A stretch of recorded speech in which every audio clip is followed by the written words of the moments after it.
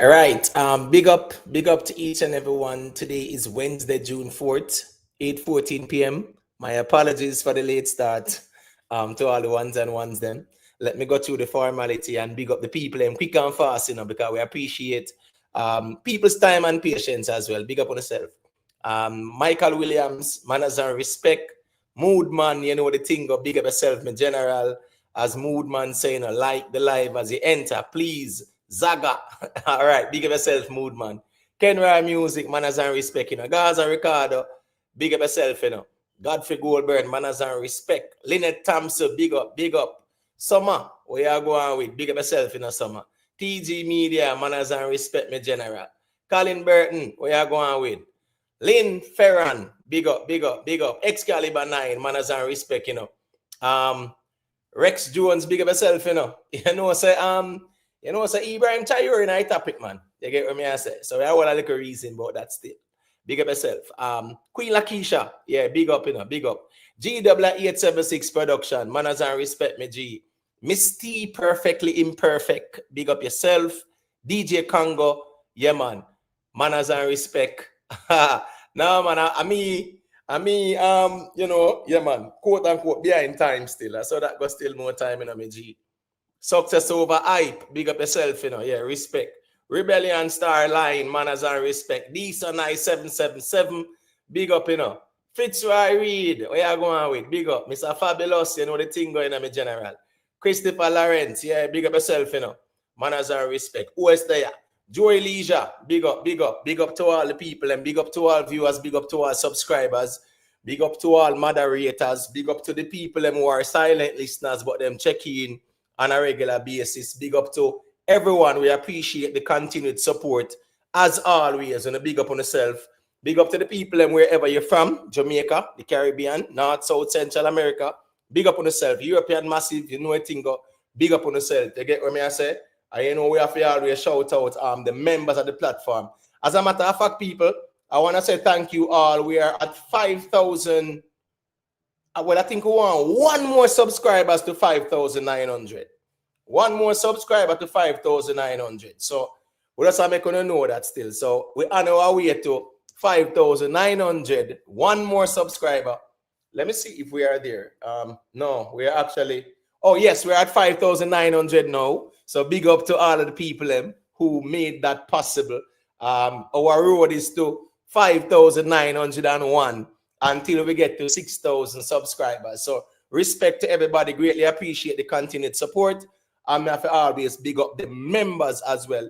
Nicholas Mitchell, Beast, Global Life Records TV, Not Your Child Corp, Better Days, Nikki Willie, TG Media, Yo, Queen Lakeisha, Conquering Lion, 777, One Cushman, Exit 9, Only Good Karma Baby, Vanny Edwards, Jerome Pearson, Sugar Nuts, Ricky Tan, big up, Life Record, big up, Private Figure, The Winner, Michelle Clark, Real Simon Music, Lynette Thompson, Silver One, The Free Thinker, Stefan Henry, Vioni All, Jamon, Decent Nice 777, Rhythm Palace Studio, Ever Bless, Is Addiction, Cute Browning, Blacks All Day, Humbleman RB, Lone Star, Sweet P, The Playback Queen, Rick Livestream, Moodman, big up on yourself, greatly appreciate the support through the membership. Remember, if you want to join the panel, people, the link is pinned at the top.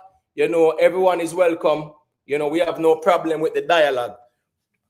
The only thing we ask is that the ones them kind of maintain that level of respect and decorum. We're not a problem with that. We can always agree to disagree and keep it moving. So we're not a problem with that, people. Please leave a like. I was very happy to see I got 32 likes before the stream did start. So that's definitely a good look. So respect to everybody, the genuine people who know said that is code for leave a like. Big up to Rickstorm TV for the super chat. The G say active me general, you see it. Big up Jeremy and A. Simon, Yeah, man, respect Jeremy and A. Simon. Everyday happenings, big up yourself. Big up to, let me see now. Big up to Andrew. Big up to this account name, Ultra as me level. Ultra as me level. Yeah, man. Big up yourself, you know what the thing go. Gangster for life, manners and respect, people. All right, so we have some topics up for discussion. I think might be very interesting to those concerned. We have Mr. Vegas calls out Anthony Cruz, and we're speaking about the context of the 2 times juggling there, right? We see whole heap of traction around the juggling, you know, Cargo, yeah man, dep on it. Cargo find a very good song. We have been complaining about reggae being dormant in Jamaica, or there's a regression in the reggae appeal. And we saw where the 2 times rhythm are going with a bag of things. We see Mr. Vegas on it, we see D'Angel on it. As a matter of fact, there are about 20 artists on it, you know. So 20 artists depend on the juggling there. You get what I say? And lo and behold, we see Mr. Anthony Cruz step in and, you know, his peer problems because he's claiming the rhythm is his and all kind of things. And when we check it out, it not have nothing to do with him. You understand me? I say him actually get some sampling of the rhythm and him claim it as is when in a real life, you know, Mikey Spice them and Neil Diamond are them man there. Neil Diamond is the originator, you know, Mikey Spice them sample it, and this man I claim it say a female. You get what I say? Big up yourself, Alexander Corodos. Yeah, man. Respect to all the new subscribers. Big up to all the new accounts checking in the chat as well. Manners and respect. So we have that up for discussion. Vybz Kartel TNT investigation unfolds. Yes, the police and the financial people, I mean, at TNT is checking out the source of funds that was used to pay Vybz Kartel. So they want to know if a dirty money, any money laundering did go on and all kind of something. So, and you know, say the promoter of it does hold that because him run out and expose some numbers where it was jaw dropping to the people in Trinidad and Tobago. And one of the promoter them has a questionable reputation, so to speak, because him have some former charges pending and whatever kind of thing, right? So they're investigating that. So there's a lot going on in that aspect of things. We see where all Sizzler say about him that TNT, and he might just do a little pop-up you know, show for the people them as well. That's a good look in my opinion. Moliy number 65 on the Billboard. Shake it to the max, people doing exceptionally well.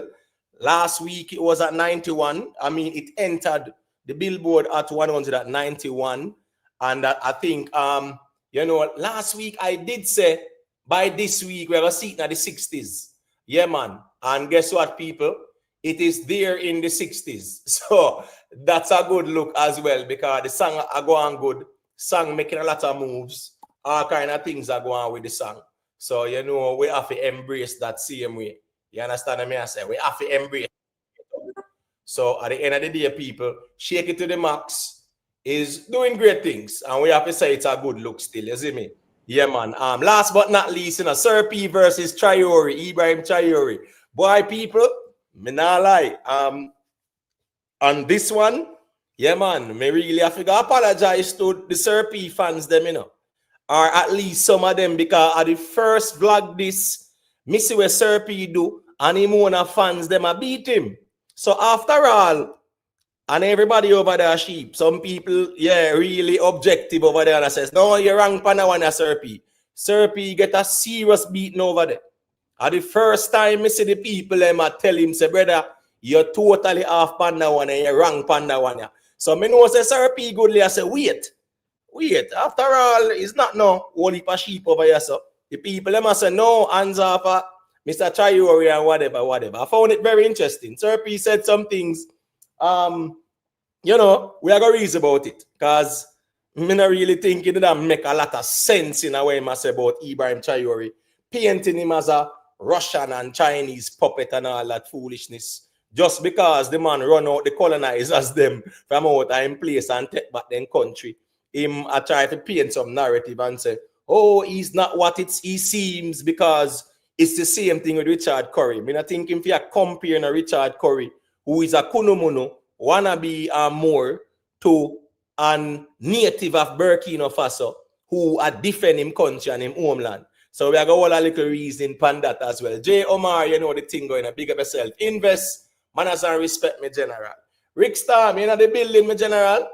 Don't know if you're there, you know. Yeah, man, me there, man. Where I deal with? Yeah, man, me there, man. I miss me. I wonder when we start off fun. But Rick, I don't want to see a drop my vlog in the evening. Yeah? I want to tell us I'm tired of your fault. Me have all this something for making, bro. It could Word. have sleep. Yeah, man, that's how it goes sometimes. Black Star Views Entertainment, where you going with? Good look what I'm say about the place. Manners and respect, you know the thing. Well, I will see your likes, them looking up people. 71 likes. All right, that's not bad still. Respect to everybody. You know, hit that like button and we are in. Yeah, man, Gangsta for Life, you know, to shake it to the max. You have to always talk about it because a dancehall song, brother. Dancehall juggling. Me say, not to cut the emo tape. Me say, newspaper them, like Observer and Star them, every time they put out an article, them with a highlight like Shenseea achievements, them way to make it. So then I say, yo, Shenseea earn our first at 100, Shenseea this, Shenseea that. But me see a lot of people on night a screw and I say, well, why them I do that? You know, make it look like a Shenseea song or whatever. But me don't know what you think about that emo tape. No, but at the end of the day, still, you know, they are highlighting Shenseea's achievements, right? Yeah. And I don't think nothing is wrong with that. And at the end of the day, Shenseea has gotten her credit on the song as well. Just like Skilly and Moliy and Silent Addy.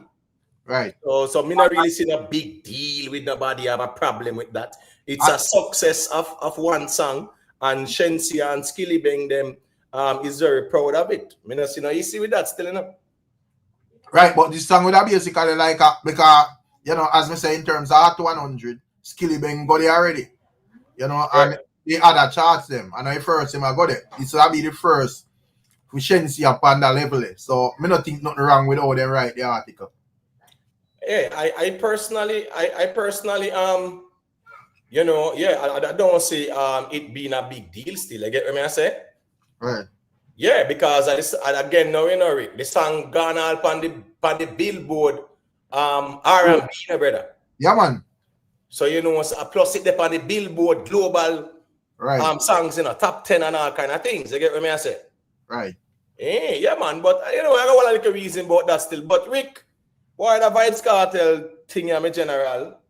I feel say it really open up Pandora's box, right? And we see where the people them say them go large the probe in the cartel payment.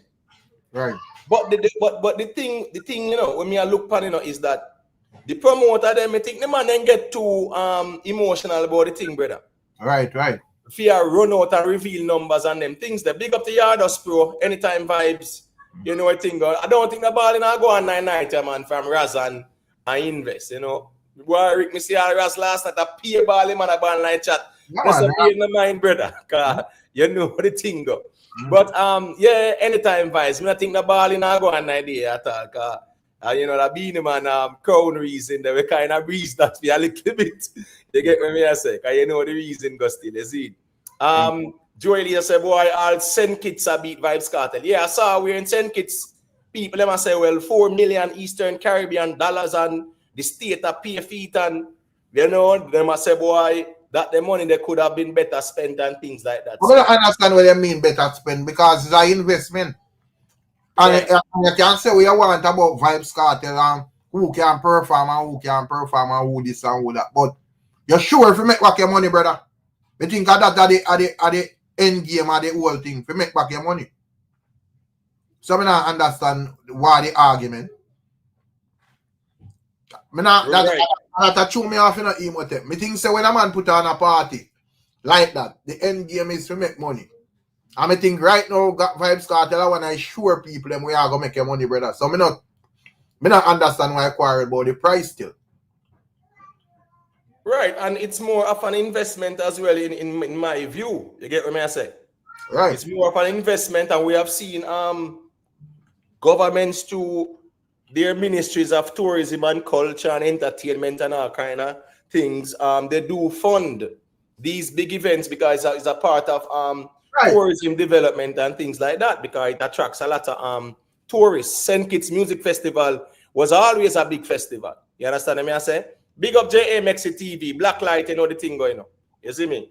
Rick, just go and hold the fort for me there. Just give me about 2 minutes, all right? Just go and reason the people. Just leave a like, you know, soon forward.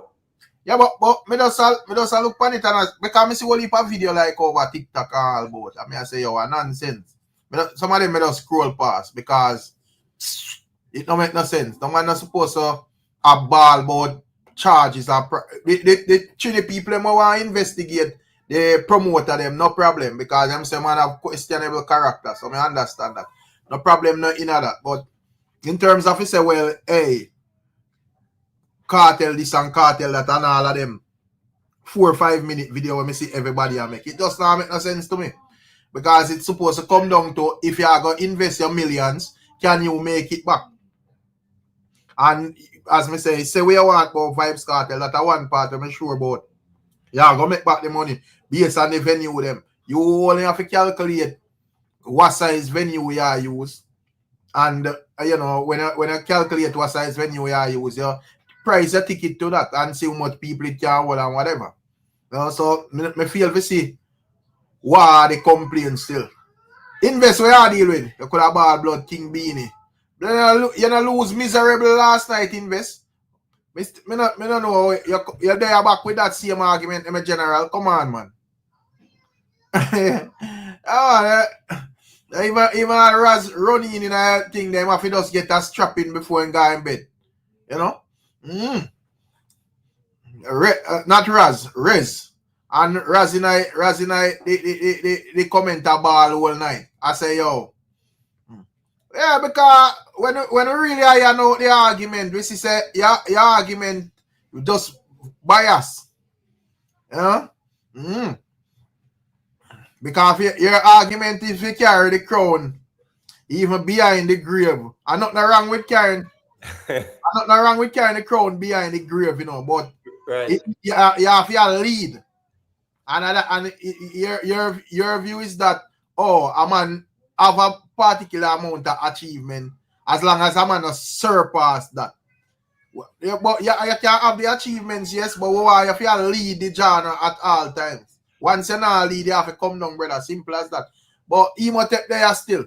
Yeah, you know? Man. I think that crown argument is the one where at the end of the day, brother, King get crown for run the thing same way.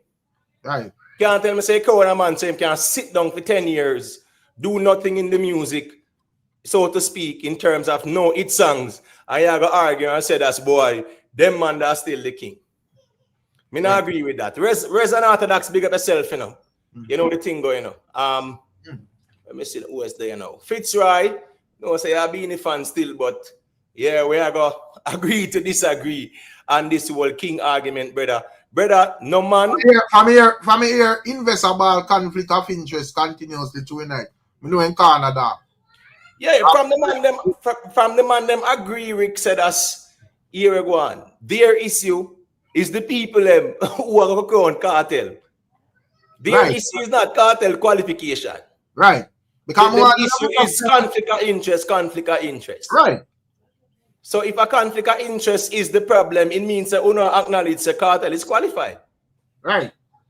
You understand me I say? But don't tell me say no man get crowned for sit down in a chair on a tune for 10 years, no hit songs, and a man where I dominate and I do it. Yeah, I go say boy, him not surpass him or whatever. You lost the precedence there. The thing is not like say a 2 year or 3 year where a man I say, yo, come on, bro, that's too early. Watch and see where we are talking about 15 years, brother. A man we had 10 years in a thing there over it's considered a veteran in this thing. A man I run it for 15 years. After a man get crowned. So me not understand.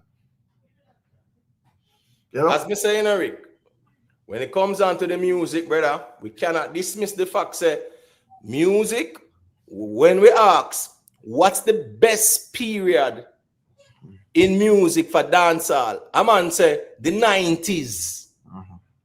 Right? Right. A man will say the 90s. So the 90s is an era. Right. That's the truth. It's an era in music. So at the end of the day, music does have eras. It really does. And you also have artists where transcend more than one eras. Michael Jackson has been around from the Jackson 5 days. Right. That's the 1960s. And then in the 70s, him thing take off solo. Right? And him a do all Billie Jean, him a do Off the Wall, Right. him a do I think he did Thriller. I think that was 1979 or 1980 or whatever.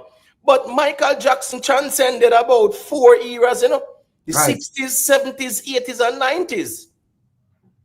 So yes, you do have artists who transcend more than one era, but music is definitely era-based. Yeah, I mean, I have an issue with a man transcend because, as me say, if Beanie Man Crown King in at them time there, and when we're looking at the last from 2009 up to now, when we look at him at the artist, at him at dominate the thing, you know, at him have the artist music out there, whatever. Whoever else that want crown, you know, would have to go sit on one side of him. Right. Yeah. Right. Yeah. But Rick, all right. So with these numbers where we see a show for Cartel, right? Yeah. And from Cartel, even though I'll comment him and tell you, if you get Cartel is a couple of million. Right. In your city is a couple of million and things like that. Right. You know, I see where people are saying that. I think I saw Nico Fire was arguing that Cartel price is too expensive, right? Right. So what is your perspective on that? Yeah, I that's when I go is I disagree with even Nico Fire as well. You know, because I look at me and say, well, here we go on. As long as the man can make a profit, you know, and make a huge profit based on my observation, I think there should be no complaint as to how much the man a charge. I don't think a man supposed to underprice himself. If a man knows say, yo, me can actually full out a stadium. Yeah, I go charge within, no man I go charge 50,000 and have a stadium full. And a promoter alone want money in them pocket. Everybody want money. So, me not agree with them, man, brother. You see, if Cartel never did produce the results to make them food, to make a profit on the food, that would be a different conversation. You get me, I say? But if a man can pull out the amount of people to make back your money where you spend on him and also make a profit, me not think there should be no halabaloo on the internet about man ticket price, brother. You know? So that is not that me not really agree with that, brother. Right. Big up yourself in a res. Me see you check in. Raz, where you going with Vioni Hall? Big up yourself, you know. King Thunder. Yeah, big up people. Remember to just leave a like, you know. Master Way and more life. Big up to all the people. And Ricky Tan, big up yourself, my general. O'Neil Wilson, you know, I think big up. You know, big up to all the people. Let's travel. Big up yourself. All right, make me hear a Rez. Rez, what you think about them price that them numbers that the Cartel are pulled down? 1.3 in Trinidad, them saying I send kids about 1.4. And what are your thoughts on that? Yeah, bless up, Ima, bless up, Rick. Yeah, man, big up. Yeah, you know, I say, I'm not gonna lie, still, I don't think it's like, for me, I think he might charge the right price, you know what I mean? He on demand right now, and the more you can make right now, because as me always have say, I don't think you have a long left. So, if you can pull down that, then I don't see a problem, you know what I mean? That are your demand right now, you might full out arenas, you know what I mean? Countless arenas. So, of course, charge how much you can charge. I know the most valuable time for you charge that money. So, nothing wrong with that still. I don't have a problem. You like that right to you, man. I ask you what you mean Cartel not have long left. I don't understand the argument there. All that dropping away we are talking about. I mean, Rick, like, me talk about I say my piece, you know. You say your piece, right? Oh, but no reason, there are reason, man. So alright, when me say long left, me talk about to get a hit song and to be relevant, stay relevant in a dancer with music. Not music where you do from before, music where are current. So you think when people are book Cartel or Beanie or none of them man there, Bounty Killer, them are book them for new song? No, of course not. But me say that you know, the reason I say it, I think the funniest thing is me asked again last night. You think people are book Cartel for new song them now? Or say I hit song them? Nobody now book artists with new song. That's what I say. So that's why I'm saying I have long left. That makes sense. So where the countless are hits where Cartel have a go? I mean, they're not going nowhere.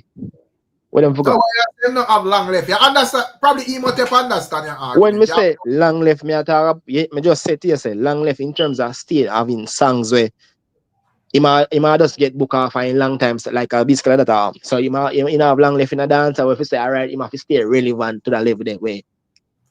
Bro, what you talking about? say- Wait, what are you talking about? Yo, Sean, hold on, brother, man, bro.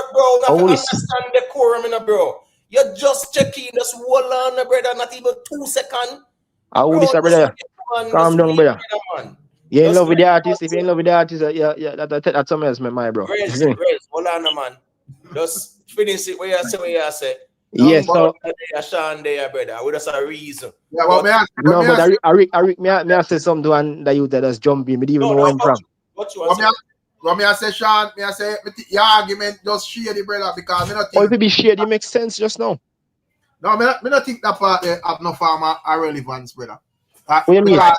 No, because because we can say when it come on to Beanie Man, we can use Beanie Man as a perfect example. For the last 15 years, you don't really have no like 10, 15 each song, like year to year or whatever.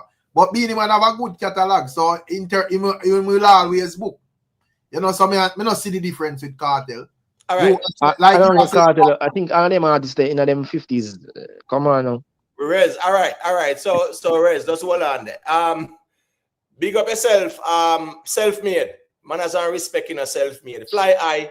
Big up, big up to all the people who check in. Remember, if you're new to the platform and you want to check in and share your perspective, the StreamYard link is pinned at the top, all right? Respect to the mods as well for pinning the link in the chat. Now, Rez, what you said a while ago, you have any proof or it's just anecdotal? About what?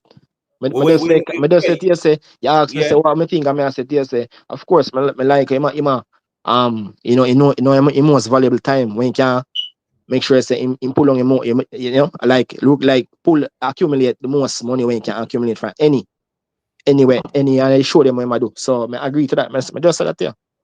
No, I'm not talking about the part then. I'm talking about the part where we can respond to you about.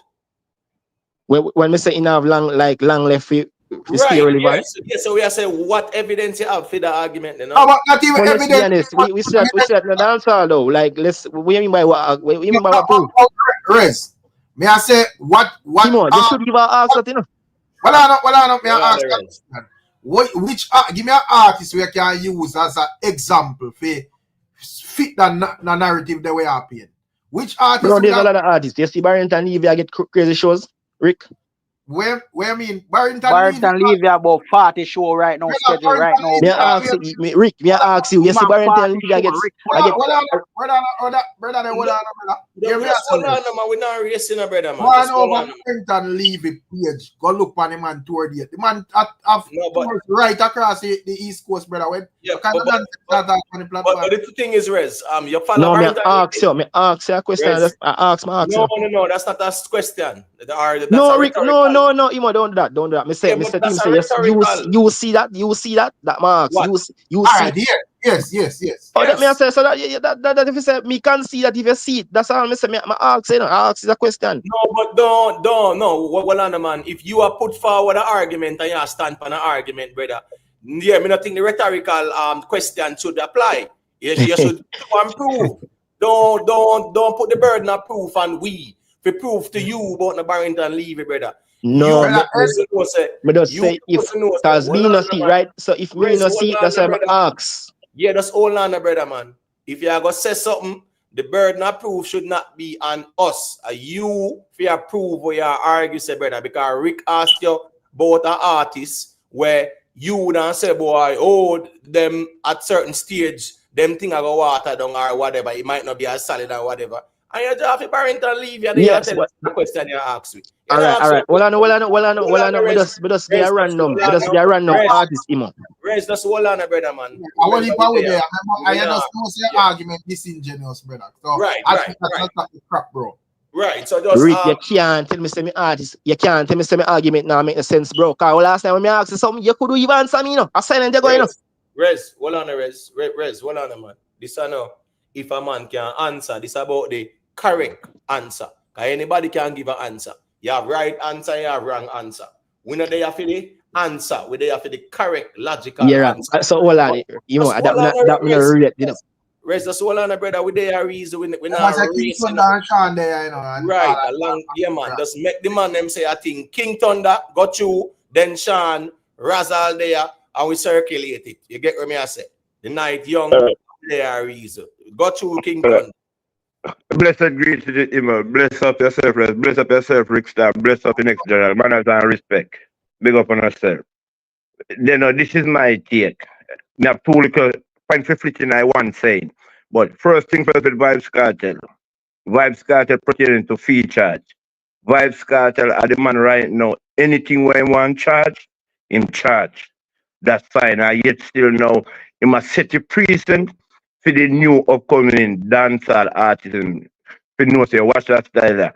We don't need to set on yourself, not in a contrary way, but put on yourself in a way you know say yo. When you tell promoter say yo, that no want, promoter can pay. And know say yo, the promoter can make back him money like that. That means say yo, you know say yo, for the people and see your bill and see your name on the poster, then my people are supposed to in a front, you know say yeah. Me, I figure that show there. I let me go pay me rent money, whatever. I don't know how them they sitting there go. In a real time. People are gonna spend the money as long as you have that vibe the way you know say yo, not gonna spend the money. Secondly again, like a man like Sizzla them, Buju Banton them, Keeperton, Anthony B, same Vybz Kartel, Bounty Killer. The all of them this type of set of man there. Barrington all of them the greats there. Bury some and name them.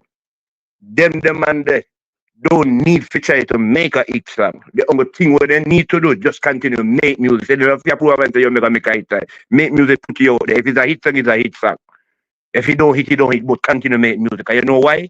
Them already make as much hit song already where them can say, yo, me no need to get the next number one again, because me have countless. And anyway, people to make on a poster, the people them willing to come out and say, yo, me can listen to some blood plea hit song for Sizzla, you know. When last Sizzla get a hit song, and Sizzla continue touring. You get what I say? So, that is my point. So, I don't know, based on what I say, based on the other perspective. Bless upon yourself, man. So, me there in a chat a little. Yeah, man. Man, as I respect King Thunder, you know the thing go, you see? Yeah, man. Greatly appreciate your perspective and things still. Here go on now. Sean. Yeah, Sean, you can unmute your mic. Let me hear what you say. Big up time for that, man. Yeah, bless up the panel. This is the thing now, Emo. You understand? Me hear the G just said something a while ago. I see them now have them facts when them come and speak. Because the man gonna say something about even Barrington Levy. And Barrington Levy is scheduled for about 40 show right now, you know. He depend on him page in them tour where I come up now, you know. So that's why God the man got, but I see a lot of these people, them not do them research and know thing before them even come speak on it. You understand? And this is the next thing too. Everybody should be glad and celebrating for the bar Vybz Kartel is setting. You understand? You know what the next thing though? Me not understand why we as Jamaican always try to put our own insecurity and fears for the next man. Just because I know Vybz Kartel, them want to be the man that will bring the genre. Bro, the whole of you celebrate as a cartel kick down and open some door will never ever be seen, whether in a dancehall or reggae before, pan the magnitude, the arena and stadium shows. You understand the way I do? And the brother they will say something about, oh, cartel now. Brother, you don't see about 20 show the man have tour going whether in America and Europe. People don't see that. People don't it depend on the internet, you know. So that's why when we hear man, why a man always gonna say, oh, cartel, oh, him so die down. Where the energy that come from? Look how long Madonna about something in the 80s, and Madonna still a tour up to today. And I sell out stadium. Jay-Z now at song, but him can't full out any stadium right now. You understand? Even the same. So that's why I understand where do the man them come up with these narrative and them not no facts. Just like me here, Rick asks him, brother, where you get your fact? And he can't answer the man. The man say, oh, Barrington Levy. And now Rick says, brother, about 40 show, maybe that love you put up on your screen emo. About 40 show the man have schedule. You understand? So that's why you see a lot of these Jamaican. Rick Stam follow the dancehall, brother. Me observe. Yeah, and me too. No follow Barrington, follow all of that. Say facts are facts, brother. I just bro. So that's why I want to ask him. Listen what me say. Me say yes. Me just make a random. Me just put a random artist. That means say me have follow up every artist like Uno. Me not follow up every artist. Or me not follow up artist. When me see it, me see it. If me not see it, me have say me not see it. Simple as that. So when me say what Barrington Levy, me could have say Sizzla. No, but That's what it is, bro. I mean, if you not see them do bag, if you not see them do bag according to Unuka two show tour, no. That me notice with Unu, you know. So hold on, then Cartel have 2 show, the Cartel have about 20 odd show. We're right now, we my tour America and Europe. You know, see the flyers. Cartel have 20 show in America. Me say, go up on the flyers. No, it's not in America alone, bro. Cartel have 20 show in America. Then go up on the flyers, no, it's there. Yo, no wait, man, no wait, because Rez. Yeah, man, I hear you, man. Go on. Rez and Sean, here go on now. We can't talk over each other because here go on now. When we're up on the panel, we have to understand say other people and listen, right? When it's not a group call. So we can't talk over each other. So here we go on now. Rez, make your point, and then Sean can say a thing, and then Raz, there will make him say a thing too. You know, make Raz get a piece and talk of it. Hold on now. All right. So say we ask Sean quickly, because you say a thing earlier, and then we make Raz say a thing. But we're not going to go over. All right, this is the thing, Emo. The brother just asked me, say, if America, brother, no, the tour is America and Europe and Caribbean as no, as we can see. They show them where I come up. Vybz Kartel and them team, them just post all of the date them with the whole of the show them, the tour, the World Boss tour. And I know I up on the internet. So that's why I understand where the brother they are talking about. You understand that all of them should place their be either arena or stadium. Well, the minimum one, the least one will are 15,000 up to 23,000. And this is just a fact. So that's why I understand whether brother you come with film logic at about 2 show and that on a call tour. Or yeah, brother, you can have all 10 show and that is a tour. It never be a big tour, it can be a small tour. So whether brother you talk about. Yeah, not be too long-winded though, Sean. Because here go on now. Rez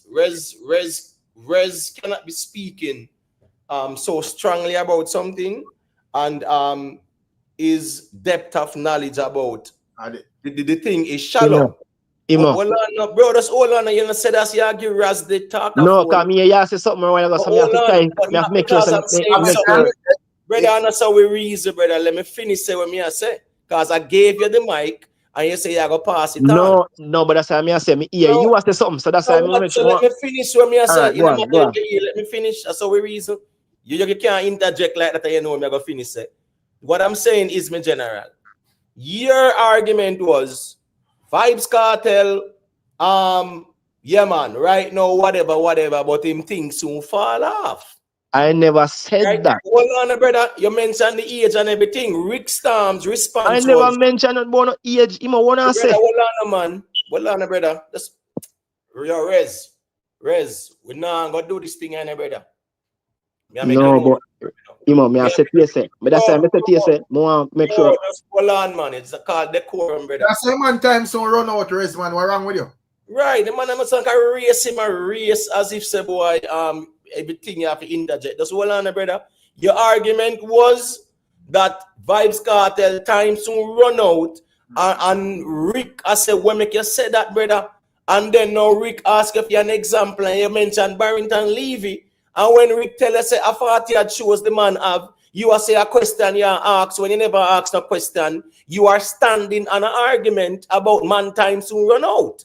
So nobody make it look like say you don't ask no question, brother. We can't reason so. But as me I say, if you call Barrington Levy name, you can't call it out of ignorance either. You have to call it based on what you know. And if you're going to mention 2 shows about Kartel, you can't just say it out of ignorance or feelings. You have to say it because you know. Because Sean has over 20 shows, Kartel have. Him have a tour, World Boss tour, brother. So as me I say, brother, make with us stick to the reasoning. And if we are going to posit certain argument, we should at least know about the information than for just poor Barrington Levy.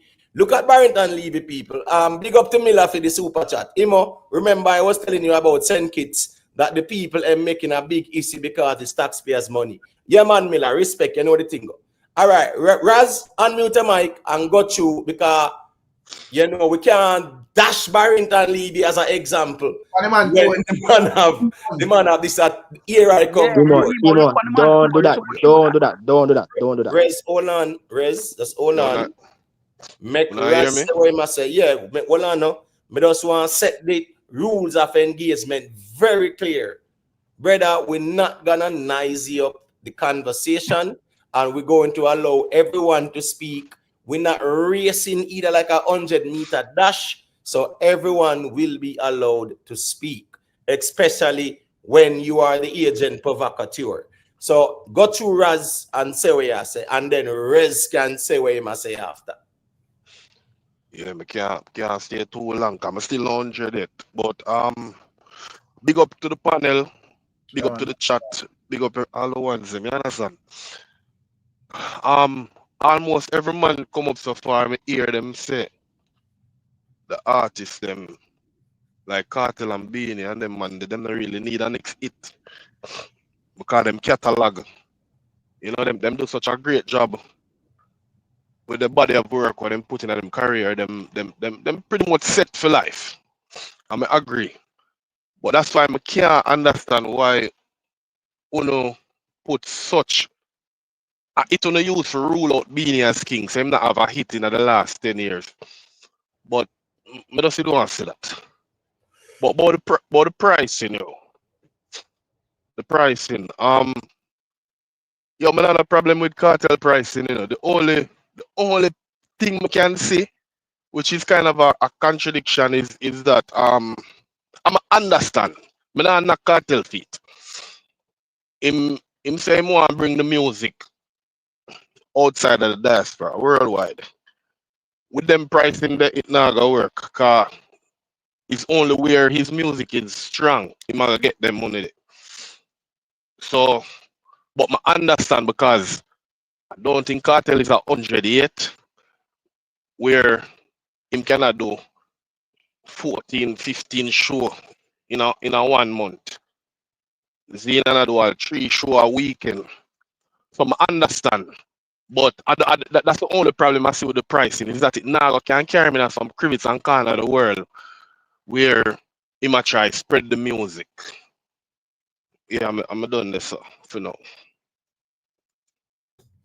All right, cool. Big up to Kai Hype, right? For the super chat, manners and respect him. G said, top of the night, kings and queens. And respect to Kai Hype again for your next one. The G said, hit the like button, people. Yeah, man, 322 accounts there. We can at least reach to 130 likes, you know. We reach 124. Respect to everybody. You know, for those who rate the platform and they, you know, them not leave a like yet, we appreciate that. All right, so big up Shenette Edwards. Let us allow Rez to say what he's saying. I know the thing go. Can make Rick say a thing after. All right, let me talk slow now. Cause when I say, according to them, I arrange me to show me talk fast. So I don't know. All right, let me say this first and foremost. A while ago, me just say, I don't have the problem with the artists that accumulate when I accumulate now. So I don't know I don't know where a guy think or whatever. But as I say again, I don't have a problem where a guy accumulate out or whatever. Him on demand now, so it makes sense. He accumulate when he can accumulate now. Because the next 5 years, him not accumulate this. I mean, not ask, me not question or I try to find out. I already know that now. And obviously, Barrington leave it thing. When me simple ask a question, me even say it. I say it was a question. Me say to Rick, say, Rick, yes, Barrington leave it. Like yes, he might do crazy shows now. And then me even say yes, me even say if I'm wrong, me concede it. So me not understand. You see, y'all bring up Barrington leave it on his screen. Like me not try this Barrington leave it. I don't know what We're going to talk of one, brother. Me not try this Barrington leave it. So me not understand where y'all bring up Barrington leave it. Just don't find out. All right. Go on, Steve.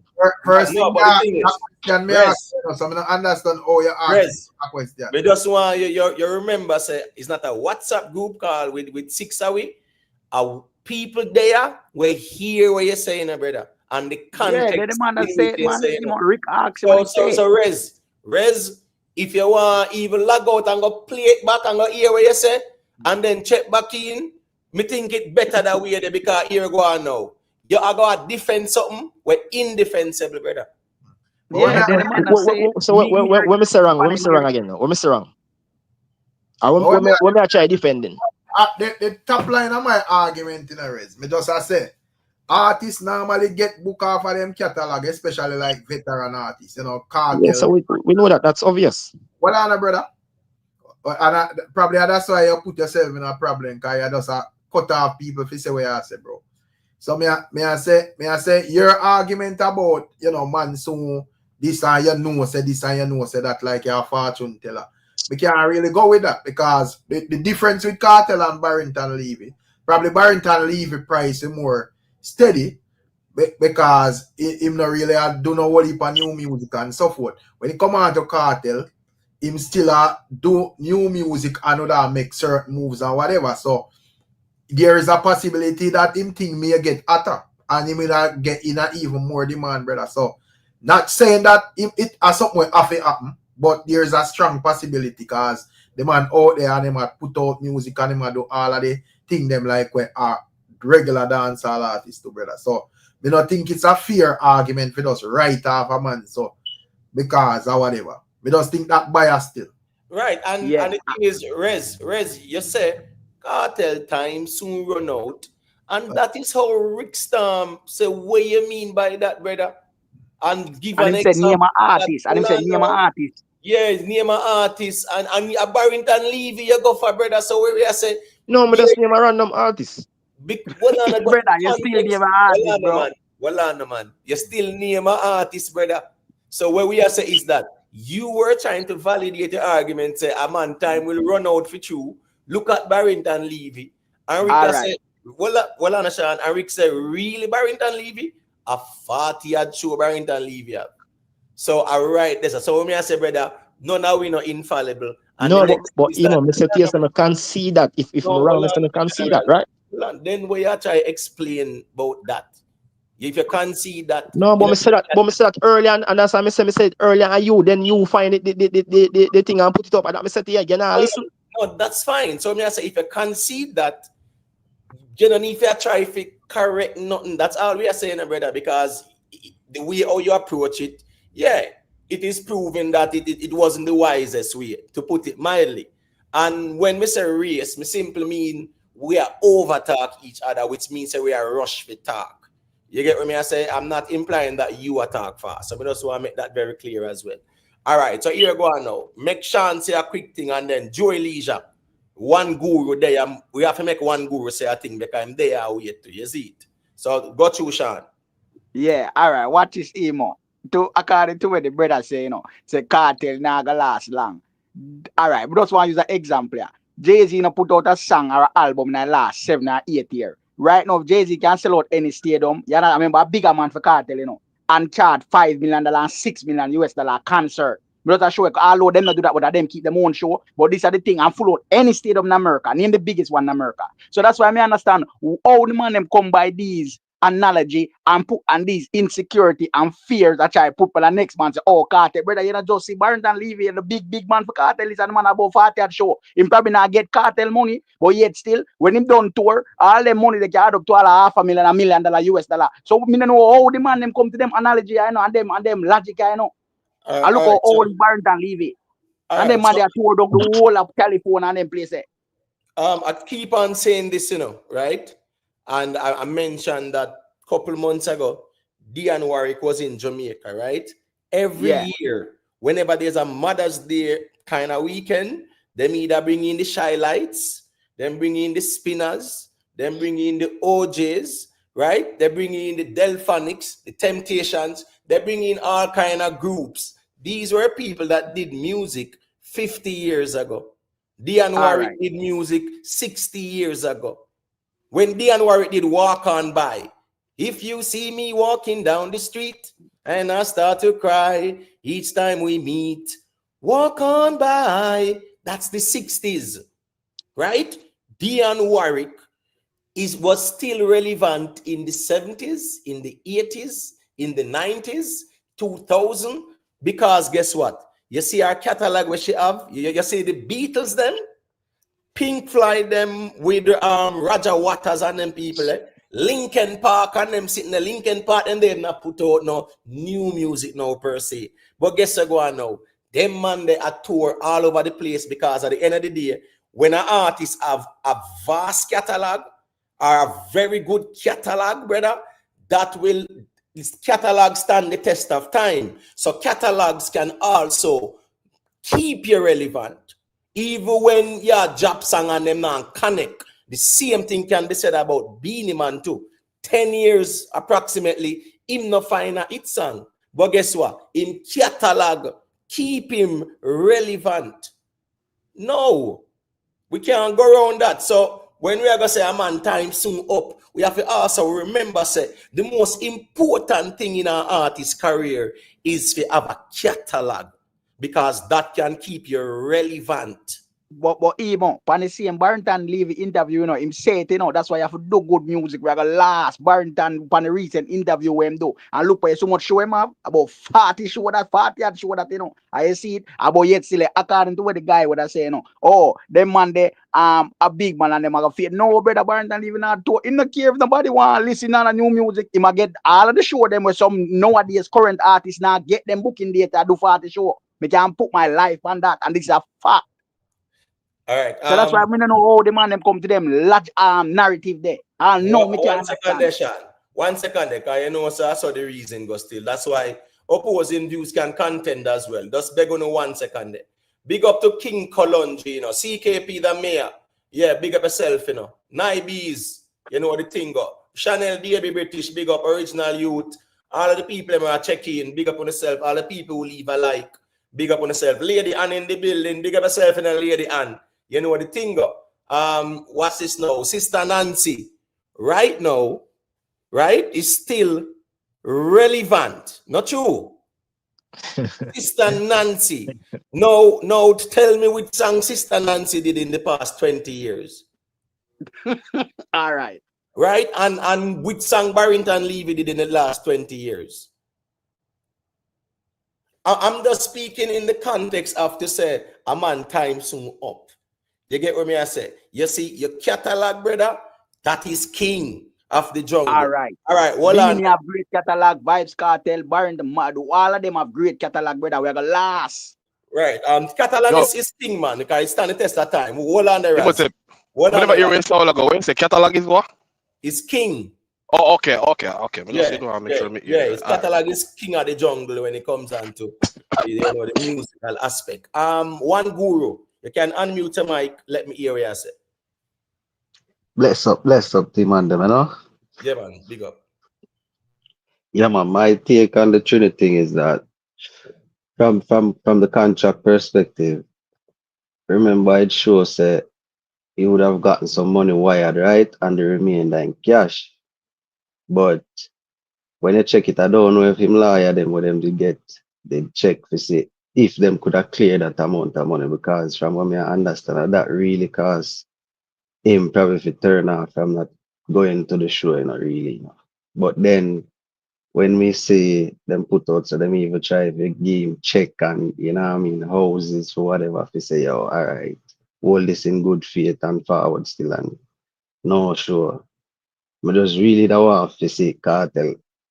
If him not come out, come explain it, him legal team come out, come explain, you know what I mean, what really make him never go to the show, you know what I mean? That are the only thing we can really ease the Trinidad right now outside of them have to go see.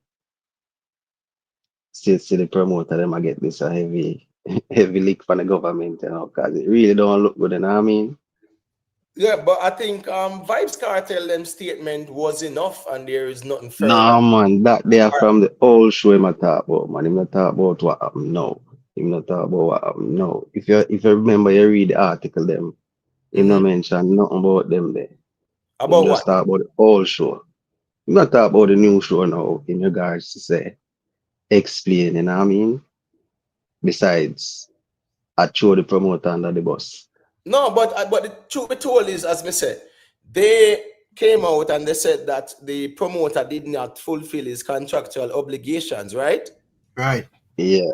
Right. So the contractual obligations? No, I'm asking you now. Around the right amount of money. Based on what you see, do you think that the promoter fulfilled his contractual obligation with Sizzler, Vybz Kartel, Moliy, Russian, Malidan? What me you see happen there, sir? For the five of them pull out. Now what happened is, you know, if you remember go the Trinidad only make you can clear about 13 grand US, you know. And it take about 3 to 6 weeks to do that.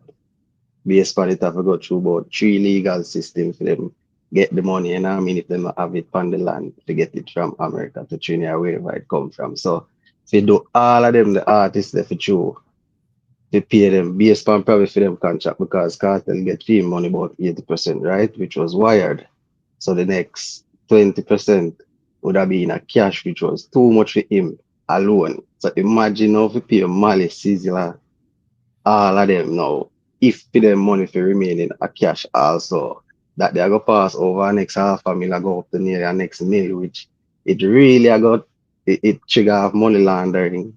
I only think it trigger off over the man. So if you choose the promoter, I don't know, it's a big investment, but it's too big for the land, you know what I mean? Because them can't clear, if you can only do 13 grand, and it take nearly a month to do that. To do all of them the artists there. According to Cartel Too people, much. about 5 months to do what them are doing. You know? So I think say them just never did a deal with the thing straight. Them just tell them and them this and I tell them and them that. Probably them just was short of funds and just never did a deal with them straight. Cause same way you can wire 950,000, I same way you can wire RS, right? So that argument now make no sense to me. But and the thing is, no, in a contract, him forget it in cash. No, yeah, but Joey, watch this now, you know. All the way I say, right? They would have had an agreement on paper, right, in front of lawyers. That's why them amount of money That is it. attorneys to deal with it. Vybz Kartel came out and said, remember, right, that even the signing was recorded, right, with the lawyers. So any issue with him in, if it not in the agreement, that not have nothing to do with the contract. Let's keep that real. And whatever pre the 250. It's the problem if you get this in a cash over there. But guess promoter fall short for you. I think that what are the emotive? I say, I think the fact that the man them disclose how much was sent to each individual or Vybz Kartel, and that raise the people them eyebrow. And them say, well, man, they are we are questionable character, so them are want to just make sure say the money straight. You know, me not think the amount where them pay or whatever. Me think say because them come out and say, yo, we pay this man almost $1 million. People must say, wait, that's so much money in this thing. Yeah, but remember them do it through the right system to pay, so it couldn't alert them this up. One guru, more hear me for a second. Remember, say the partner, right? Remember, there's a US partner who has operations in Trinidad too. Well, apparently they might be you know, some man will love fun things, so them will fund a party. And remember, you know, it's revealed say what this US partner was supposed to fund him $1 million US, and he might get back $1 million US, pretty much. You know, it was 5 million TNT, and he might get back 10 million TNT. So 100% interest on his investment. Right, cool. Watch this now. Remember that US partner is in the US. That 950,000 that Vybz Kartel get, they made it clear that it was done in installments. You notice they also said, right? That it was installments. Good. So remember, as when I said, the American partner is there. If that person sent the whatever to Kartel, and then them a try send whatever the issue is, these are not something that pop up overnight. So when it come onto the laws of the country, the financial laws, how much you can send out, how much cash you can pay a man, that are something with the lawyers them they for. So you shouldn't have no issues now. But clearly, remember Kartel said them would have missed it enough. So yeah, but Joey, clearly the issue was a money funds issue. Funds issue. Right. Because it's the same thing with Sizzler and Moliy and Russian. Money issue. Yeah, man, they look like everybody them money when a showtime before showtime. Me want to know if the government have the money issue for the promoter. No, my sister, the money are the problem, yes, but in regards to from which end? Because in regards to Trinidad themselves, the government, them have a limit on the money, you know. So if it look, you know, remember say the promoter send the money wire and it never cause an alert, you know. So I'm not gonna put it so because it going at the paper now, and that make it be an alert. Because if him allowed to do it and it go through Talk about successful and why alert. must investigation, my general. I talk about why must say investigation. Because I that the paper say me have to go off away paper say. The finance minister down there basically are the people them basically say well them for look into it because because of the price where cartel charge, brother. All right, so Looking at Trinidad Guardian, I read through the article and that it's it. yes. Yeah, man, me read through it, man, but me as Guru, just 1 second, right? Big up Michael Davis. Let me just read a little quick thing about what I go on send kits because you know how the world run. Causality, right? Action and reaction, cause and effect. Now, the ripple effect how we go on in a Trinidad is over send kits now. Because people start patrol all of the places where Vybz Kartel book for and want to see how much money him and make. Right? Now, over send kits music festival, let me just read a little piece here, so, and then we can get into the meat of the matter, all right? Cool. So watch this now. St. Kitts and Nevis faces a harsh economy. The Prime Minister and administration, the Prime Minister, Jew administration, and organizers of the St. Kitts Music Festival are being slammed for what some are terming reckless spending on one artist. In a move that is now raising eyebrows and sounding alarm bells across the Federation, it has been revealed that dancehall superstar Vybz Kartel was booked for the upcoming St. Kitts Music Festival at a likely and very possible whopping Eastern Caribbean 4 million plus. And though the local appearance fee hasn't been publicly disclosed, the recent One Caribbean Music Festival fiasco in Trinidad has spilled the tea on how much the world boss commands. According to the promoters of the Trinidad show, Kartel's booking fee is a jaw-dropping US 1.5 million, equivalent to more than Eastern Caribbean 4 million. That's the price tag to bring one man. Yes, just one to the stage. The St. Kitts Music Festival must sell 23,000 plus tickets to break even.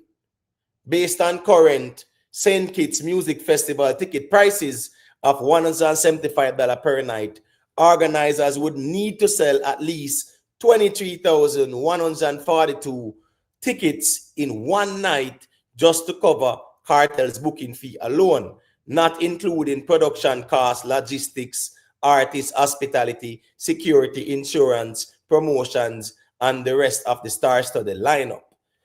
So that gives a brief synopsis as to what go on in a St. Kitts as it relates to the ripple effect with the whole cartel thing in a Trinidad. You get me? All right. So me know say Raz did want to say a thing. Go ahead, Raz. I forgot circle. Mega circle. Yeah, man, Raz, big up yourself. You know the thing, man. All right. Rez, you want to say a thing? Rez, you want to say a thing? Oh no, man. Go on, that thing. All right, hold on. Sean, you want to say a thing about this in general? Well, Sean there? I look like Sean gone. All right. Yeah, man, big up yo, man. You know it go, man. Respect for the check-in. You get what me I say?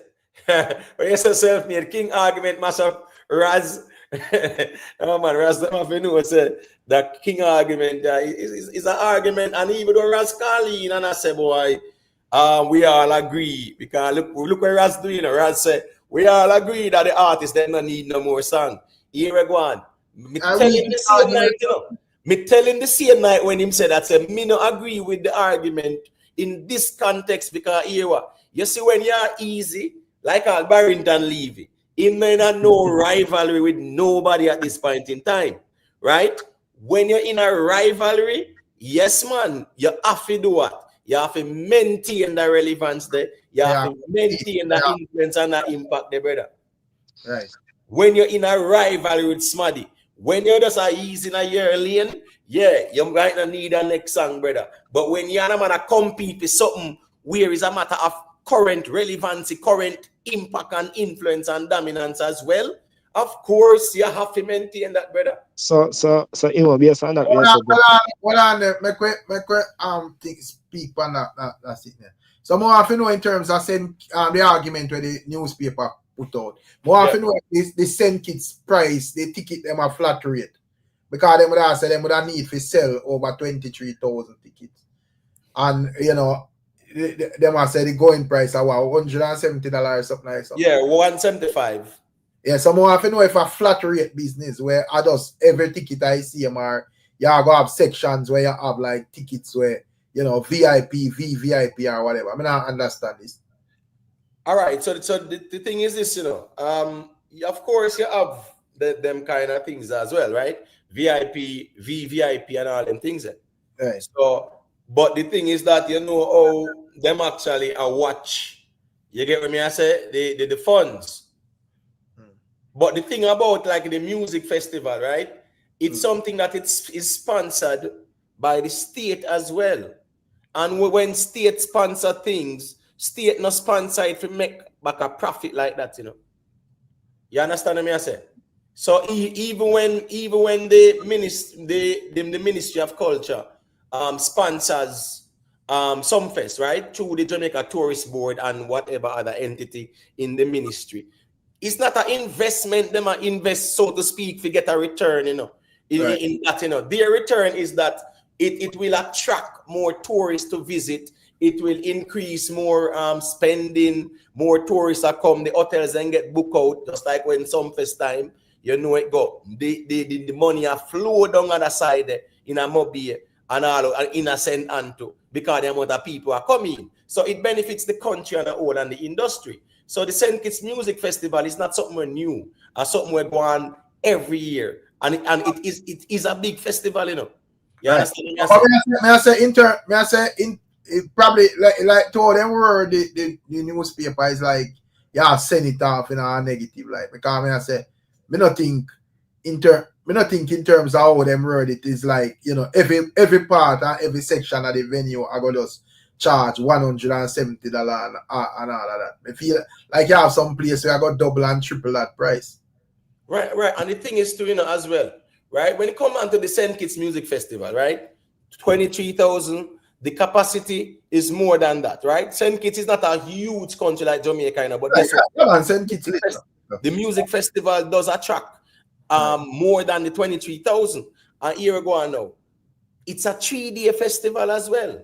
Right. It's not even 1 day. So what they're saying is that 1 day it would take them to sell 23,000 tickets for 1 day for be able to pay just Kartel alone. But here we go on now. You have 2 more days and the venue is bigger than the 23,000. And that's what I say. I understand. Say like not to cut your emotive. I understand. Say like you know the Kartel price reveal and once have a put out article and everybody turn accountant and all of that. But me just I say it just not really sound like it and make like because this is something when me think them would have basically calculate up and you know them would have make it work if we never know how much Kartel thing they are charged, but based on how them are word it, them are make it look like say yo it more than on the failure side. And as I say, this would be a 3-day event. Right. You know what I say? Yeah, so them more than can make them make back that the money they make profit on that, brother.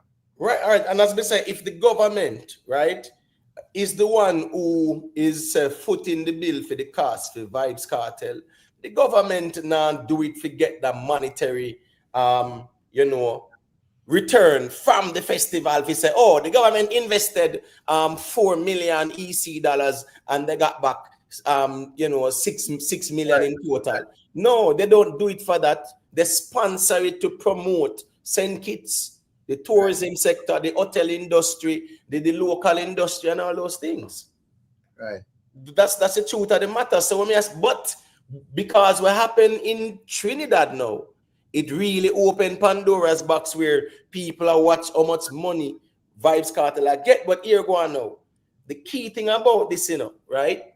With Vybz Kartel, he's able to charge that amount of money because what? He has the pulling power. Because we can all agree, say, the whole of them sell off Costa Rica. It was Costa Rica the other day, right? Yeah. And he might go back there again, August. Right. So I'm just saying, Trinidad, sell off. Down at Guyana, sell off. So here go on now. Even down at Guyana, you know what go on now? Them are go people and see how much him did get from that show there. Right. Them are go people about the place. But here we go on now. Him have the pulling power. And if he can demand that, and as a promoter, your job is to do what? Crunch the numbers and see what makes sense. Because when a man is in demand, you can have premium tickets, Rick. You can price certain tickets at a certain price. Right. For freedoms, what is now? Vybz Kartel in Brooklyn, there were tickets for over $1,800, brother. Right.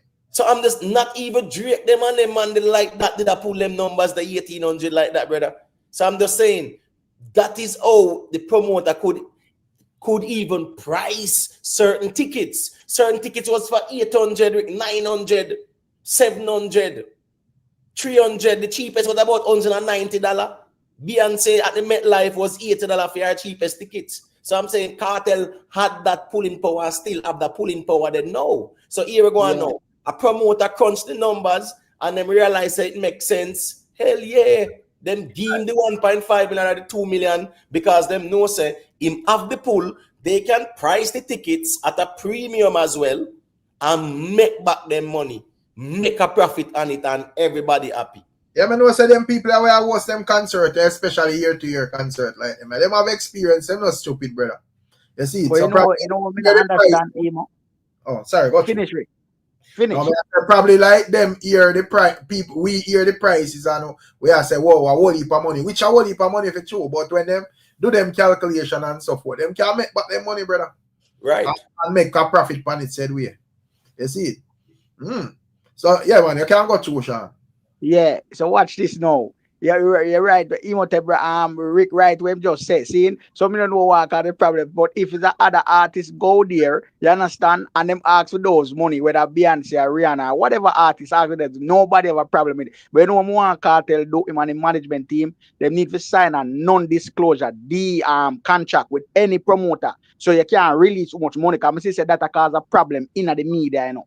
You understand? But really and truly, brother, it not to be a problem. The man know him work and no I know in a year no promoter come out and a ball say them lose and you never hear everybody happy, smile, make back their money plus profit. And member Kartel, one show Kartel can do for you and the promoter they rich, you know. Him rich, you know, right? They say make a quick millions of dollars make for himself plus in principal. So that's why I mean I understand where the hater come from through a Vybz Kartel and make the money they know. And people don't look on it and say, brother, all Kartel do I set the standard on the bar and I walk my kick out some door where never ever been open before in a dancehall and reggae. So that's a good thing. You understand? Instead of all of you celebrate it, brother. That's why I mean I understand how people come with certain logic and narrative. Me not know me can't even fathom it right. Come and say, what them people are talking about?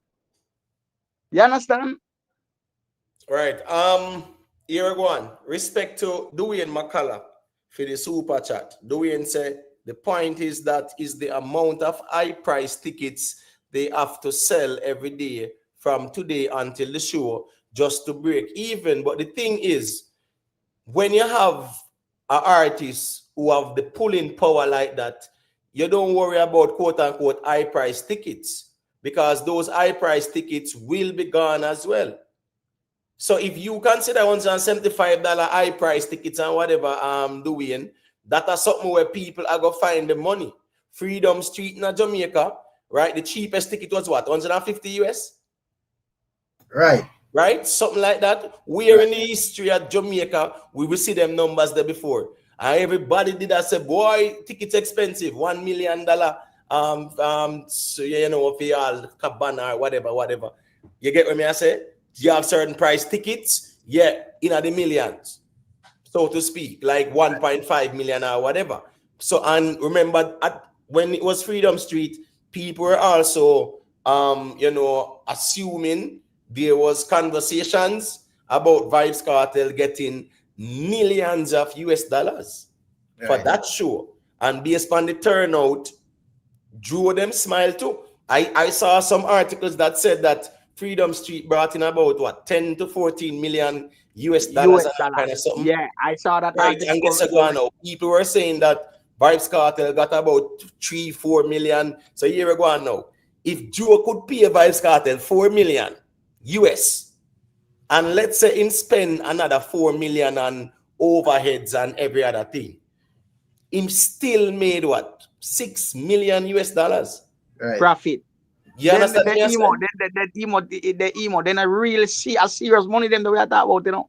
Right. So guess what? He could be able to pay a man 4 million US dollar and him still even make more than the man too. So that is how people crunch them numbers and see if it makes sense. Because here we go now, the ticket pricing will determine that if you can make back your money. People crunch the numbers, Joe realize hey, National Stadium, of course, me can make back my money.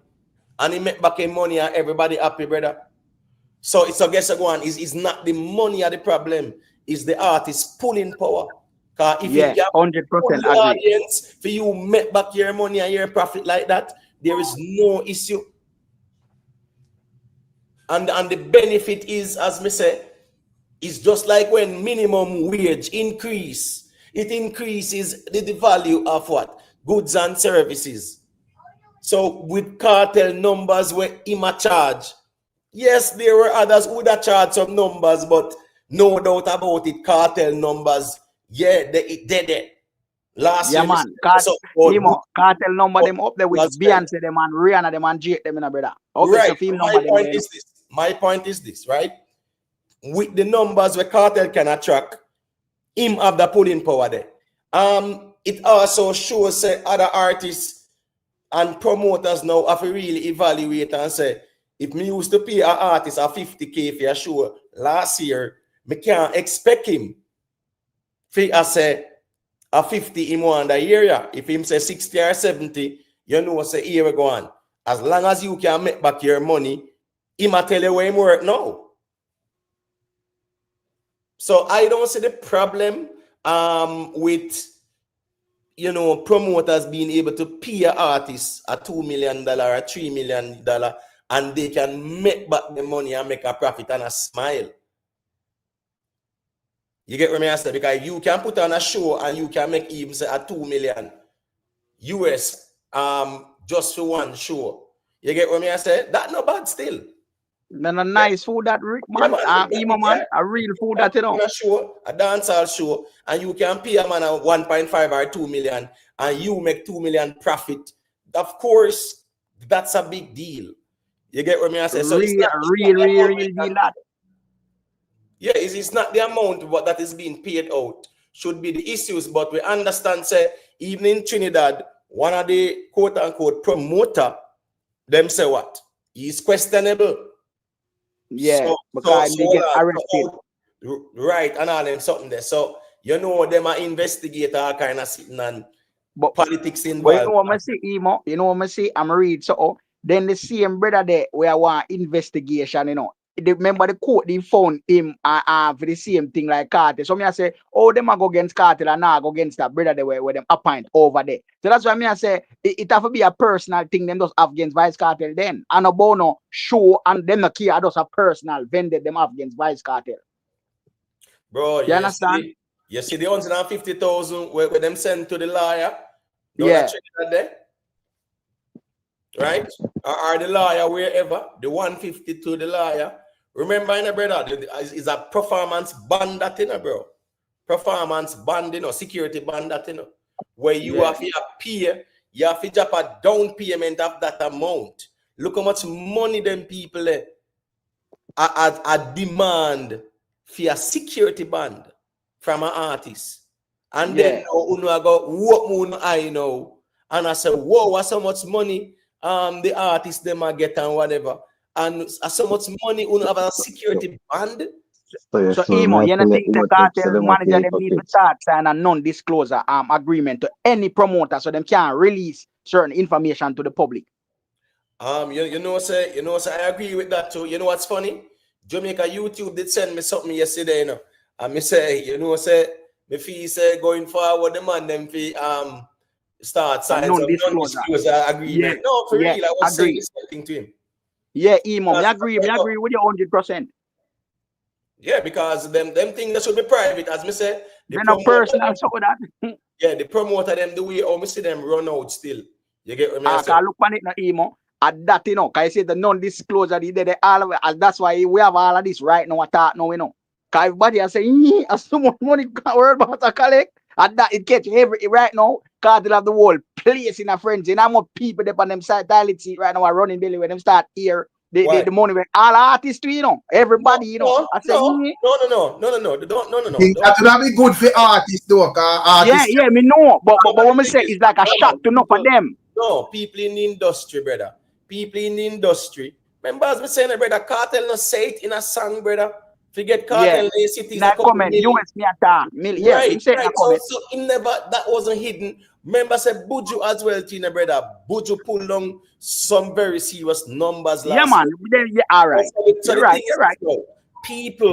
People had an idea about the numbers and I pulled down. People in the industry knew the numbers. You get what I mean? It wasn't a secret. But when I say the layman now will know say here we go on 1.5 million, 1.35 million, and then money the cartel are pulled down. US. So say people are gonna say, wait, what? But people in the industry, of course, they know the numbers because guess what? When cartel is being booked for these shows, a one bag of promoters are present offers, brother. You have to understand that, Yeah, you're right. Yes, you want now. When cartel them say a 1.3 and a man say a 1 million me have, him know where cartel them a charge. But Imhotep. In terms of like the general population would have learned this still.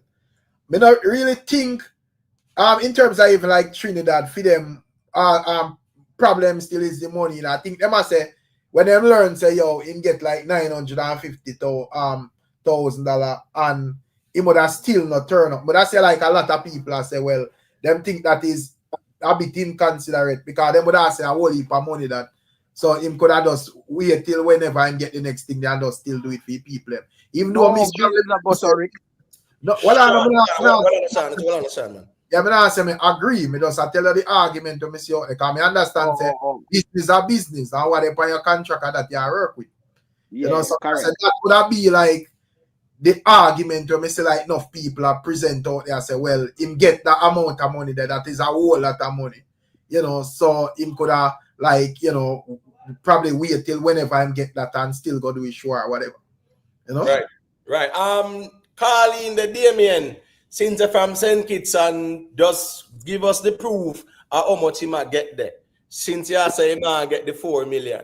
We are working with the people them actually are set, right? Even though them are speculate to a certain point, Right. Guess what now? When you see the numbers in a Trinidad, you can know say here cartel non charge no less than $1 million per show US. So at least people know that that's the range where cartel are pricing him shows. Right. You get what I say? Once you see a man pricing a brother.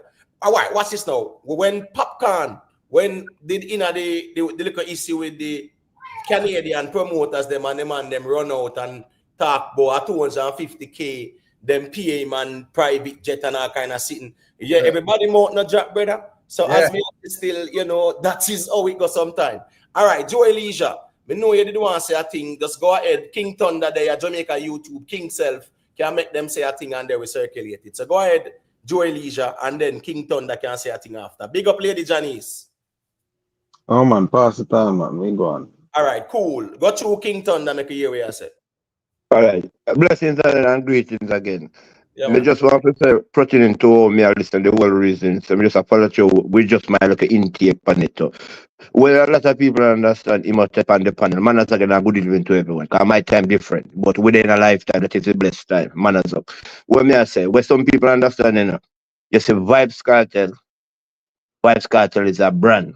And everybody where you see about Vybz Kartel away from if him a keep a show, them know say yo, if me put out XYZ say if Vybz Kartel want charge 10 million, we're gonna use that. We're gonna step up the ante.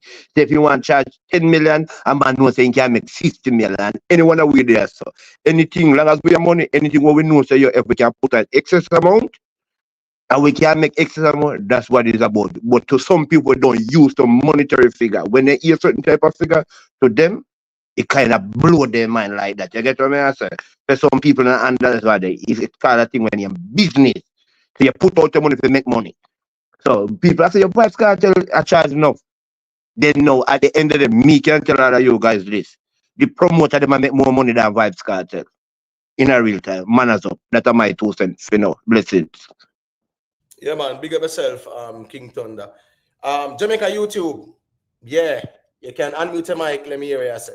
Yeah, man. Big up and respect to everybody, man. All right. So the thing, my concern is, is that all right, the implications that this promoter exposing what an artist get. All right. For example, in the UK, and I'm not saying this is the case that might happen. But you know, them have something called a 20% withholding tax if you're an artist or an athlete, non-residential person who can perform in the UK. But if any of you are aware of that. No. I wasn't aware of that. Yeah, so I'm saying that you're going to expose these figures now. What you want to do is that you're going to make more scrutiny. So it goes in the country to perform. It's going to be scrutinized more. The promoters are going to be scrutinized more. More pressure is going to come from the government. So once you're an athlete or a performer, once whatever you make is over 12,570 pounds for the year, 20% of that go to the government. So you see that when persons come out and be reckless, like a promoter and make statements like that, you only have to draw the tax man in close, especially because everybody's going to be watching Vybz Kartel now. I can tell you that. Yeah, that's why them for do the thing as we say, Jamaica YouTube, yeah, they man, need to sign a non-disclosure. The promoter can't release. You understand? Make my accountant them sort out whatever I need to sort out. People don't need to know me I make. You understand? Hey, Jamaica YouTube. I was telling Sean, it's funny how he said it. Because it's the same thing made that communicate over Instagram there. Yeah, man. Yeah, right. Me never really like that what the promoter do. If you put people a confidential thing, them thing they know. Yeah, it's when we the pioneers speculate that are one thing, but it's when somebody will pay somebody come out and say that makes it totally different. And that's all. That's why you find even the TT government then what the Right. There's an opportunity then involve the government in the thing, man. That's why I hope as from now on, I know say them smart enough to do that. Start have a non-disclosure agreement. Say, yo, you can't we contract, you can't put it and come and just come put things for media. No, and that's how it work. Right. King Self. Yeah, man, you can unmute your mic. Let me hear what you have to say there. Yeah, big up on yourself, General. But yeah, man, big up. When I say still, you see, sometimes fans can make a big difference in a certain situation, brother. When they say contract, I may agree. When a man do a contract is a contract. But sometimes you see when I deal with fans can make difference in most things because fans can cause riot and make things change. In a basketball, the man them Mavericks go so boom and trade Luka, them best player on them team. From them draft youth at the same day until just the other day when they trade him. And the fans them love him like Kufu. There's nobody to Mavericks team like Luka. And then trade him behind the scene without nobody know. And you see after that, Virgin, a few things are going down there. The fans then cross, they want the brother we trade him get fired. Everybody it's like a one big riot down there because they trade the youth.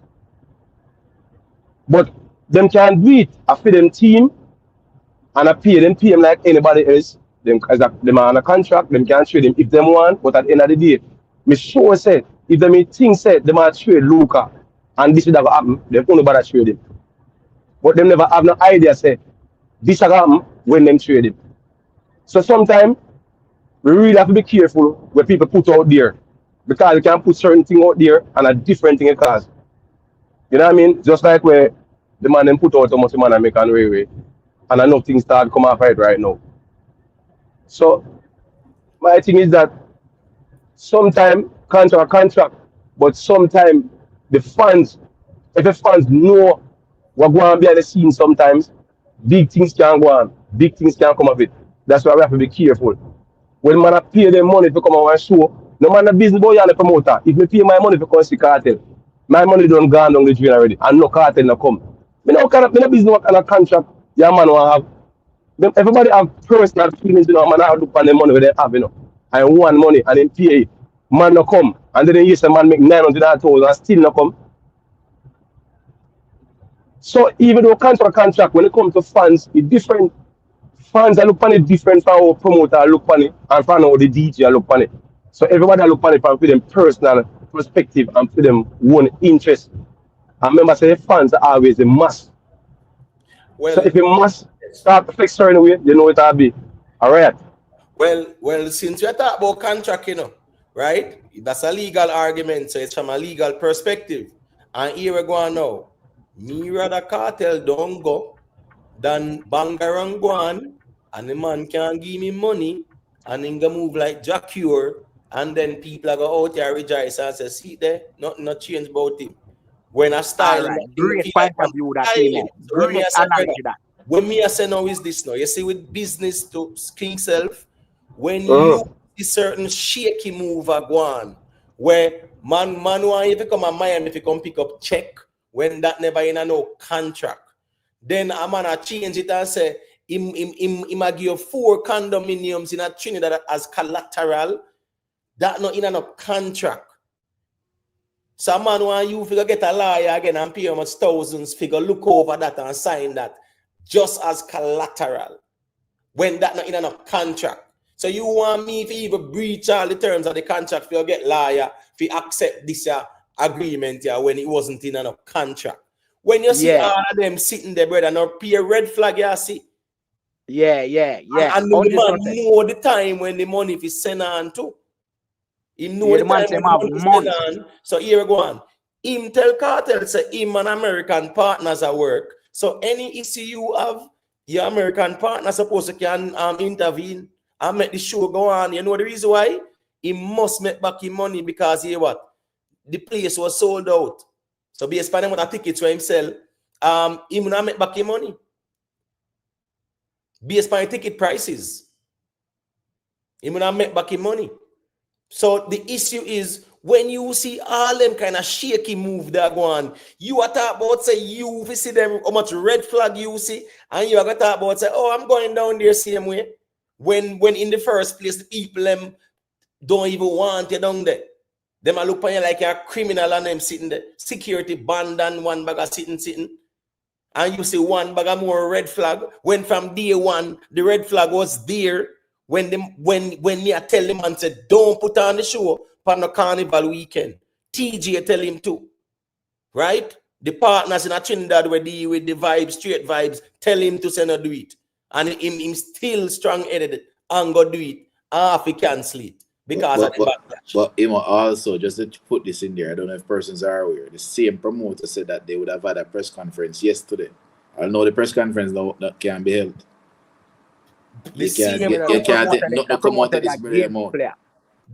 Games player. The same promoter where Kartel say when the Trinidadian authorities came out and said they are going to apply restrictions on Kartel and one bag of sitting. Kartel now come out and say, the man, me tell the man, say, them one bag of things that we might do, radio and TV and youths and whatever, he might chew on things for the itinerary. That Kartel it's saying, no? But we know why they put it, the restrictions had nothing to do with Kartel. You realize that now. You realize everything had to do with the promoter. I never say it seems like the promoter because of his background and what he's involved in. Right. Yeah. And that's why the man can't down on him. But if the funny thing is, remember, Kartel and Jacko, them good, right? Kartel I give Jacko the first show. People remember, you know, a whole heap of other promoters in a Trinidad that reached out to Kartel them, you know.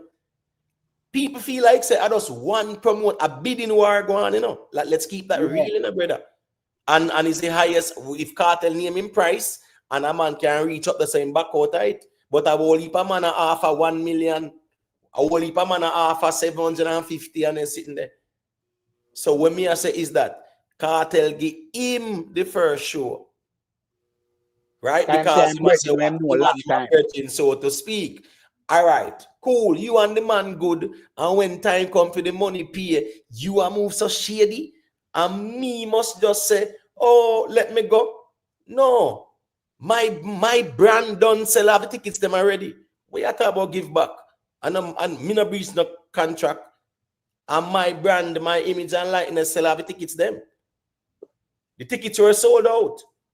So I just the promoter to keep him end at the bargain. And the show would have gone on the way it should have. Well, then Emo, they even see Moliy and Sizzla them a complain to the man they want to give them the piece of food. Where that tell you say, from you feel me, if they know want to pay Moliy and Sizzla. You understand? Come on, bro. Right. It's not Kartel alone, people. And a Kartel alone. Moliy done too, never perform. Moliy say when they got to the airport, then can't hear from them. Because guess what? Now them when I send the service to come pick them up, carry them at the hotel where you book for them and them something there as the promoter. And you organize all them something there, you know? And the people them land, right? And not hear from you. Because what? When them land, you know say is either the rest of funds have a pay and them something there. So I don't know how them money calculate and fumble up the bag or whatever. I don't know what I see it, Emo. That is the next red flag again, you know. You see more red flag. Right. So for those who have said us, oh, because man I get so much money, him for just go down there and go do that and them. Brother, look how the people them treat the man in the first, not even in the first place. The first place. And them say we must always take sleep mark debt. Them say the first red flag was the man a forced the issue. I try to put it on carnival weekend. If make it look like say Kartel no respect the people and culture like that. Cause one big uproar down there too. Half it cancel it. Now you just sign contract and everything, you pay the money, and you're supposed to pay one next 250 or whatever. Brother, you're supposed to have that ready too. That's the truth. That's business, brother. You can't blame a man for standing on business.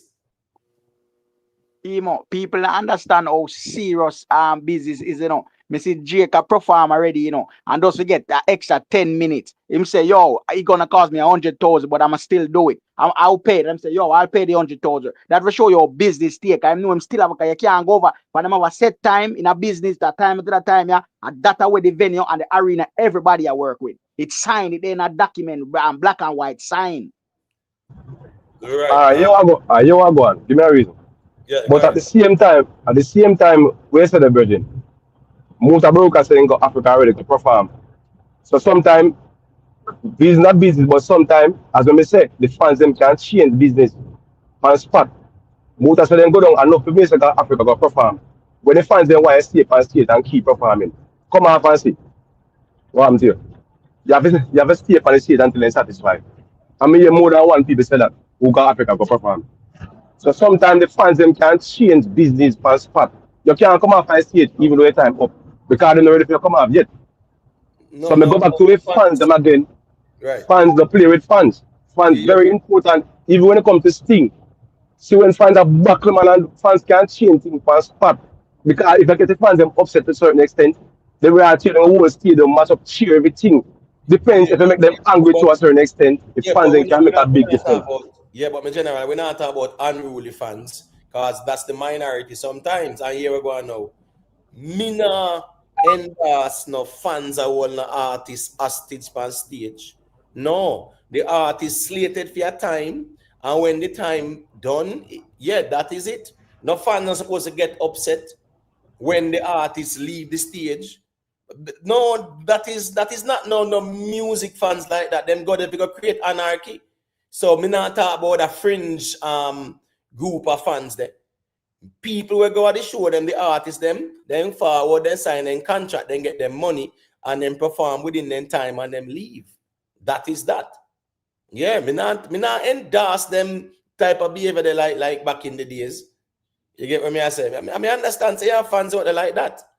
But truth be told is that even as it relates to the whole Vybz Kartel, you know, no show or whatever. At the end of the day, my general, contract a contract, business a business. You get what I say? Big up yourself in a Scara. People, let's get the likes up, you know. Text 876. Big up, you know. But the thing is not text. If your money on gonna try hustle the show, remember, you know, you have to know so you have the money as well.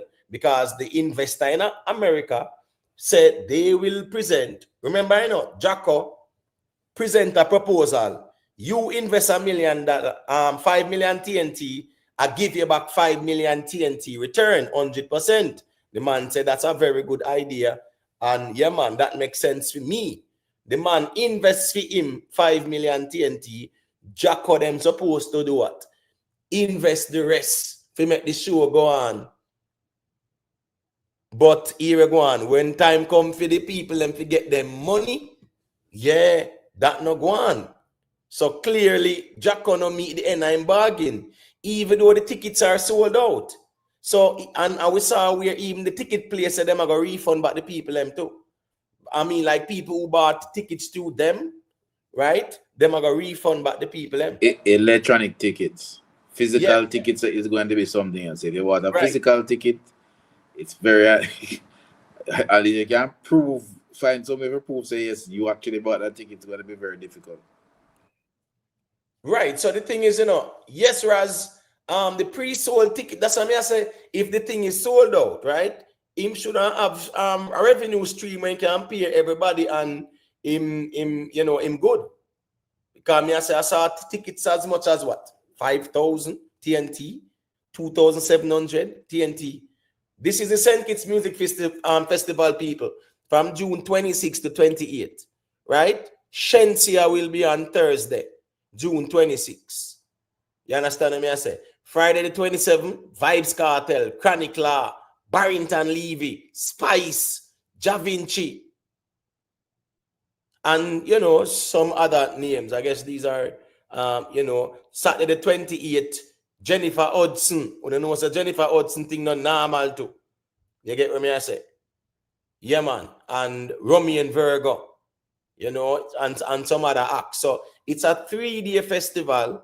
And at the end of the day, this article that was raising the red flag is saying it will take 1 day to pay cartel fee. So you have 2 more days.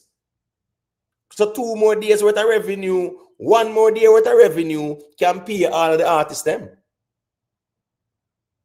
And the next day worth of revenue would then give you your profit and whatever. When you look at your overheads and all of that. So this in my view is more like you know, much ado about nothing. That's the truth.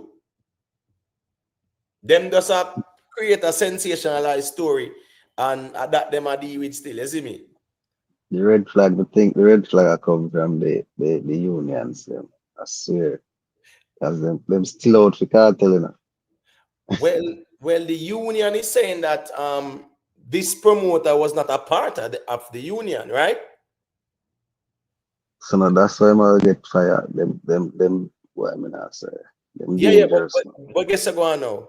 No, here we go on. The man get permit from the government, brother. So here we go on now.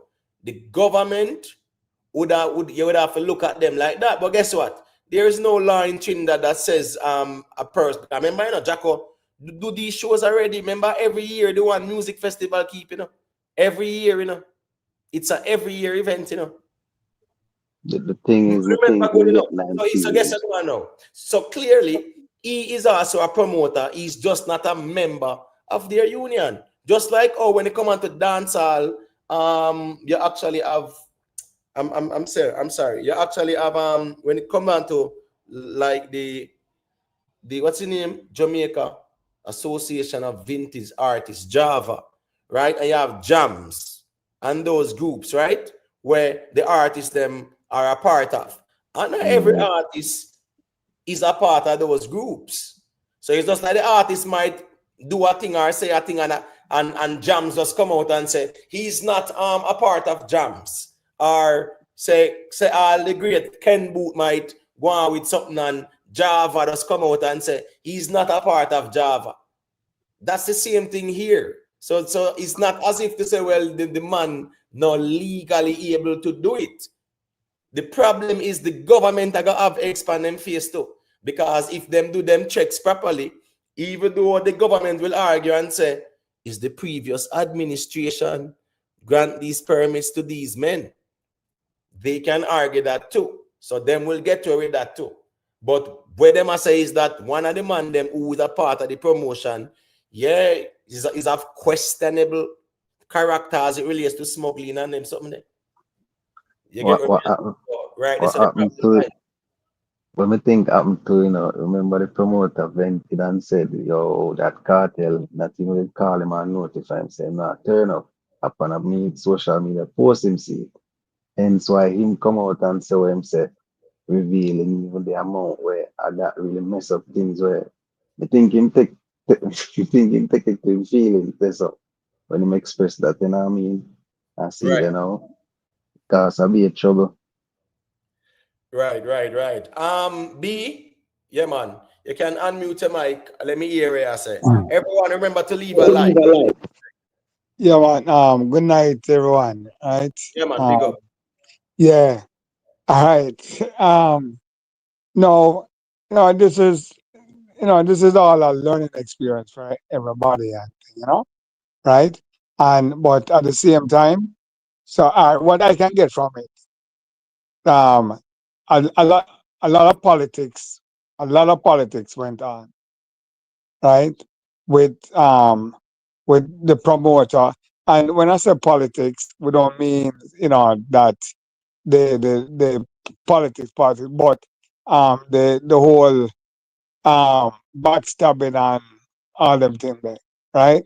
Because just imagine, Jacko was the one who got it, but just imagine so many other persons would have wanted to have done it. You understand? And when you have atmosphere like that, it creates a lot of these things, right? Where the actual politics, government got involved and all of that, right? And definitely, the promoter Jacko them never dot them eyes and cross them T's certain way, right? So they ran into a lot of problems.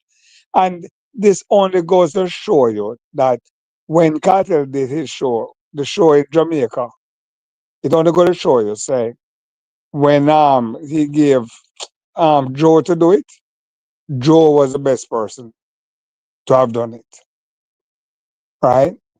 Otherwise, you would have a lot of chaos right in Jamaica. Trust me. You see what I'm saying?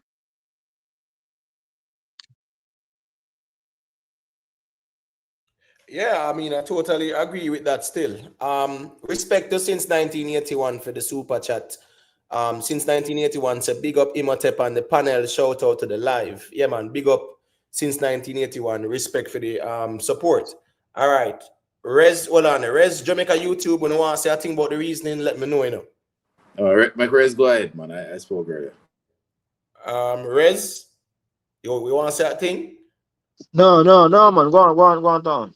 All right, cool. One guru.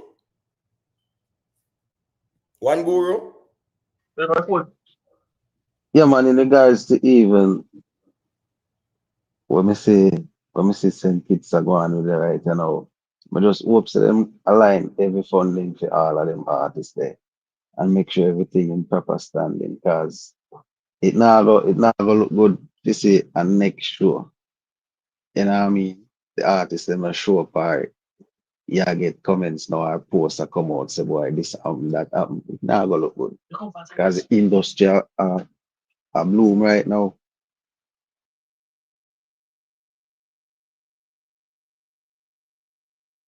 Yeah, and truth Yeah, be man, told it is was that, nice.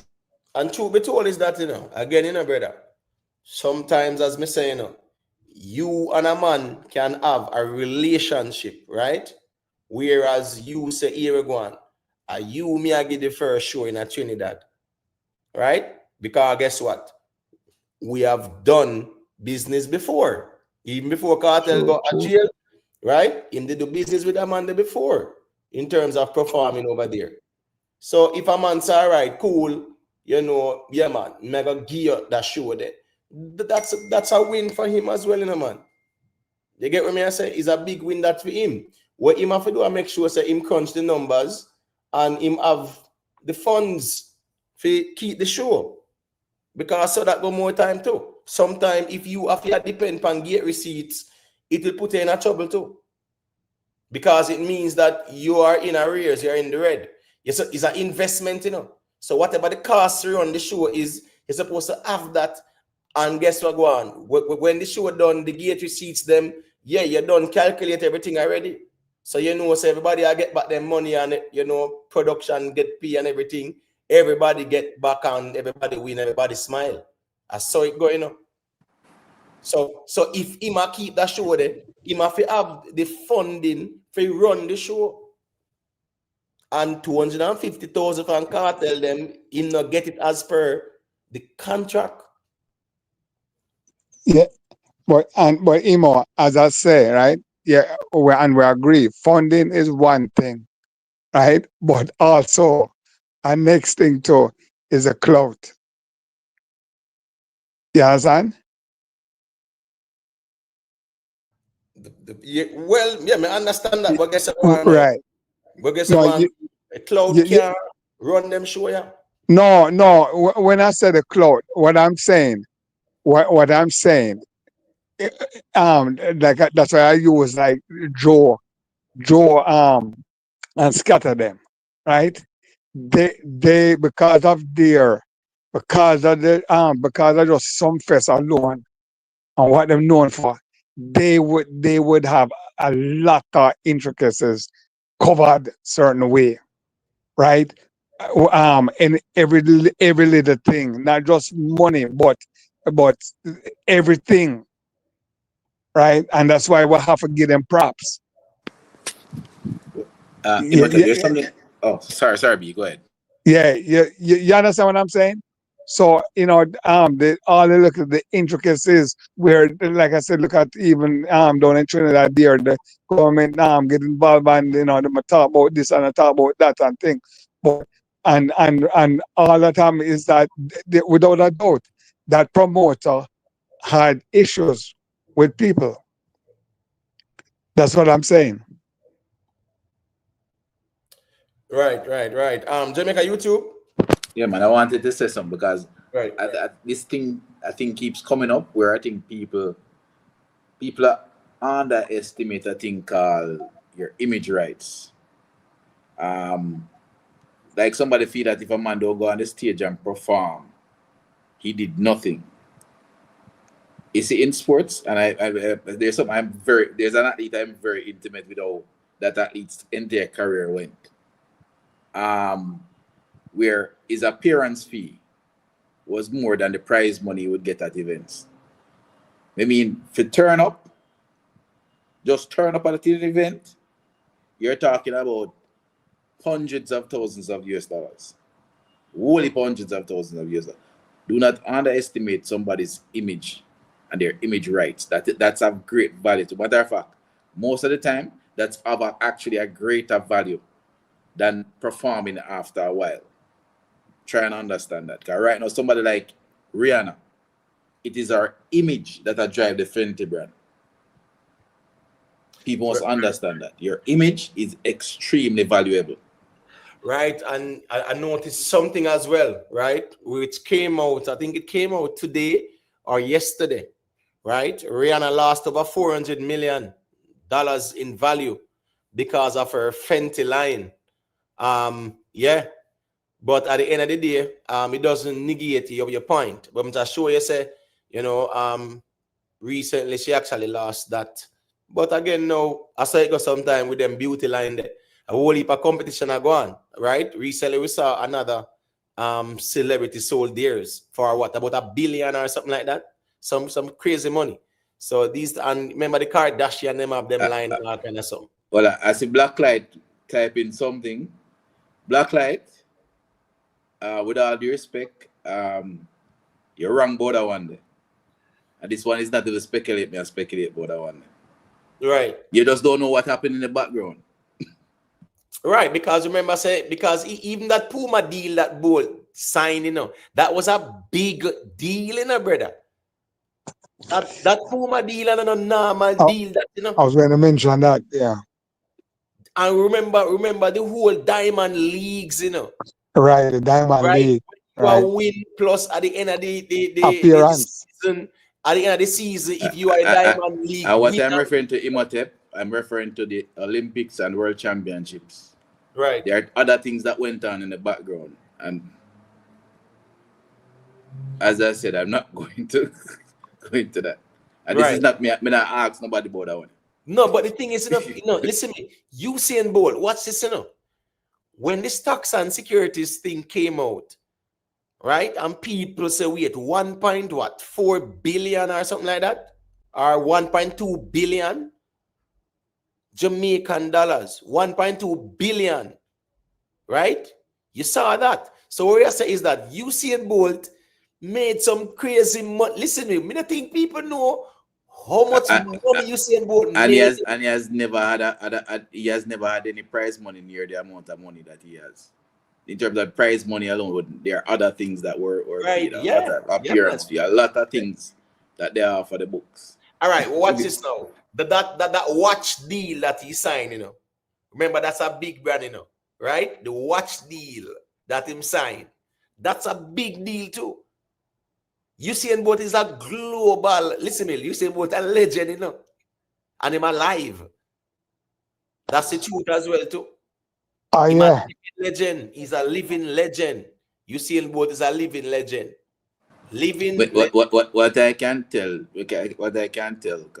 people is that 2017 World Championship had nothing to do with just coming to the World Championship. All right, a lot of things were broken in the background. But listen, I'm not going to go into too much detail. Lower that. Right.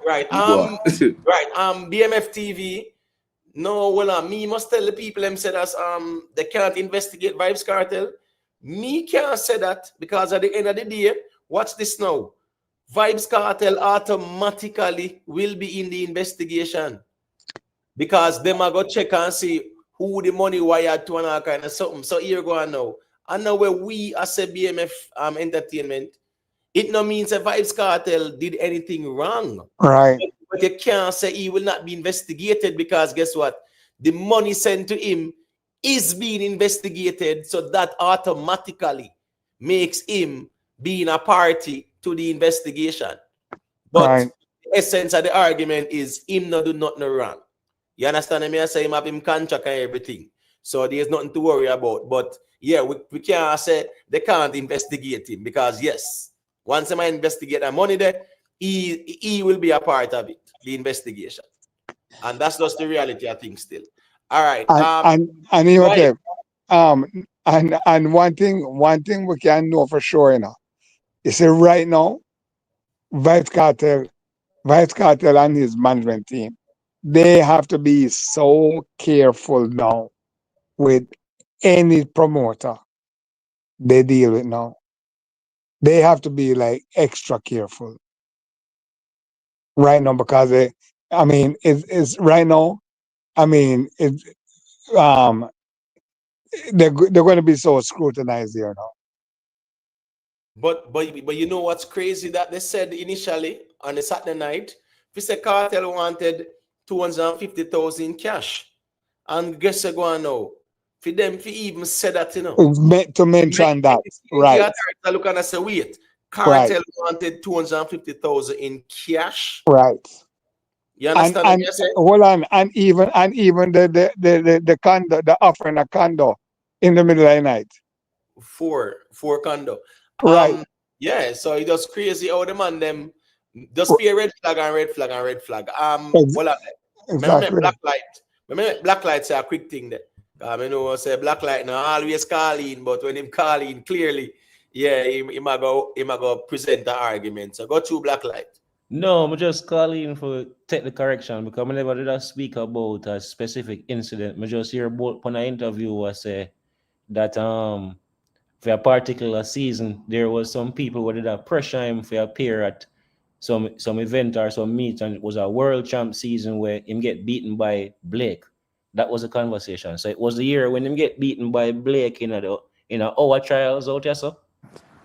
And after that, he was scheduled to go to some meet, and he must cancel it and say, "Yo." That wouldn't have been a world champs year. That was an Olympic year. Yeah, it was an Olympic year. So the people them start call him afterwards, and I figured that what he was saying is that because they were pressuring him, I figured that he meant that they kept increasing the proposal and the offers because him say no matter what the price was, but just not going because I said to myself, said that brother, I like him a step from me. So but that was a one-off thing, an agenda setting thing. If at that context, wait, my brother. I'm not saying that is a man where prioritize Olympics or world champs over making money, but I'm just speak about the specific incident when speak about when no man, I understand what you're saying. Feel like say he wasn't near him peak for the season, and he was worried so that little money in Imona camp.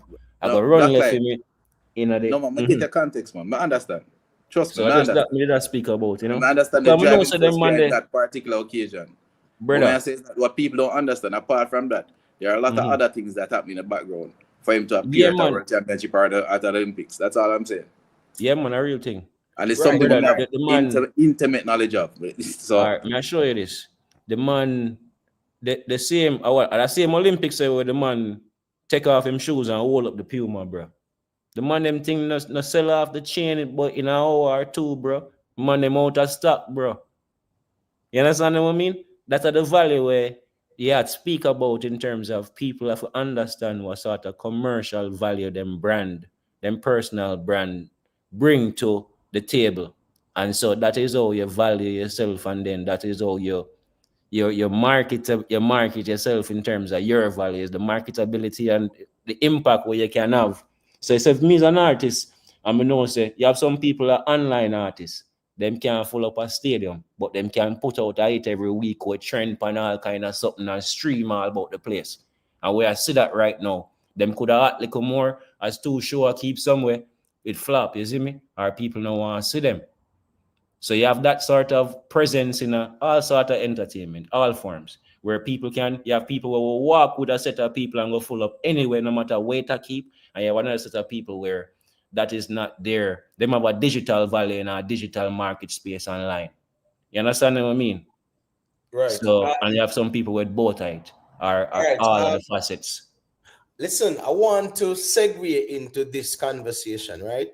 I think it's a very interesting one here. I think it's something that is going to have a whole ripple effect in the music industry, right? And this is the Steely and Clevy lawsuit. You get what I say? Against the big boys, them. All of the big people in the industry. Is a big lawsuit. And they are arguing that Steely and Clevy's fish market, Dembow and Pounder beats lack originality and copyright protection. They are arguing that it's not a case where the court has ruled in that favor. But let me just read out the article so people can, get an understanding as to where we are talking about. It said, defendants in the high-profile reggaeton versus dancehall copyright case featuring major record labels and global stars have filed a motion dated May 23rd, 2025, seeking summary judgment. The motion argues that the jump patterns at the heart of the lawsuit are not original compositions by Jamaican producers Steely and Clevy, but instead derive from widely used global and Caribbean musical traditions, including the centuries-old habanera rhythm and the 1960s surf beat. According to court documents obtained by World Music Views, the defense team, the defense maintains, that these rhythms were in circulation long before the release of The Fish Market, a 1989 track often credited with laying the groundwork for reggaeton's dembow rhythm. Because you remember the Shabba, dembow. You get me? I say, yeah, them bill it. For that. That is what Steely and Clevy, them estate, them actually argue. So they are saying that they cite musical precedents in Afro-Cuban genres, surf rock, and Jamaican Pentecostal revival music as evidence that the patterns in question are part of long-standing musical heritage. The defendants further contend that elements such as a synthesized bass line, tom drums, and hi-hats are tied to performance or sound recording areas that are not protected under composition copyright law. To bolster their case, the prior Cashman legal team submitted 27 exhibits to the California Central District Court, including a 4-page declaration from Dr. Wayne Marshall, co-editor of Reggaeton, Duke University Press, 2009, ethnomusicologist and assistant professor at Berklee College of Music. You know, so that I don't in California as well, at UCLA. In his expert testimony, Marshall asserts that the rhythms in Steely and Clevy's Fish Market, dembow, and pounder are neither original nor copyrightable.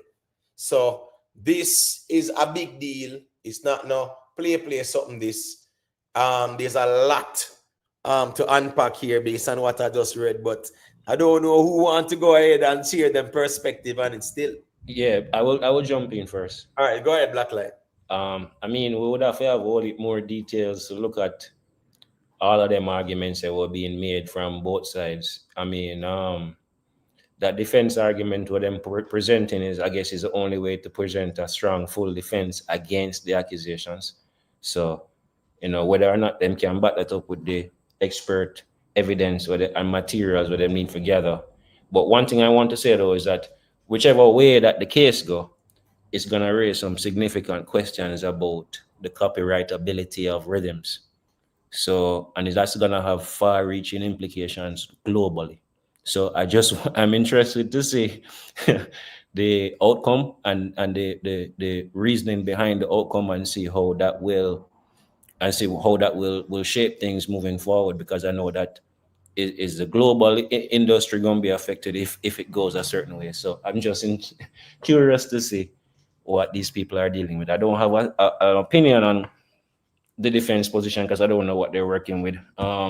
Well, pretty much they're saying the music, it's not original. Right, it's not original because it also originated from the surf rock, the Jamaican Pentecostal, and the... You see that argument now, my brother, is how much of it is a matter of degree and percentage. Is how much of what they believe influence the dembow rhythm, the creation of the dembow rhythm, as to how much can be proven is the authentic original work into the creation of the rhythm. So that going to come down to a percentage and a degree thing. And if it work out in the favor of, say, what the court believe is enough to be considered original, then Stevie and Clevy them are going against them. If it work out in the favor where them believe to the degree is too minimum to... No, I'm sorry to cut you. The thing is as well, you know, based on what I read, they also brought in the ethnomusicologists, right, as well, and an assistant professor at Berklee College. I know that's UCLA. Yeah. Right, and it's from the College of Music. So he is an expert as well, and they use him, and they also use the other G that wrote the 4-page declaration. You get what I say? Yeah. So I'm just saying they are presenting their arguments. Yeah, I and mean, they are you see, presenting I would sources. expect Stevie and Clevy's team to present experts that challenge that position as well, because it's a matter of this is a matter of I don't believe there is gonna be any sort of objective scientific mark, even from an expert opinion. Before me even say that, but I probably let me not say that. I would like to see how they've presented those expert opinions and how much of it is their opinion as to how much of it is factual arguments that can be proven by some scientific objective measure. That Right, is what you want to see. because remember when it come on to music, it's all about the notes, right? Yeah. Right. So I mean, all of that is measurable as well. That's the reason why the instruments are what? They are notes when you look at music language. So at the end of the day, they can analyze it and said, okay, the drum patterns, all right, are they the originators? Let us look at Pentecostal music or whatever. Let's look at the Afro-Cuban, because the Cuban influence is also strong. There's a strong Jamaica-Cuban connection as well culturally, right? But they are presenting these arguments as well to say, these men are not the originators of this sound. It's these other, quote unquote genres or entities or whatever.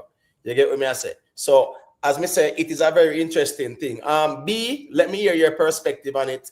Then we can hear Jamaica YouTube and we circulate it.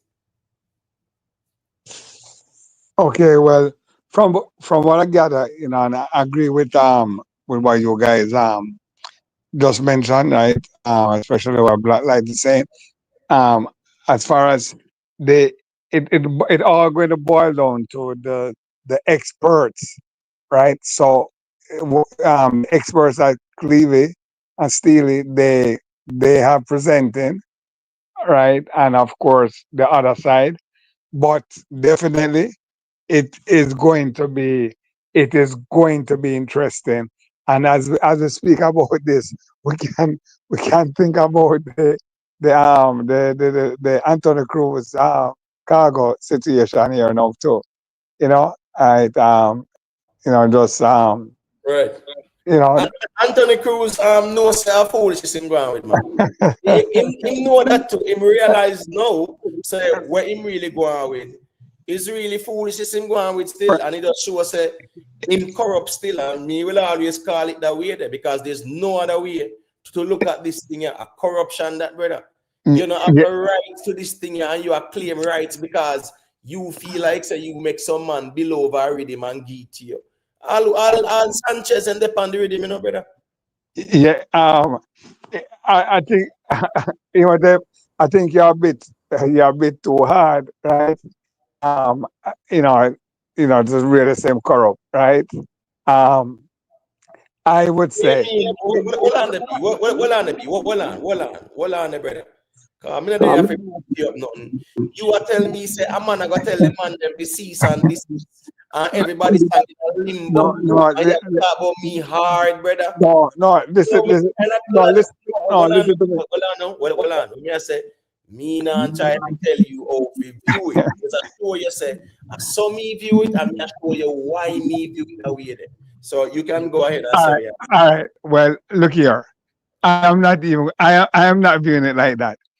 For me, it's just stupidity, right? It's stupidity, right? That's how I see it. He being stupid with what I'm coming with is just the whole everything. It's just stupid. It was just stupid.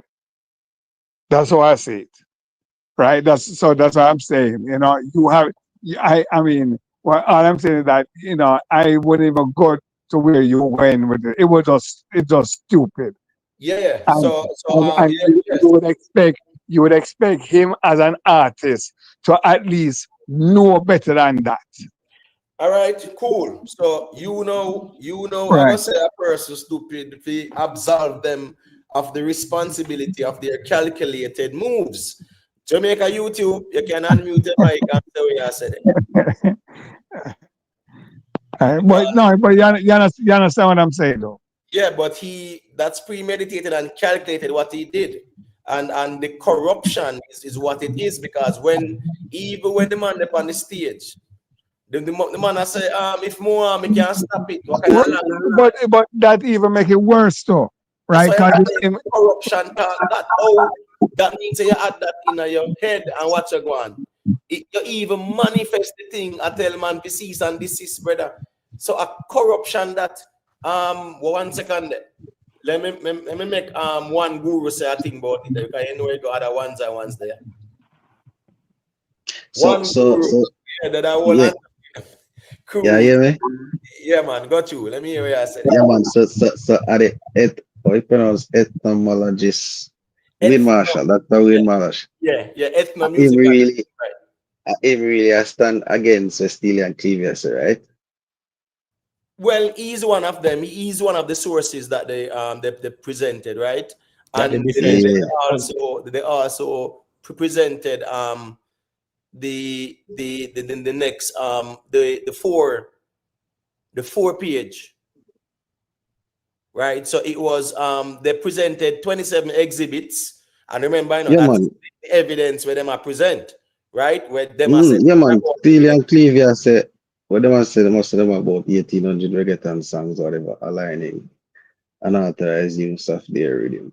So basically, Steely and Clevy, if them pull through this, so this have a great implication on reggaeton, right? Where the dynamics of the genre and the financial benefits, we have to go switch over, and accreditation we have to give on to the Jamaican artists. Them do this thing from inception. I don't think them are going to allow that, They not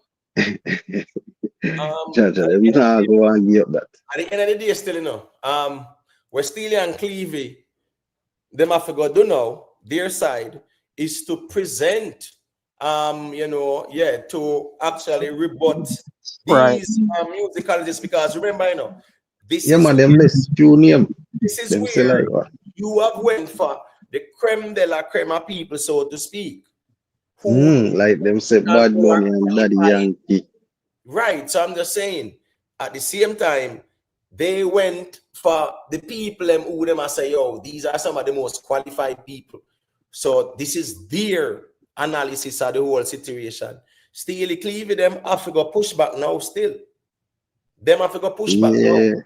And said, no, this has nothing to do with no Pentecostal thing, because I have an idea, or whatever, revival, whatever them want to say. And they're actually linking it to the whole, genre from over Cuba there and those things. That's what they are doing now. But the way they are linked to that.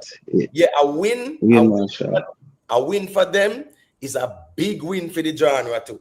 And guess what? A loss for them is a big loss for the genre. You know why as well? A whole heap. Remember, even in our dancehall, a whole heap of rhythms we sample and do over on them something there, and guess what? We not get no clearance feet, Yeah, man. So who have that should pay up. Yeah, man. If you notice a certain song, what's this now? From the Bollywood rhythm. You understand what I said? The Bollywood rhythm.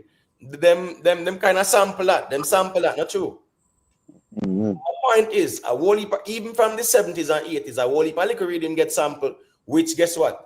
When you look at the origin of those rhythms, you look at groups like Gamble and Off them, with man like Thomas Bell, right? Kenneth Gamble and Leon Off. A lot of the music that even influenced Motown started with even them man there too. Quincy Jones, them and them ones there. So even certain sounds, our Jamaican producers were highly influenced by Motown as well too. Yeah, and I always hear them share it in them stories where them get inspiration from. Right, the thing is, you see a man like a Thomas Bell, even though he was born in Jamaica and went to America, right? Yeah, he is a Jamaican, was born in Jamaica, went to America when he was very young, but he was a brilliant musician and composer. So certain beats and them something that when you hear like the TSOP or the sound of Philadelphia, the 3 degrees. You hear the salsoul orchestra. When you hear how the orchestra play the music and them something there. A lot, they were actually sampling those sounds too. Whole heap of sampling in the 90s as well. From those sounds. A lot of sampling took place. So this is a very unique argument being presented. It's not just dancehall, Imo. It's not just dancehall, Imo. I mean, reggae, Right. reggaeton, hip hop, all of those sampling genres where love co-op beats and mingle up with beats and play around with mixture of rhythms. Them kind of and tempos, them kind of would I be on the string right now for this decision. That's why I say it's either it have a question all of the copyrightability of those rhythms, especially in those 3 genres completely. This decision is either all of those 2000 odd songs I got and people will do them and make money. I got owe Steely and Clevy some money, and then the ripple effect of, as you say, these industries or these genres that is co-opting and mixing different tempos from various different cultures. We might just find other people here that have some hits right now or from in the 80s, 90s might just find themselves on the other end of the stick from over the next side from where Stevie and Clevy is right now. You understand what I mean?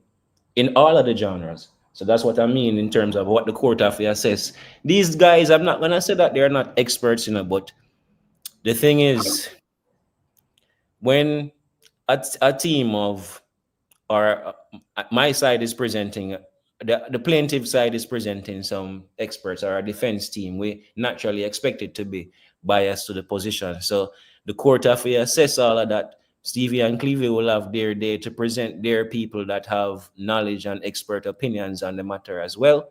And the court will assess that now in terms of against the arguments and against the arguments made by the councils as well, as to where the chips must fall. But wherever the decision is made, I know that the genres are going to be impacted significantly by this one. Right. Hold on there. Is Rez here? You want to say a thing about this? You there, Rez? All right, you look like Rez good. Jamaica YouTube. I don't know if you want to say a thing about this. Yeah, man. Hey, man, go sign off quickly here. Respect and good night, gentlemen. Yeah, man. Big up Blackline. Yeah, but so one thing I get from the article is that their argument is not that they didn't copy them, but they're saying that it is not copy what they did. The sounds are not copyrightable. So in a way, that's almost like a moral victory for Steely and Clevy. So I don't know what you never know what will happen in a courthouse where there are arguments. Well, I don't know what Steely and Clevy's team have planned. We're just seeing one side of everything now. But for me, I consider that a moral victory because they're not arguing that they didn't copy them. They're arguing that, yeah, we'll copy them, but guess what? What we copied is not copyrightable. So, that's a moral victory so far for me.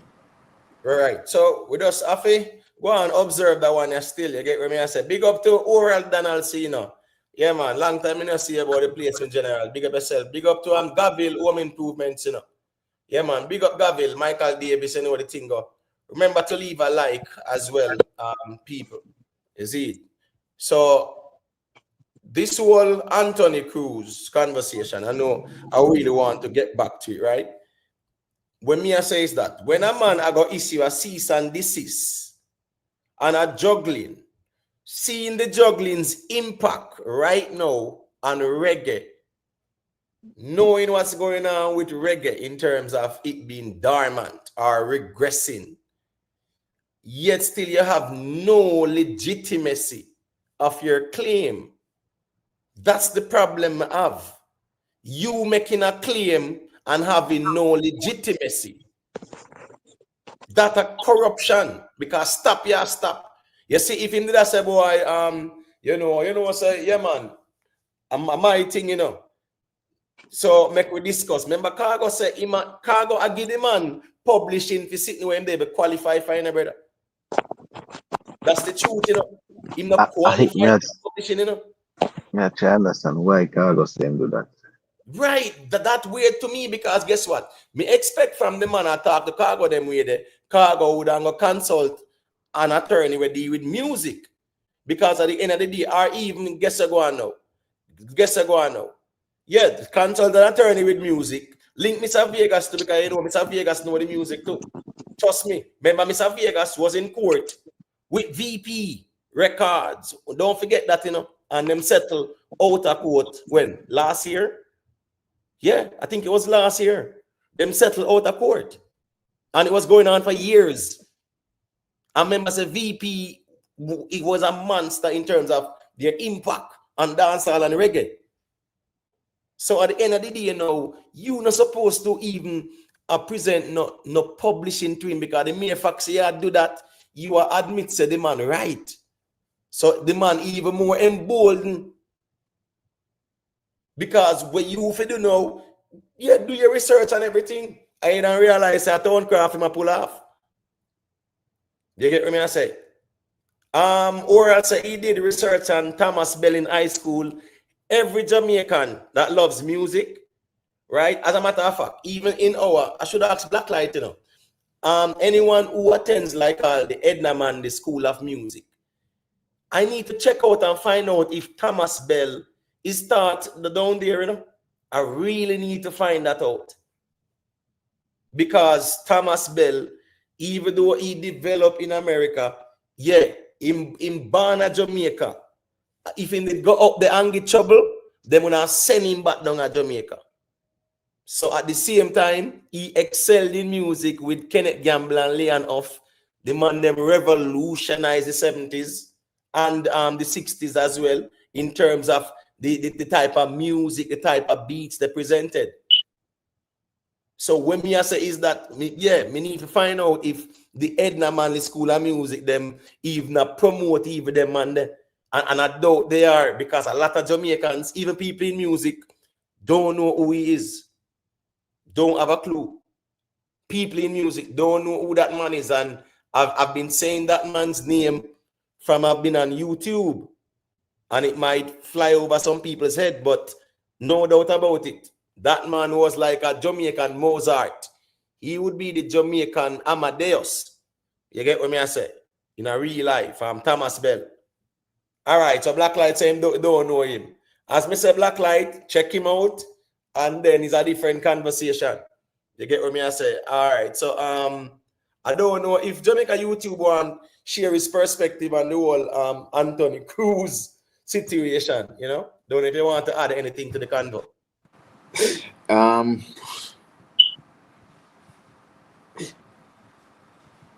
And it's something that I kind of pause. Anthony Cruz artist that I like, but this move made me look at him differently. Just listening to what he said at the function, you know, like somebody holding a big whip over somebody's head. It was intimidatory. I'm never like how him deal with even the angel, because the situation is that it looked like, from what I'm seeing, that Cargo and the angel find a hit. But like Vegas tune too, but so far the other two tune them a lead. But like Fear tune, the single mother song, I'm like Cargo song, I've seen and see them out. Me see the one that I made on the road from time to time. I'm saying this thing, Richard. All yeah, if anything, you talk to them one way and say, oh, X, Y, and Z. I just never see the necessity for how it come across. It left a bad taste in my mouth. How it came across. Now, in terms of who actually wants what, I don't know, because I don't know all of the information. But it's just how that situation was dealt with. There's no need for that. It's almost like some, you know, I'm gonna push out them chests and say, oh, me are the big man, I'm in charge and we can't do anything. How beneficial is that to anybody? Because the quote unquote redeem, they all long and never go on feet. Since then people take it up, since Vegas and the Angel and Cargo take it up, so I go on feet. True that, man. True that, because it was of no value a few months ago. But the funny thing is, you know, as we say, Sanchez, them over 20 artists they on the juggling, you know. Over 20, you know. Over 20. Well, me no know them other two. The only three tune me know are the three people me tell you a while ago. Me no see them other song. And Gangoli, the youth name Gangoli, me say theme thing. Yeah, man. Yeah. Nice food too with the dub and whatever. But the thing is this now, as me say, you know, Neil Diamond, yeah, Mikey Spice sample Neil Diamond. Neil Diamond would have been the originator. So here we go on now. Yeah. Anthony Cruz is not the originator. Yeah, when they come on to the whole beat, him no have nothing to do with the beat. Him did play the drum. He never play no instrument in making the beat or nothing like that. So it wasn't on the stage when didn't he say he pay to for make the beat? Yeah, man. Yeah, man. No, you can't tell me after that. Gave a man a beer money, 25,000, and then make over a beat, but I still sample it from what? The Mikey Spice who sampled the Neil Diamond. So the same thing that, brother. So I like say I'm not no original for him, I claim it. At least the man them who made the beat, sampled it, at least them man they can claim publishing. But him only pay a man for them what? Sample a beat and give him. And him put theme song on it when I have nothing to do with Cargo. Them beat. While it is similar in terms of sampling, it's different from him beat what him a claim. The man are desperate to the point where the man go back and do what? Re-release the song and rename it 2 times with him. So no, so I agree with that, no. But why Cargo appeal? Like why Cargo give him some form of compensation? Why? I don't think Cargo that's what me say. I don't think Cargo did really think this thing through properly and get some legal advice, right? Because a common sense is brother. Neil Diamond, and Neil Diamond are the originator, and Mikey Spice him sample it. Anybody where I go claim nothing and Mikey Spice, and that's why even this whole thing I'm gonna show you the corruption. This whole thing if this thing blow up, it's gonna be a problem with them and Neil Diamond estate too. That's even the problem. What of them have to go pay then? Yeah, them have to go watch this now. Right now, if them wise, them will have to go reach out to even Neil Diamond estate and get some clearance from now before them put out the song them. Because you know how these estates operate. They're not gonna make no sound now. But you see when the song them bust when like a big kite, the same problem. You're going 50% publishing our own. And then that means that if I did 5 or you know that go 10% or a 50% to share between the next 5 or So as me I say, me just never like the fact that in come on the stage and I say a film ready man, like just calm down, bro. I want, as I say, I want music for you everybody. Just make him and them put out the song them simple. Yeah, Queen Lakeisha, trust me, man, that's diabolical what the man do. And then as me said, the way the man up on the stage and I boy up all Cargo, and then I try claim the really man him something there. Just give me a minute, let me play with Mr. Vegas, I say, and then we touch back on the reason because we there and we are gonna react to where Mr. Vegas I say as it relates to the conversation. Come out from 2019, brother. Mikey Spice won't come out from about 2015, 2014, 20, but we are down so, brother. And Mikey Spice not out here tell the man so they can't sing pan the rhythm. Is Mikey Spice, the great Mikey Spice. The great Mikey Spice sing back Neil Diamond. I am I said pan the damn rhythm. And the progression around the rhythm is based on the Neil Diamond. You know why we spell it out, you have to have a fight. You see black people, we too wicked and evil, man. Because they are fighting about sitting and not in fear one, brother. You come like a spoiled child. Because you see Cargo now, I lead pan the rhythm and Cargo now, the big song pan the rhythm now, you catch feelings and I try to tap him and sitting, brother. That's a fifth element them teacher you. You think a man up a fifth element them they do that to Cargo, brother? And at them it have in a music bro with Chuck. You think Chuck Fender them that do that Richie Spice, brother? Tap your fucker, man. For you link up Richie Spice and say, well, Cargo, the man in could go sing 2 songs and carry Chuck Fender down there and carry make reggae revival, come back and get to that. The fuckery man in the class stage, I do man sing over them song on stage over record. No man now sing no real vocal boy again. They see reggae come back to change up because music purge itself, bro. You want to tap that, bro? You need that, bro? You know, see people go out and sing, man, sing back song and girl sing back song pan their own record. But you hear them song play and them all ad-lib. And reggae come back now for people. If you go up, you can't ad-lib reggae, bro. You can't ad-lib reggae, you have to go sing that. You know, see Mikey Spice ad-lib him sing it. You have to go out there. I am bound to know what I am. Lord, clean the Mikey. Are you dumb? People ain't just get back. You know what people get all boy, yeah? You want big people glad feel like Cargo and like Vegas and like Angel pan the rhythm now. And I go with the flower gun now and they sit there, you come and try clap music and the Mikey Spice and make you just make a you feel line up the voice pan the next rhythm with Cargo have you fucking idiot. You can't fight music. Damn idiot. You know, the Daily Rank say artists and they used to produce and put everybody on their rhythm. You're dunce. Go look what artists me up and she's that all rhythm. You idiot. Go look what artists me put on Bollywood rhythm. You idiot. A true man, because the crash rhythm there, right? The crash rhythm a 3 songs. Mr. Vegas have panicked, you know. Remember him have She's a War, right? And him do He's a Gigolo, right? If a boy go out on the north coast, go stoop down low, then we know He's a Gigolo. And then him have a weed song on it with him an Elephant Man. Give me the weed and make me meditate. What if you do with the weed? Give me some time and make me concentrate. Give me the shoot the pirate and make we send them back and through the gate. And Elephant Man say 10 pound of weed where we screech it past the border. Try stop we with all them big bulldogger. You get me? I say we are born weed with a John Delgado. Left from Jamaica, born weed a Fort Ladder. That was on the crash with him for real. And you know the whole crash with him. Sean Paul, he even depend it. Not for them, they fussy with no one them around. Any punk disrespect man, I go put them down. Bad man sang that I'm Sean Paul still, no? Yeah.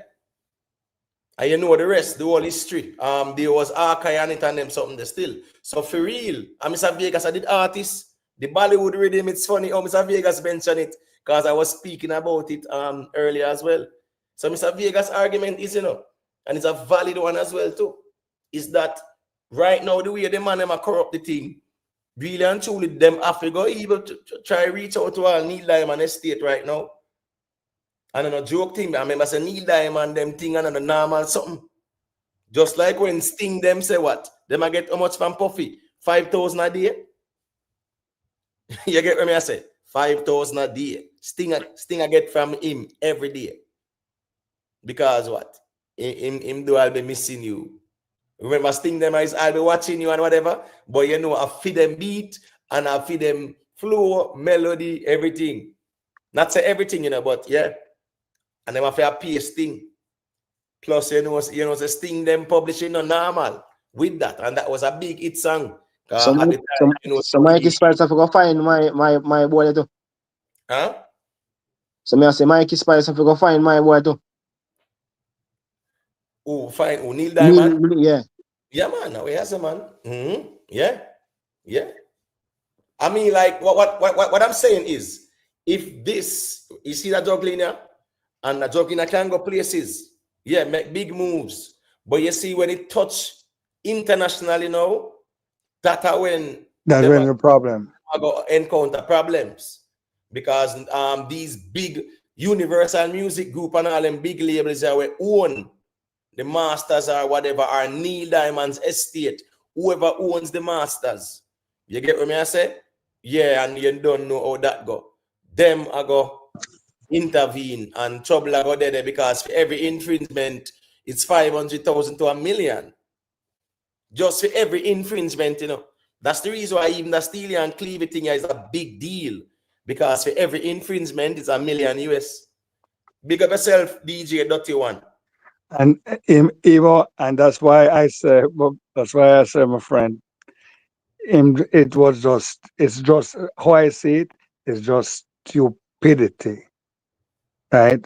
Plain stupidity, right?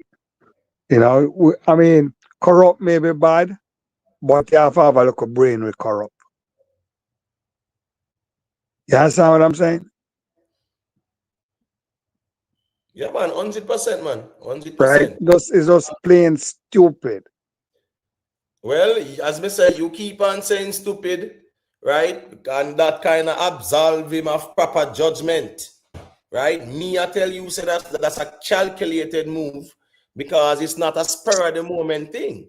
I mean, But what I'm saying though, Breds, who him could trick like that, and then the sad thing about it is how him belittle Cargo on the stage there, right? But say, he was claiming the rhythm on the stage as well too. Right.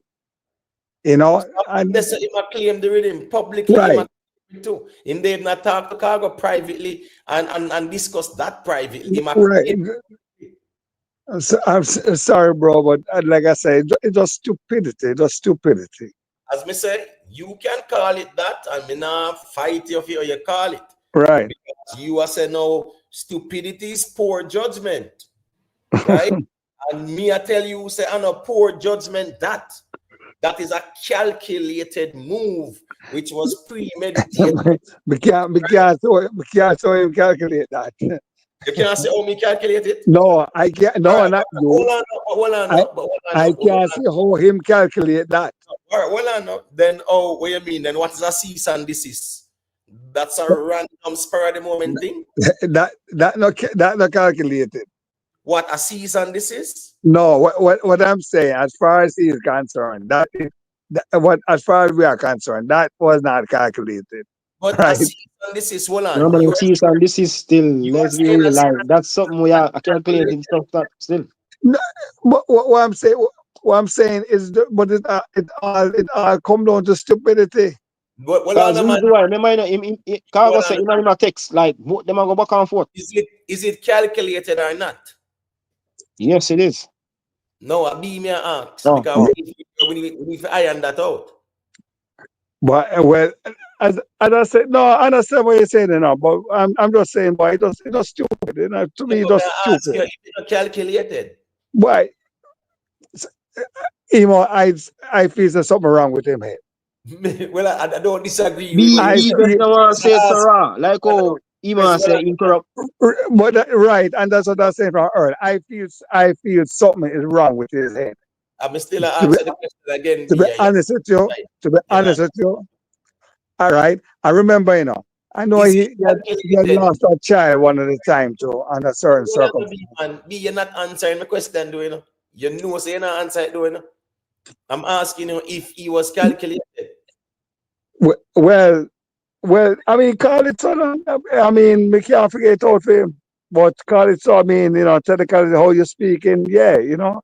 But you know the reason why?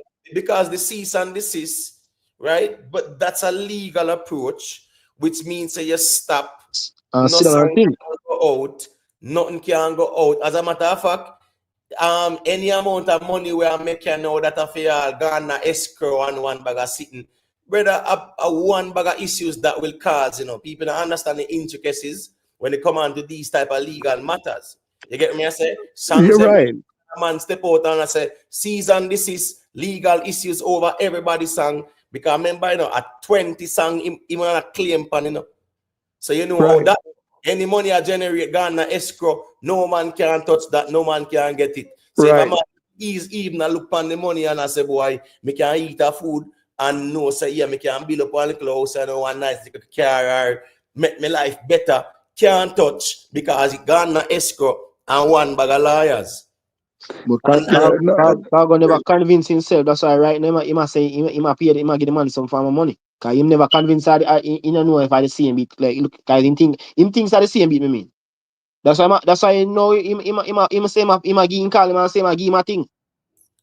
Right, and as me say, once Cargo say him do that, Cargo kind of definitely you know, him kind of expose himself, so to speak, because what is that you are make it look like say the man right when him not Right. right at all. Yeah.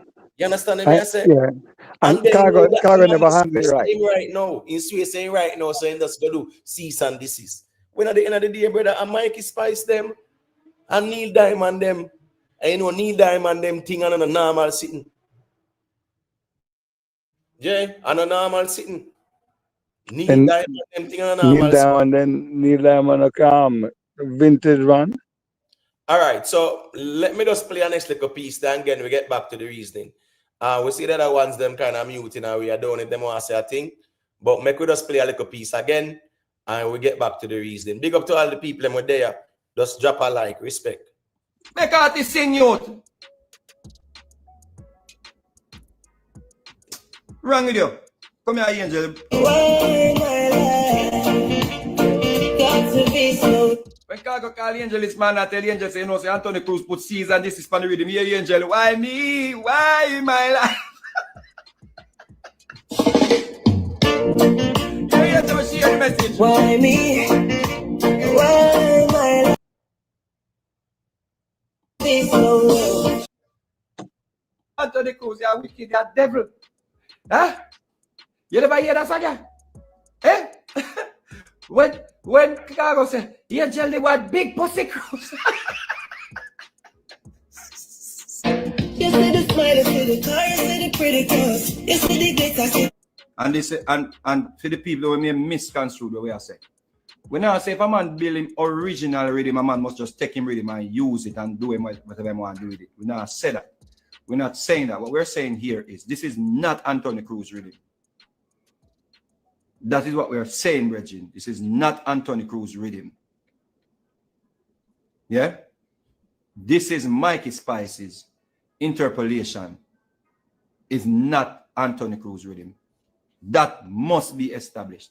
It's not like somebody come take your rhythm where you build original and use it. It is not Anthony Cruz rhythm.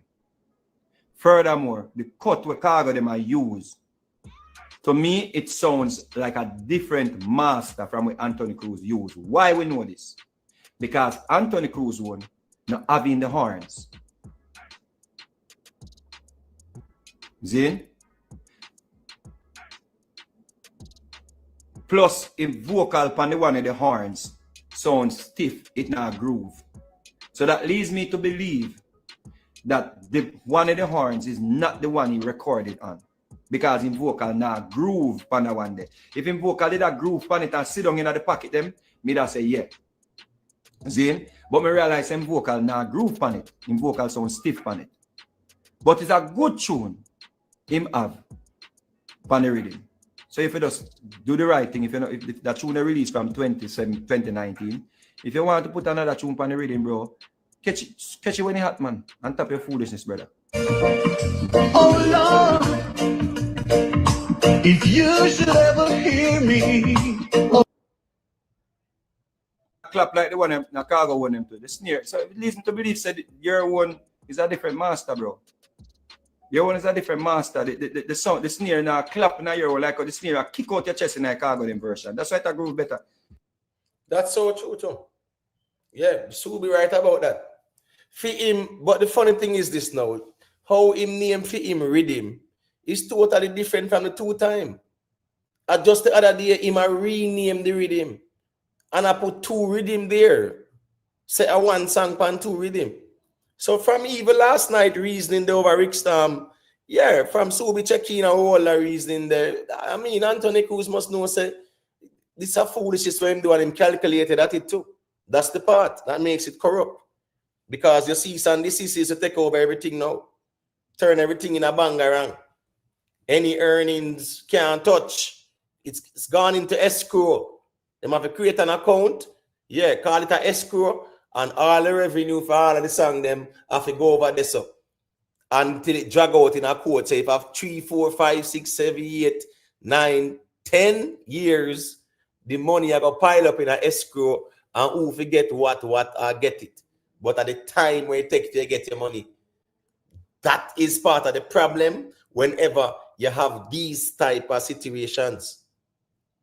So Cruz, me not label it no stupidity because he made a legal move. Yeah, he make a legal move. Now call a legal move stupidity. Everybody a play chess. Right? So the man make a chess move and Cargo, and he said Cargo acquiesce, and him say, all right, cool, me I go just claim it now. Yeah. Right, so but him never realized question him. Yeah. Could they have somebody create another image that would be, well, I don't even want to necessarily use the word similar, because maybe you ain't got down a problematic road, but a next rhythm that will probably fit the songs better, fit the songs rather. I guess me I go force to use the word similar.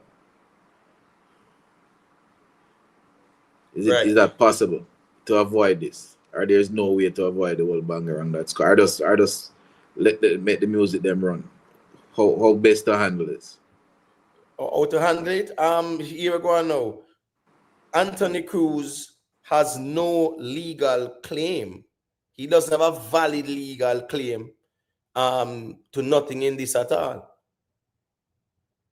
Him pay the man them pay bill over something and then bill over what? Mikey Spice. Not true. And that him bill over and it's not a bill over, but it's more of an interpolation where them add other beats, but guess what? Is a sampling of that. Yeah, but it make it look like say him just like it just original made, but yeah, me pay the man him pay. Not me like, you know. Right. And so you just out a 10 year or whatever. Yeah, and listen, they come here when I talk about Neil Diamond, I'm gonna listen, but I say, what are this man's song? Yes, yeah, theme song, a theme melody, brother. So all of that crazy, bro.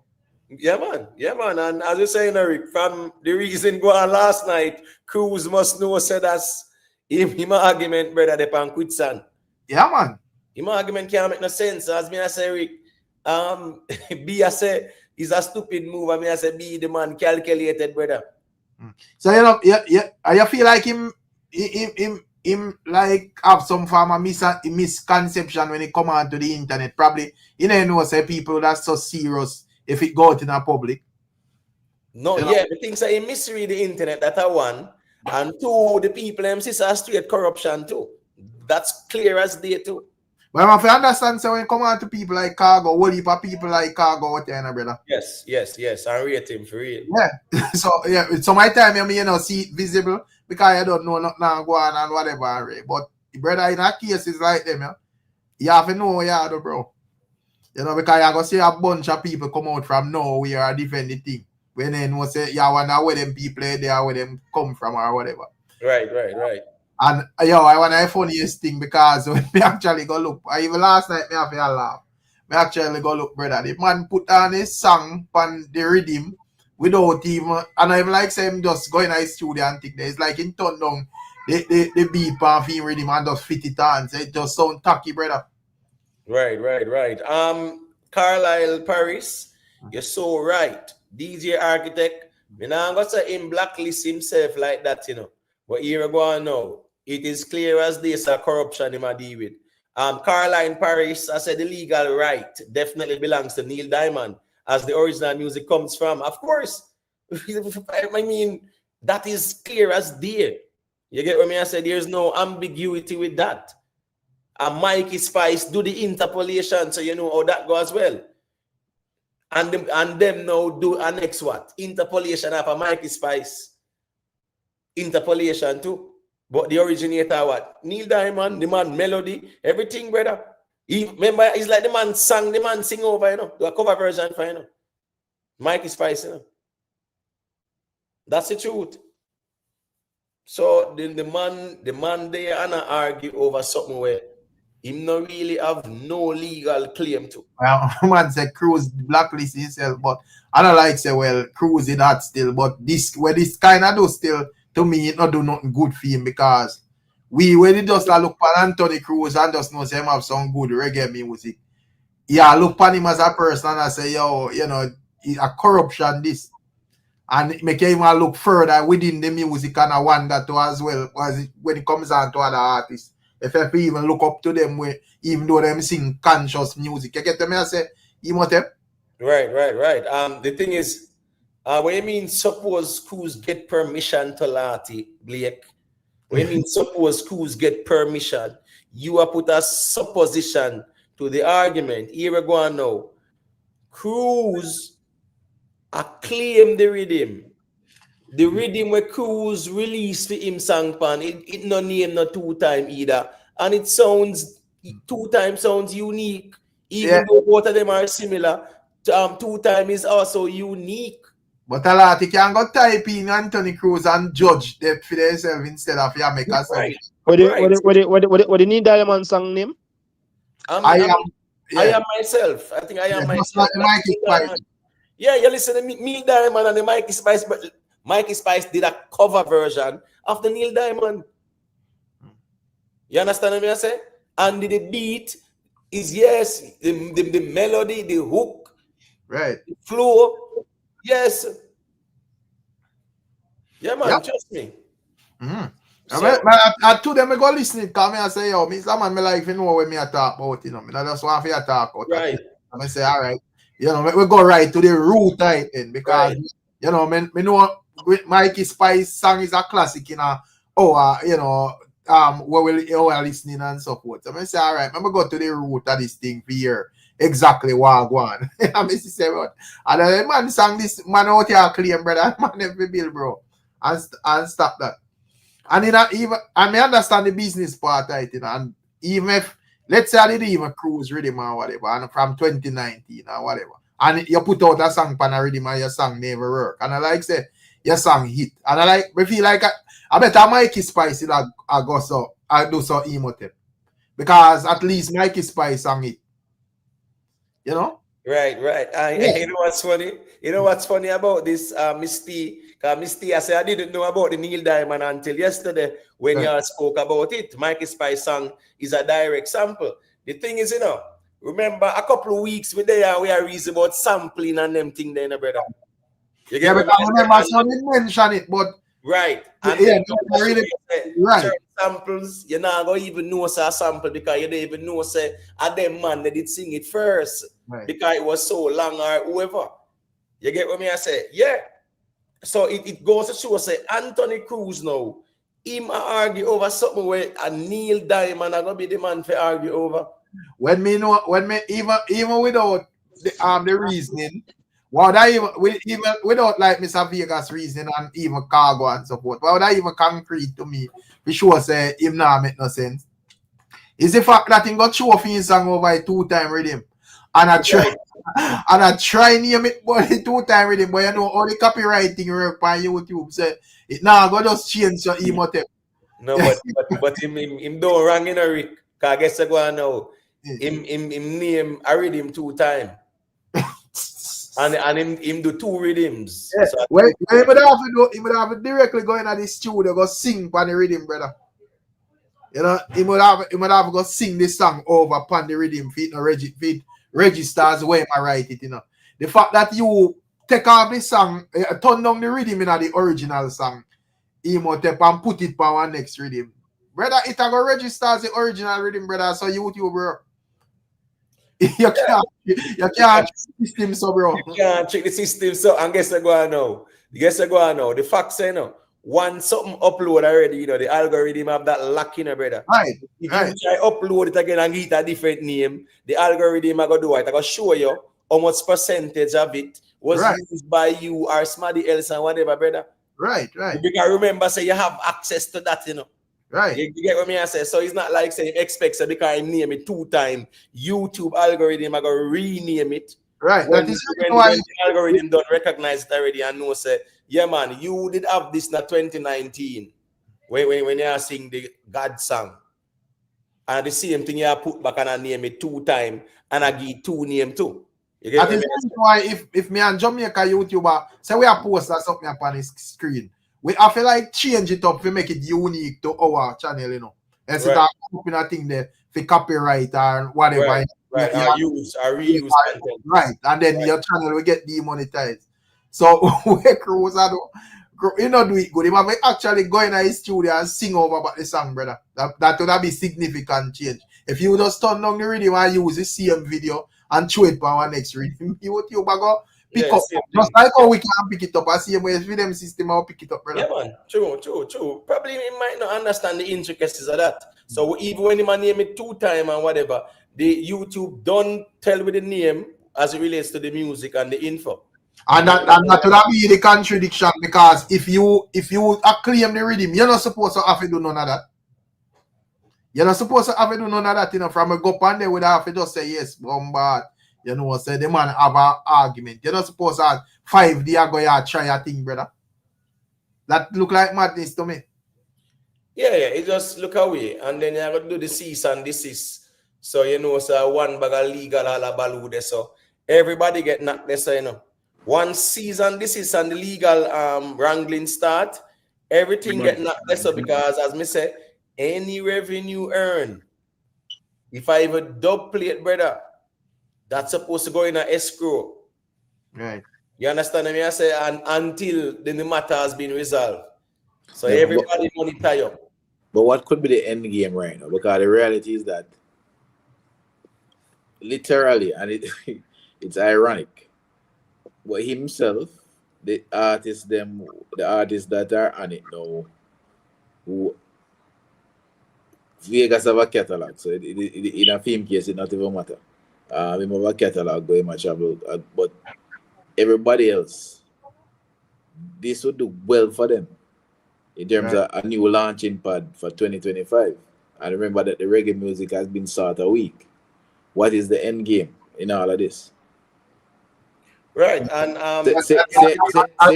say it's his rhythm then. Fine. So what me just has to say, it's his rhythm. Stopping everybody from how does it help him? Yeah, exactly. That's my point. You know, so why, you know, it now make no sense, because I understand. Let's say, all right, let's say it was halfway through Jamaica YouTube, and him have that as a single, pan a record, and a man for whatever reason them get the rhythm, a man just start true artist pan there or whatever. You probably say, well, I'm a classic song this. Me no want no man to crowd up the rhythm with the song and all of that, especially if I just my rhythm. So me would understand that. But me I look and I say, this is a song we never even hit, brother. Right. You know? It dropped 2019. Nobody don't know about it. Anthony Cruz alone know it, bro. Right. Try man have something against Chicago. Yeah. So yo, that was some weird stuff, brother. As me say still, we call it what it is, brother, and a straight corruption. Big up yourself, HLRJST more. Big up yourself, Michelle Clark. You know the thing. Respect for the check-in. Remember to like and share and subscribe. You know the thing. It's straight corruption still, because me I say it's whole heap of bangarang. You see, when a man take on a legal approach in this context now, with 20 songs or more and the juggling, I pay bangarang this, no doubt about it. But guess what I go on to know? A man I watch and I see a next man's success and think of him on too. Because nothing said them now see what Cargo I do and the success I even dub program too. So when man them realize I must dub a request, I almost dub a make and them sitting there, brother. A man I watch all them things them more time. But the problem is Anthony Cruz cannot win this argument. He can't. Right. There's no if but or maybe about it. And when I check your level, 2 of them come from said place and I never see them link up. So probably man just tell himself, say, yo, it's some for my ego thing, or you know, I support. But I have to remember, say, man get reward for the amount of work when them put in, you know. And a man that's the cargo plug on in life day to day and do what him do and connect with him fans, build up him thing there. So when he catch a buzz, it easy if it stick, brother. You know, so you were just in a one corner hide antisocial care in your feelings about that, brother. Well, Rick, a cargo bust this rhythm, man. Nobody would know everything about cargo.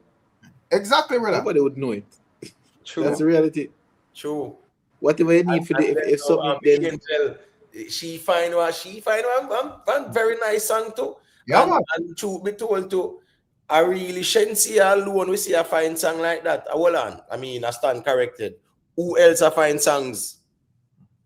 As like in a dancehall or reggae like that. No dancehall not find anything. Not even Queen of Africa. I mean, I say find a song in a reggae like that again. You know? What so what you say about Spice? Spice, yes, I go on. I mean, I hear Spice with a song with Baker. All right, good. As I said, that song is a song we can definitely, that's definitely a very good song. And I'm watching that one. You get what I say? Because that song, they can definitely do some damage. But even go on now, that's the bird in the bush still. Right. But I think it's actually a good move for a veteran artist and she connect with Baker. You know, it kind of give a vibe and so forth. I kind of like a move there still. No, you know? definitely. I will see it at work out because I never really like to see that coming, you know. But what is in a Rick? Remember say, you know, remember the original hit, you know, for Baker, you know. Right? And then just do the remix, you know, which was very smart, but to have Spice on it. And even Spice, Spice deal with the rhythm too. That's why remember, you know, a DJ Mac them rhythm, you know. Right? Yeah, remember we are say Spice them for dep and them rhythm there, you know. Them the big bunks really enough to pass Spice them. Dirty money really enough to pass Spice them. The payment plan really enough to pass Spice them, brother. Right. But you know what? Pass Spice them. But me see you move and me I say, oh, you know, one thing me like with Spice is she always even like to try find herself in the mix because you know say like to me a Shenseea go on at this moment and so forth. But yeah, if no song now find like big hits and so forth, yeah, at least she try. You know, and that when me I try to explain to Raz and Rez and Invest and Denton about this whole king and queen something. You know, Spice hold the crown and she now just sit down there and just tell myself, say, me have my big song them already. She still a try. I get to me and say, Emotem. Yeah, and she find a song you know where right. If you try, you can still find a song, brother. Remember, say I try and find go down there, you know, which can become one of the biggest song, you know, brother. So Rick, based on what we said just now, so being in a try. Just for argument's sake, being in a try.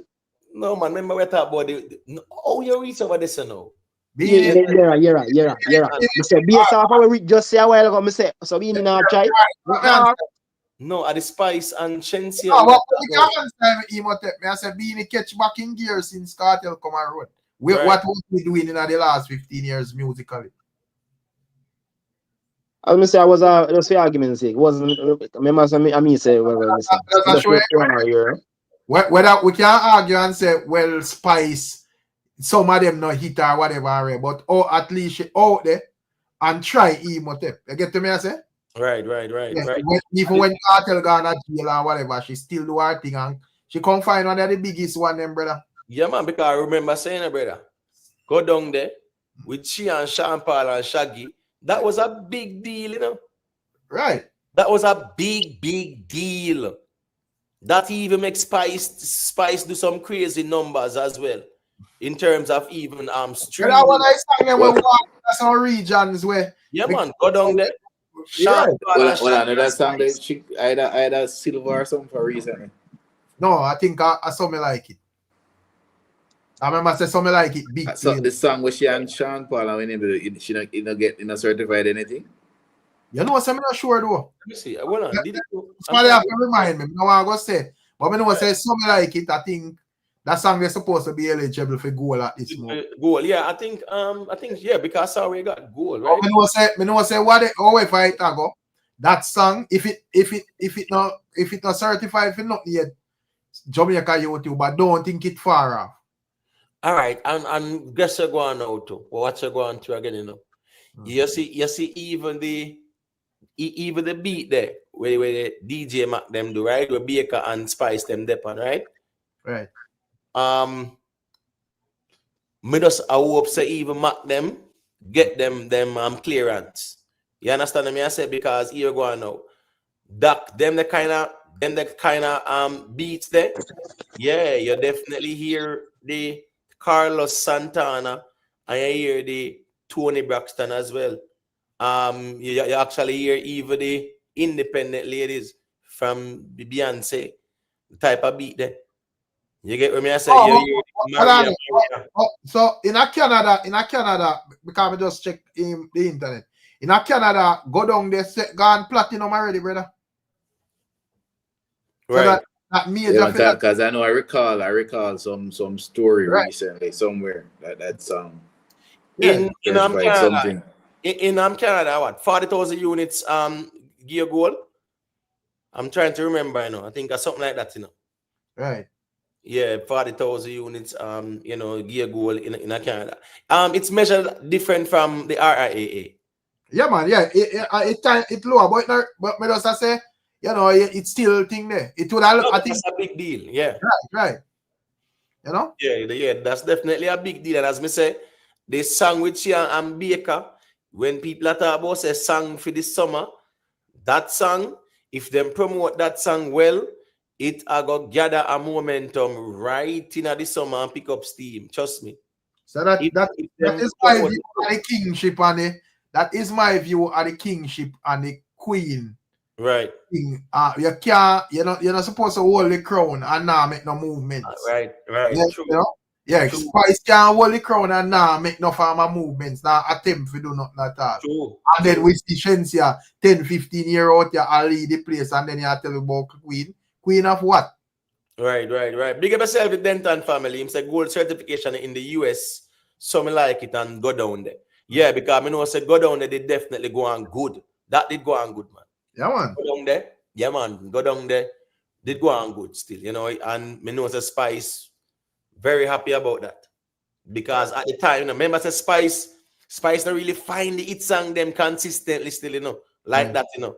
But when she find song, yeah, man, and them connect, yeah, man, them connect. I think with it can't do calculate, you know, because more while they will tell ourselves about whatever and just out of the blues. You know, something just connect and just start to run, bro. So you have to just go and put in error. Right. Listen me, the Black Light, you can go and talk about mute a song for this summer, brother. Brother, shake it to the max of the song for this summer. What that do? Brother, yes, mute a bad man song. You see where Spice and Baker drop? That a party song. That a dance song. That a girl song. You have to understand the difference. So man could have really see shake it to the max and tear down the elbow that 100 and attack nonsense. Oh, mute at the song for the summer. Don't do that, bro, man. I'm telling you already, you know. Say, listen me, shake it to the max. Don't play around with it. Claim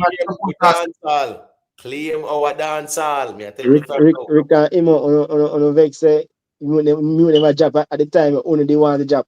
No, bro, that doesn't reality. Mute is as me I say, mute is a hardcore dancehall song. So when me I say is that now, shake it to the max is dominating even in Jamaica. Shake it to the max and dominate Jamaica, brother. Factually, that's fact, yeah. Yeah, so I don't. You can't go around that. You don't say when Masika drop him song, brother. Masika drop him song when he feel like. Now what with that? Me and you say his song should drop long time. Yeah, but that's just your view, brother. But I've been advocating that for months. Right. The song should have dropped long time. Yeah, but Masika probably strategically dropped this song in this time so it could have make a run for the summer, which nothing wrong with that. I understand that. But me I say based on how me see things right now, shake it to the max, brother. I climb, me see it a climb upwards anyway. It. You can see say, all right, this a frazzle long or whatever. Right? I climb, me see it a climb upward, brother. Yeah, man. Mute is not going to have the effects of White. It's going to be a very popular song. It's going to be probably a hit song in the core, but it's not going to be have the shake it to the max is just eating up all of the space. Yeah, I agree. That's the truth. And as me say again, you know, if Spice them and Baker them promote that song properly, trust me, that song will definitely gather some momentum in the summer. Me not ask, me I tell you. You understand me? I say, yeah, man, it will work.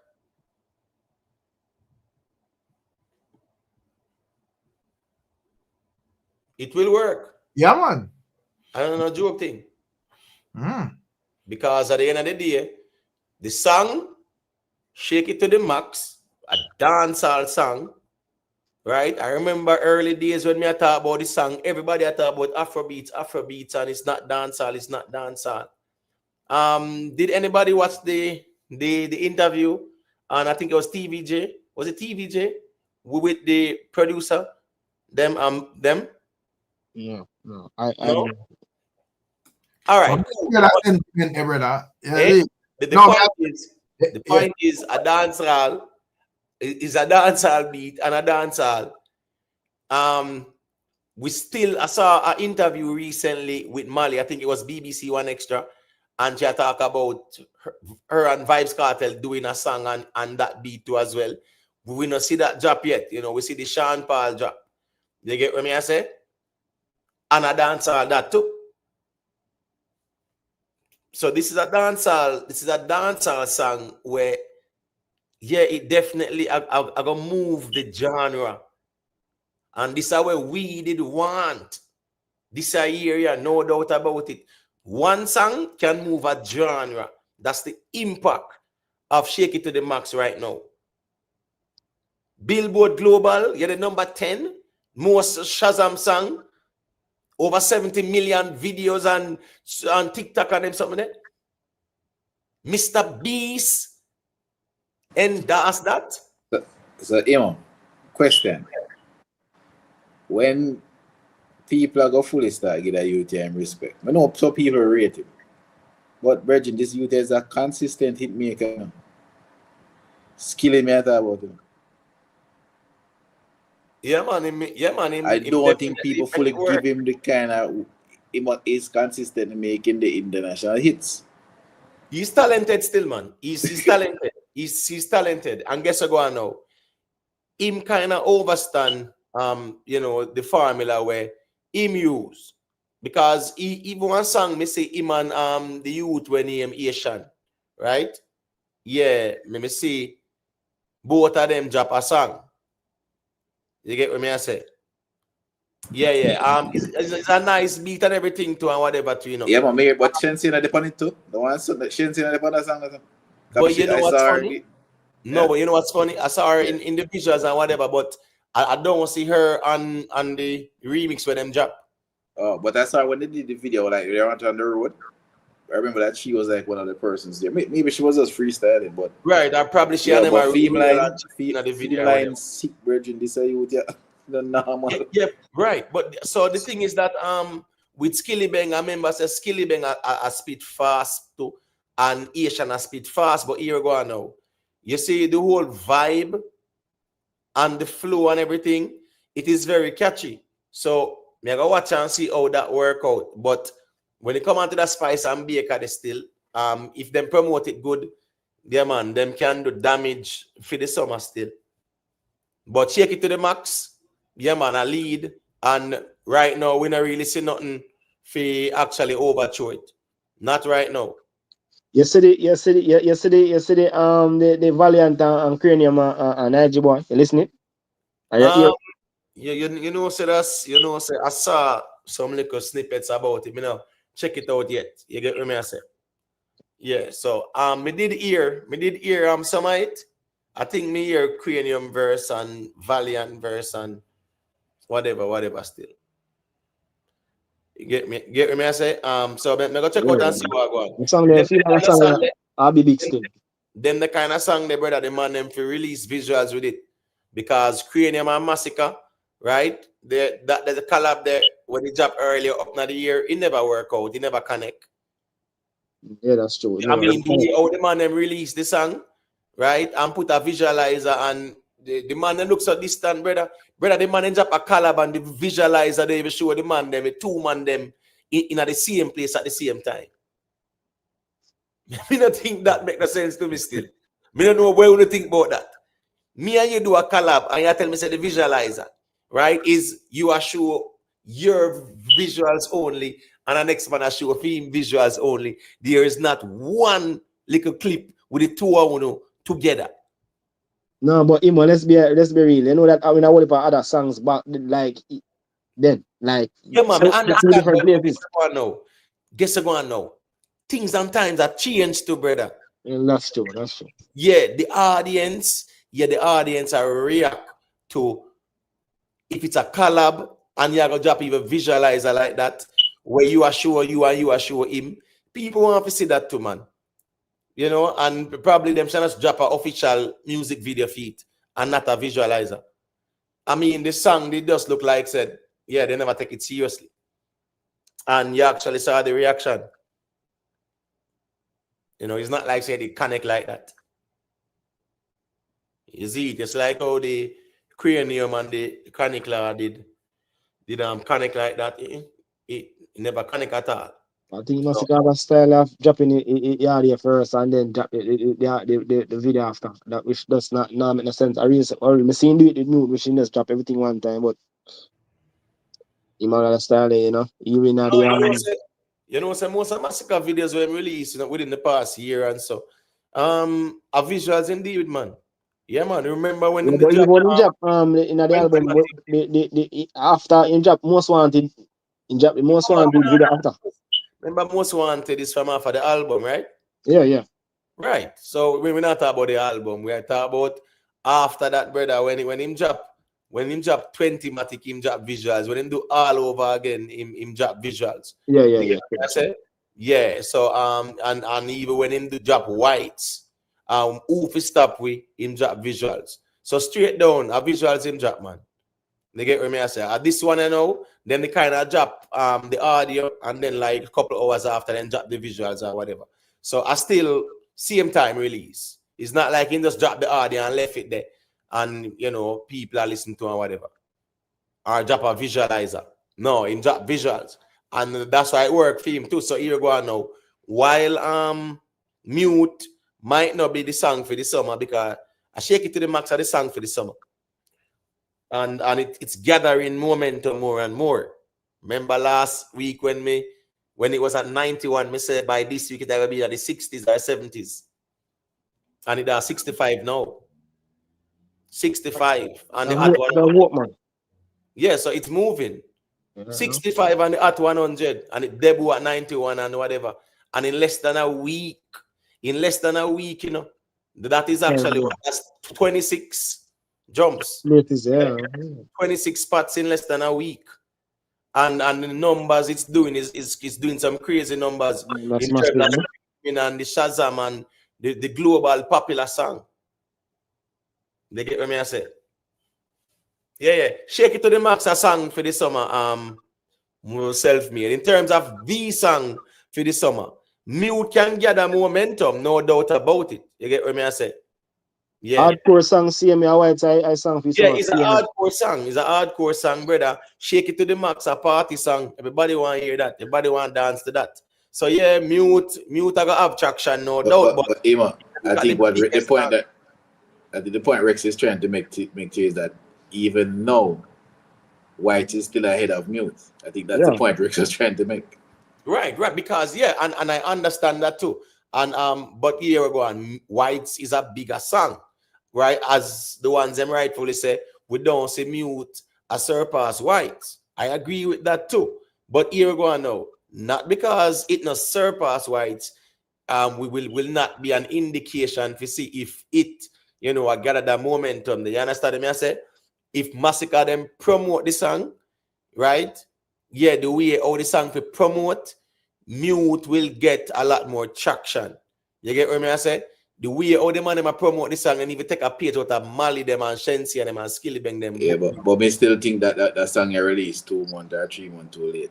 It make if you release from then, we didn't have that kind of momentum here. At least it would have been fighting. No, everybody literally have fight for second place. Right. Miss Steve perfectly said, Whites, I'm Mute, big brother. You know, easy, you know, Miss Steve. The Pauline Bailey, you know, you got big up yourself. You see, let's travel. Yes, if it's cranium song, all right, that's fine. But here go on.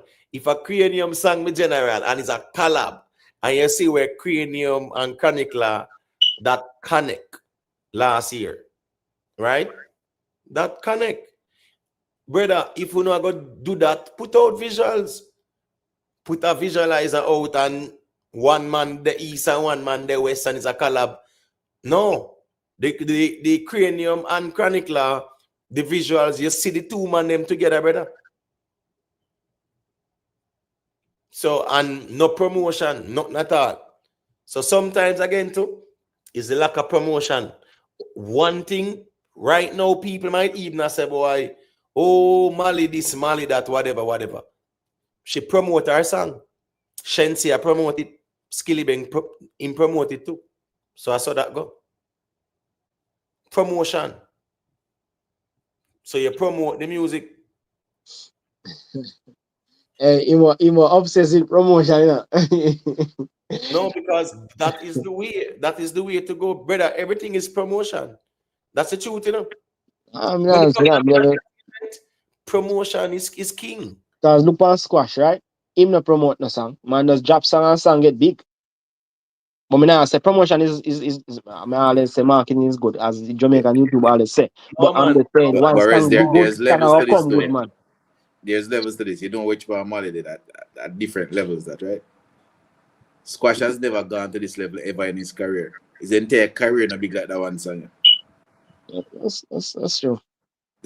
Okay, people must understand the magnitude That's of true. this. That's true. What I like about this girl is that it's like literally every city that she has been to, everywhere, either to perform or whatever, she makes sure to stop and pull off some kind of stunt or something in a capital, in a town, in a market or something. This girl that want it in a boss, man. She Yeah, will man, will for real, herself I to agree, it. man. I agree, you know, Okay, with that she's party. willing herself to it. I agree. Big But me song. just say like one song solid. So if I tell you, even me not say enough, put it out there or whatever, market it or whatever. It's just like it gonna show for yourself. Say, oh, a big song. Big song, a big song. And as me said, the whole dancehall supposed to celebrate because I saw it for go more time. A long time we want them things that for go on. We see TJ do a thing with G and Byron, but Byron himself, he never really. I think Byron did claim the dancehall like that either at the time. You understand me? I say, but it worked for him. Him get a collab with Burna Boy. Then Burna Boy, you know, in a peak farm too, and it worked. But the songs them never do them damage where we see. Shake It to the Max do. This a song in as a dancer song. Yeah, a long time we don't really see them type of damage. You don't be like a Sean Paul them would do them type of damage still, is it? That's the truth though. Yeah, this song potentially, you know, this might sound like madness, but I'll say it here first. This song have the potential to go straight to number one, you know. Yes. You better believe that, you know. Yes. Number one on the planet. Yes, it does. Just the dancing alone make it really reaches still. Me not lie. You know, cause you know people love dance. You know, most girls, most women, they like them will say I move to it. And once they get it feed it on a level there, of course we reach there. And let me show you something that a lot of people don't take into consideration. The psychological part. You look at Moliy, cute girl, but she's an average. You'd say she's an average girl, right? Average in terms of nothing. Shenseea, you'd say, boy, beauty, well curved, whatever. Moliy is just a cute girl, but ordinary. That is that appeals to most people on the planet, you know. Because that's how most people on the planet look. Simple as you see it. That psychologically seeing this woman up there, you know, so people not necessarily even thinking about it's just seen is like an inspiration for a lot of them. So it we has say that the confidence psychological thing. effect. Repeat that, So we say like it's a confidence thing. You say with the ladies then. Exactly. So it makes the other women they're not afraid to dance and enjoy themselves and so on. So it has that appeal.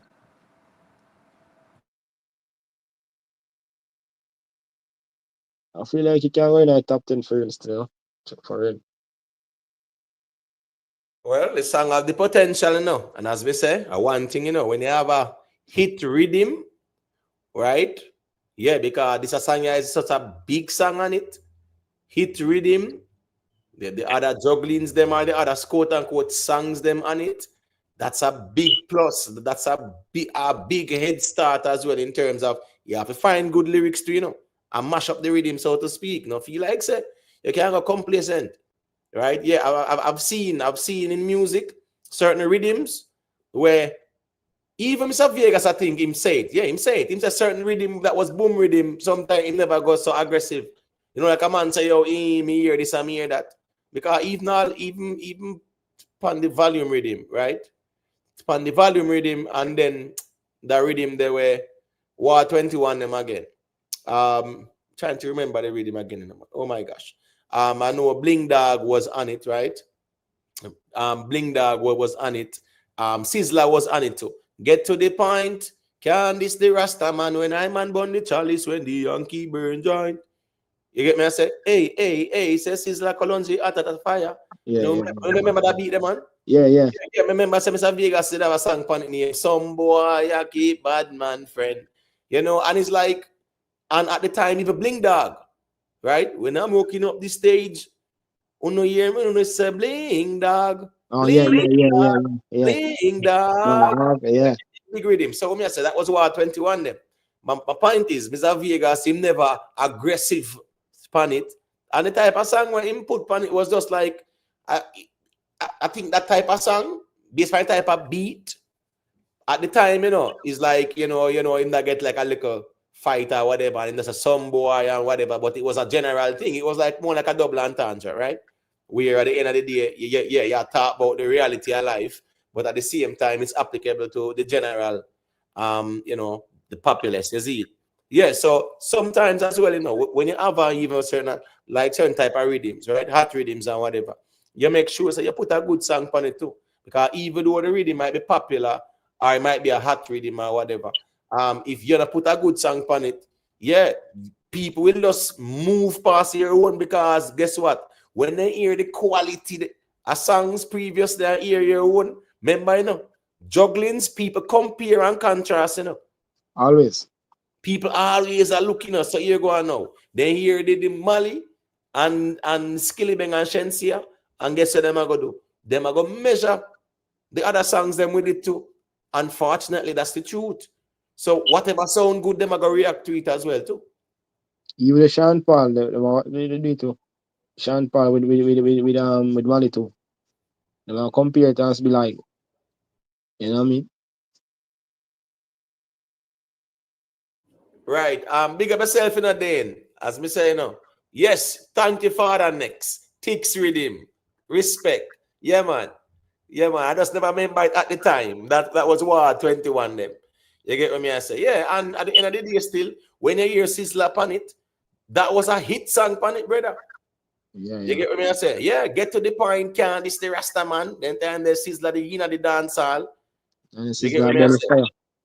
Yeah, man, how you say, man? Then the man deal with all on the bug rhythm. Let me see. A bug or a buzz. That's what I remember, you know. When he must say step up in no, at the well on Sean Paul have just give me the light on it. Yeah. I always mix up them sometime, you know, man. You get me? I said, it's a buzz, man, a buzz that man. Because the bug rhythm is where like Bounty Killer look into my eyes and him something there. You get me? I say bug, yeah, and then them sample the bug and deal with the crew. But at the time, Pande Buzz, remember say Sizzler them did have we step up in a you know, front line. Oh yeah. Pump. Colonji grind. We step up in a front line. You get me? I say, yeah, pump boom. She want me ram it up. Then time they are Rasta man I sing dancehall lyrics in a brother Sizzler, you know. And that I did hit song in a dancehall, my brother. That's how talented Sizzler was to for real. Sizzler and Buju them, brother. Yeah, man. You know, say, me as the owner, I mean, never say, me never hear no give Junior Reid no credit boy. You know, top artist that though. Big up Junior Reid. Yeah, but you have some time. It depends on the conversation, right? Junior Reid was a man where him did over the reggae part, and him do some very good songs, because guess what? Now, One Blood, you know. Make Junior Reid that tour all over the place, you know, brother. Yeah, One Blood crossed over. Right, that's what say. International song that. Yeah, man, that's a monster, man. That's like, a monster. You know, respected in a rap music, like get respect. Remember, say Junior Reid did have a plaza right off of Beachwood Jamaica YouTube, not near Beachwood Avenue, right off Constant Spring Road, this man. Not, let me see. Not Constant Spring Road, right? That would be Eastwood Park Road, this. I think it's further. It's not. I don't think it's Beachwood. No, it's near between the Jack's Bakery to Red Hills Road, this. Yeah, man, it's up that side. Right. I think the other day in the tear down. Do some work. Yeah, man. Do some work. Do some work. Yeah. Right. So Junior read them, as I said. Yeah, Junior read them. You know it going on.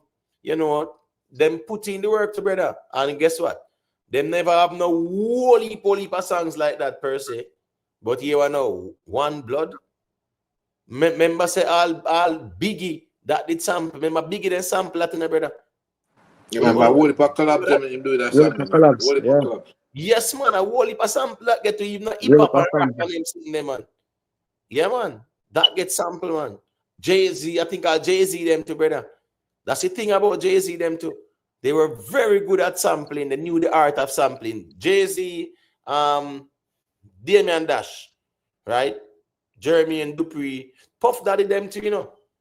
Puff Daddy them too. But the thing is that, you see, Puff Daddy them, yeah, Kanye West them, they knew the art of sampling. Yeah, and they them knew how to do the samples them. Dr. Dre them too. Yeah. Right. Yeah, man. Trust me. Because when it all One Blood, yeah, them sample that. The game went #1 with One Blood. Respect Self-Made. Yeah. So and a normal song still. You get what I say? But me just have a point out the fact say, you see a hit rhythm. Yeah, man, a hit rhythm. Definitely. Yeah, you get a good start because a hit rhythm. But you have to put a good song on it as well too. Because if you don't put a good song and a hit rhythm, yeah, man, and people are listening to your song and are listening to the other hit songs them, yeah, man, sometimes it's a different reaction to your song.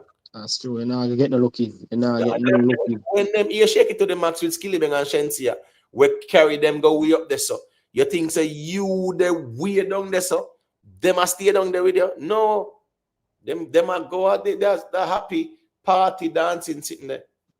Yeah, shake it to the max. Yeah, man. As me say, this is a song, yeah. I go gather momentum. You know, I got to stuck at 65 still. Shenseea, independent. Moliy, independent. Skilly are the only one sign. You get me? I say.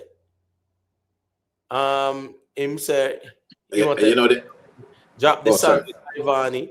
I have to go check that out, you know. Yeah, me never know say my Ivani. I go drop song still. You get what I say? Jamaica YouTube. I said what this song does, and as much as Moliy did the original, is that the fact is that she don't have much of a catalog.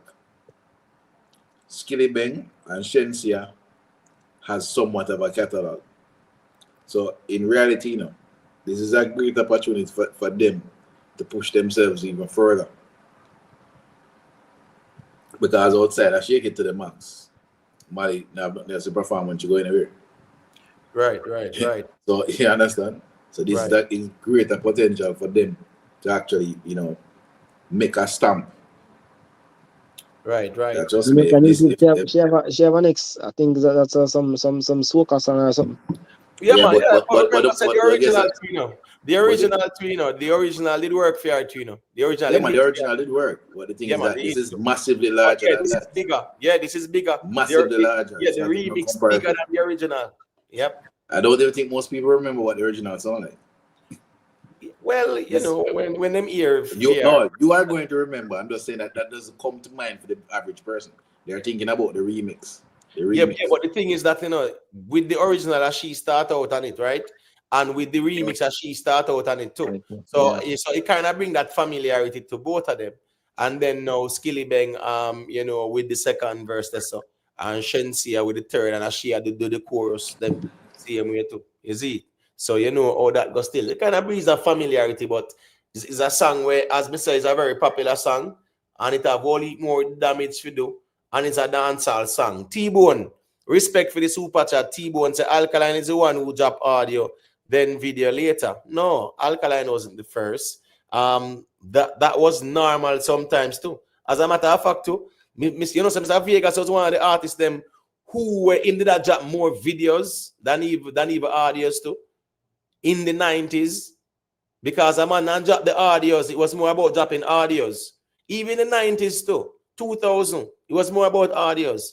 It wasn't about a lot of visuals like that. It was more about radio play. Yes, it was more about the people them here. I remember them tell you never had YouTube. Right. Plus remember when the man them drop them albums as well. A man will drop a one video for your song where probably other song they want to promote, but everything else are audio, straight audio. And if a man see a song I get some traction, a man say, all right, cool, make me go do some visuals for that song there. Yeah, so when the man drop them albums, sometime a one song, you see them drop even visuals for. That's the truth. The rest of audio dead and you see which song the people them love and whatever, and then you see man start shoot a video. Me see Moliy done a shoot visuals now for theme song. And it's a very good song him have to, you know. So I'm just saying, you know, we are in a visual oriented environment, but no. And as me say again now, with the song the My Choice, right? The My Choice song the Alkaline drop. Brother, we don't say what we say about it, and it wasn't nothing untoward. It was just the truth. And it shows, brother. The last time I checked, me not see what. It not reached 300,000 the last time I checked still. That's the truth. And 300,000. And it's an audio. And normally, even with audio, within this time, Alkaline and past 300,000 still. But you just have some songs where not even just the fans them too. The fans them just know say, all right, cool. It shows. It's not like anybody I hate or nothing like that. Sometimes people just get emotional when they talk the truth. And we not do it in a disrespectful way. But when the song dropped and we spoke about it, we spoke the truth. And it is evident. Very evident. You get what I say? Yeah. Scara, by the way, with your style, you know, big up yourself, Scara. He said, no, Imhotep, it's Alkaline first started, member. Good no. He's just not inspired by anyone. No, man, him say he's inspired by fans them. Yeah, him say I'm inspired by fans them. Rez, what is your take on that? On Jamaica YouTube? About the song? No, about Alkaline saying he's inspired by his fans. Oh, honestly, you know, me not really to that. Honestly, me not really know if it's because him just probably just no want give no artist no credit, you know what I mean? Or just not show no respect to the artist and just be like, oh, I fans them, isn't it? Because fans are look out for where you know, where you put out. So you can't inspire by fans. I don't think that even really makes sense. But as I say, I'm saying thing kind of want really give no artist, no, you know.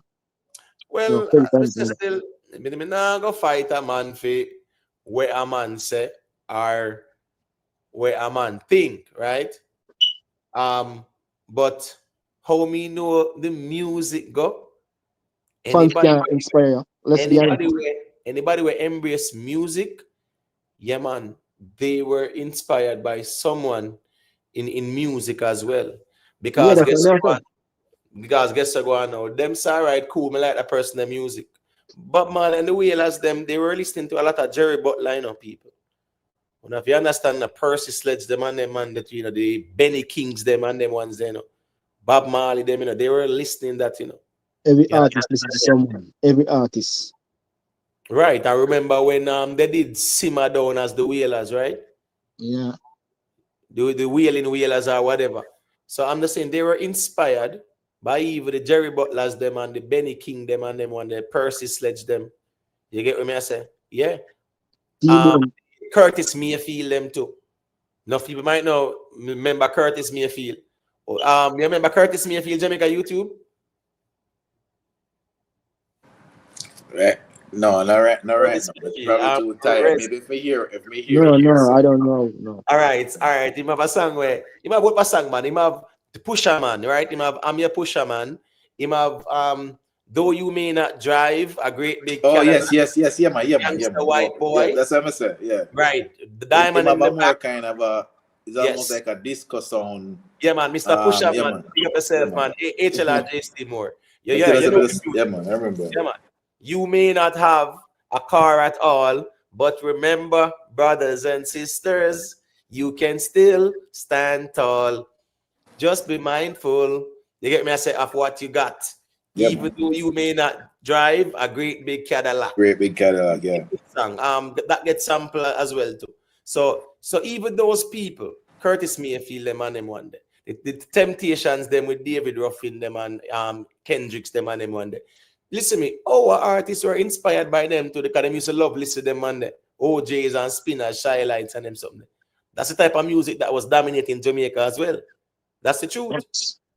That's the reason why when they come on to even the Mother's Day and the Stars Are Us and them something there, certain type of artist, certain type of music was inspired. Trust me. So I know some music go. But I am saying, me not there have to cow down the man and say, yo, me I work with what a man say, brother. Me not argue that. Because that is me in the minor. But what I'm saying is that musically though, everybody is inspired by someone. But the problem, I say, the problem with everybody. You know who sampled a lot of Curtis Mayfield was R. Kelly. Yeah, man. Yes. R. Kelly. Yeah. The thing where I have, the problem where I have is that everybody want the man to say Vybz Kartel, brother. No, as an officer Vybz Kartel. That's a problem where I have. Me not really have, me not have no problem with that. But my problem is you can't, that as me say, you can't say I fans them inspire you. Come on, fans are sing song. Well, guess what, man? No, man, but guess what, man? The fans' reaction to your music, of course, that inspire you. Every artist are inspired by their fans.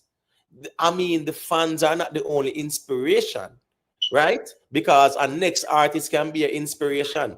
The Gloria Gaynor, the Diana Ross, the Gladys Knight, Thelma Houston, Dionne Warwick, Whitney Houston wanted to be like them, right? Yes, she wanted to emulate them.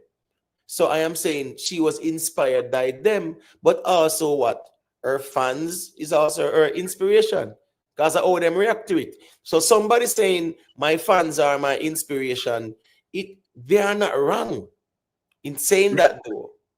No, but remember your fans don't know what you're coming out with. No, I'm sorry? Remember, say the fans don't know what you come out with, you know. The fans don't know what you come out with. So if you're inspired by then they don't have a clue what you come with. No, but the things the fans them reacting to your music is what inspire you. No, but it's a different kind of inspiration, though. That's the thing in ours. I think we're trying to put inspiration as being one thing. You have musical inspiration. And you also have the inspiration that make you feel indebted and almost want to commit yourself to ensure that you always satisfy your fans, which that's a different kind of inspiration. I understand. So you're talking about the musical inspiration part. Yes, that's what I'm saying. Inspires you musically. Yeah, and remember good, all right? You say fans, right? You say the fans, right? So why the fans don't making at least hit 1 million then? Since are the fans them inspire him and are them inspiration because it seems like that him say. So why they not make a song hit then?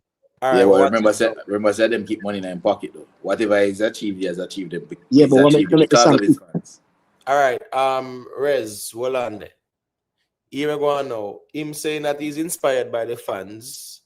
Yeah, it no mean said us. Remember, me telling you already said us fan base alone cannot exclusively give no artist in dancehall a hit song. If that was the case, every song with the man in Japan and be a hit song in a dancehall.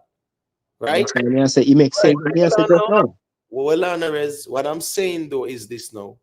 Fan base is very important to the artist because, of course, the fan base inspired the artist. Taylor Swift is inspired by her fan base as well because it's not normal and them react to whatever content she put out. So she's inspired to do more and more and more. So I am saying that's not the only inspiration. That's fine. But if somebody says that the fans inspire me in music, what was the question? Was the question, oh, how did you start out doing music? Or who inspired you to start doing music? Was that the question, Wes? You know, me not honestly, me no fully remember. Jamaica YouTube. Jamaica YouTube, do you remember what Alkaline said? Me not fully remember the question itself. During that interview. The question wasn't about who inspired you to do music in terms of to make you start do music. The question was asking a present tense as well too.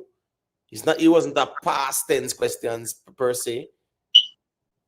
Him said the fans inspire him to do music. Remember, you start off, right? Do a song, the people them react to it. You're inspired by them.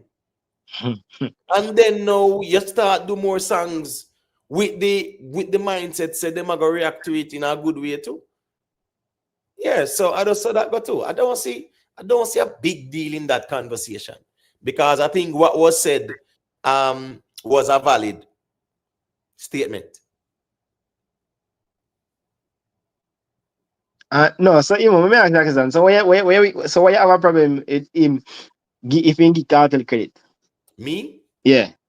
You just say you have a problem people want him to say a Kartel in getting spread from. No man. Me have a problem with people who are demand. Because let's call a spade a spade. People out there demand that. There's a difference between wanting someone to and demanding. You understand what I say? Yeah, I just write this or that there as well. Scara, me see a check in. Yeah, man, big up yourself, you know. I don't know what you have to say. Big up, big up. Well, we do have a colleague still. We send you a clip on Instagram. Right. Just want to hear your thoughts on that. You're talking about the one you sent me this morning? Yeah, let the people them know what it is, man. All right, yeah, but guess what now? That's Kanye West giving his hip-hop perspective, right? When him say Drake is the best selling, right? All right, yeah. All right. Since the calling and asked me about it, go ahead and just, tell the people where Kanye West said. Well, first, Kanye basically have the stance that I hold, right? And he said Drake is the #1 selling and Jay-Z is the most impactful or most influential. And that was my stance on this GOAT thing from day one. So it just kind of not surprised, like, because I know a lot of people have that standard in the music industry. They feel that same way because most of them, like we always said, we're not taking nothing from none of the artists them, especially if they sign a deal and they make their money or they get their achievements from their deals. We're not taking it because that's a part of the industry. So we can't take it away. But my stance always was certain things we put a bigger weight to, a more value. It's valued more than others. And that's kind of what Kanye's stand was. He's like, yeah, Drake have all the numbers and have all the this and that, but when it comes down to the impact, he doesn't have it. Yeah, but the thing is this, that's why I say, I don't think you guys understand the Black, or we should say Afro-American hip-hop culture or the rap culture like that, right? M&M are the baddest thing them ever see. Does anyone wants to challenge that? Well, it's hard to challenge that because it's hard to challenge that. The point is, and anyone can challenge that, but guess what? M&M are the baddest thing them ever see. But here what? Because of him skin color. Yeah, man. Anyhow, this was a black man who Anyhow, Eminem was a black man. That's what I'm telling you, man. He might go over everybody. I don't know the joke thing. He might be the You can't answer that. You can't answer that. No, but you know them still. We have one of people still have imagine. I am saying, the skin color was a problem at the time culturally in America. That's the reason why when it comes down to the hip hop and rap culture, I don't get into that conversation because I guess I go on now. Really and truly, Drake's impact in a music bigger than the whole of them. But people forget that what Kendrick used the other day and Drake, you know, was that to turn it into a culture war. Right. Because you know that the song, they're not like us. It's a cultural reference. Yes, man. Definitely, man. Definitely. Him say, I couldn't let you disrespect Pac, and him call him the N-word and whatever. You get what I say? Yeah, man. And him talk about the world. Remember, you know, the power of they not like us, you know. Because remember, even Drake and Pusha T and them one day. Remember, say Pusha T them was the one them who did expose all ghostwriter settings and all them sitting there, and the child where him quote unquote hide and all them something there, brother. So my point is this: that Kendrick they not like us. It connect because Kendrick used the culture against Drake, and it rub him. No doubt about it. If you listen to the whole lyrics of the song, the man has said, who you have to link up with when you check in and them something there. Because remember, say you have certain man where run all over Cali side them, you know. Wait, what did you the name again, man? Prince them, man. We know Prince them, man. Yeah, the thugs them in the street. Prince. Yeah. Yeah, his son, not him son and Drake. Not him son link and Drake got power and him son carry Drake them to cash money them. But you know, not to cut you, many really want to go into the American rap conversation. My point is with that argument is that's why we cannot use American hip hop or rap culture to validate that argument, because here we go now. Brother, if you're gonna argue about a goat argument, you have to show who do it the biggest. But you feel like that's only in rap and culture that people look at it that way? No, I am saying that's why for weeks we have the debate and we can't come to a real conclusion. And anytime that topic is Scara, don't say we're not come to a conclusion, because nobody not challenge the argument validly, brother. No, what you mean? Scara, if you are gonna say you're goat in anything, you have to show say you did it the biggest. That's the truth. You have to show say you had the biggest impact. That's the truth. Yeah, but why you use and show that? All right, you tell me now. Because me tell you my stance already. You are using Kanye's statement to validate your argument. Scara, let me ask you a question. Why give me 4 criteria to make be the goat? No, I'm not going on a good conversation. I'm calling for. Yeah, but a good conversation. No. Yeah, me calling and me say, I hear your opinion on the clip that I sent you. A good conversation to bring up. No, do you agree with what Kanye said? Yes or no? No, I said I'm not going to apply that to dancehall. Oh, if you apply that to dancehall when me never say you should apply it to dancehall.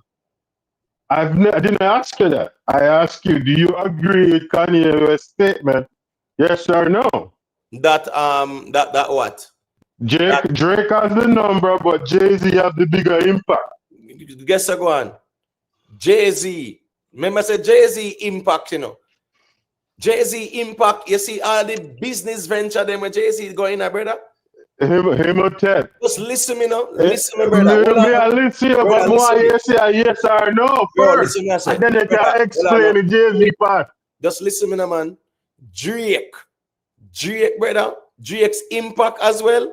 As me say, his skin color them use on him, just like how they did with Eminem. That's why I say I don't think you guys understand the American culture like that. So that's why I say I don't get into that kind of conversation. Because So do you understand it, Imhotep? brother, yes, it's hypocrisy. As me I say, it's hypocrisy and skin color and demographic. So are you saying you don't agree with Kanye's statement? Yeah, I don't agree. I'm not gonna agree with that. You know why? Jay-Z was definitely, as a matter of fact, you know, Jay-Z never bigger than a Tupac like that, brother. A Jay-Z business venture, them when going on everything. And when him do boss Rihanna them and go link with Beyonce and yeah, everything just make him big like that. But musically, brother, Tupac, them bigger than Jay-Z musically. You know what that means? Tupac bigger than Jay-Z in a influence and everything. Man. Tupac bigger than Jay-Z musically, brother. Then I mention but you agree with him again. But by saying that you're agreeing with the Kanye statement. No, but Kanye said that's the because Jay-Z. I know. But Tupac not the numbers to match up with Drake. No, brother, we're not arguing about. We're not comparing Tupac and Drake. What me tell you is that Tupac have a bigger impact in our music than Jay-Z. That's just my point. And I would agree with you on that too. Yes, right, so I would agree with you. That's why I'm going on a goat argument with them because guess what? Him a mention a man where a goat when a bigger than Tupac in a music, brother. That me I talk about. Just look at that. So I don't go over there, so. Because that the argument don't make no sense. It's the same thing. What I know is the same thing when I do with Vybz Kartel and here we go on now. Beenie Man and Vybz Kartel, just like how Beenie Man and Vybz Kartel in the Crown conversation. If it's a good conversation between the two of them, Vybz Kartel can't pass Beenie Man. Oh, Vybz Kartel are going to pass Beenie Man now. In a good conversation. Good conversation is what? You show your achievements in a way you do. Is achievements like, is that the only accomplishment in music as far as like record sale and Grammy? Is that the only achievement? I never said that.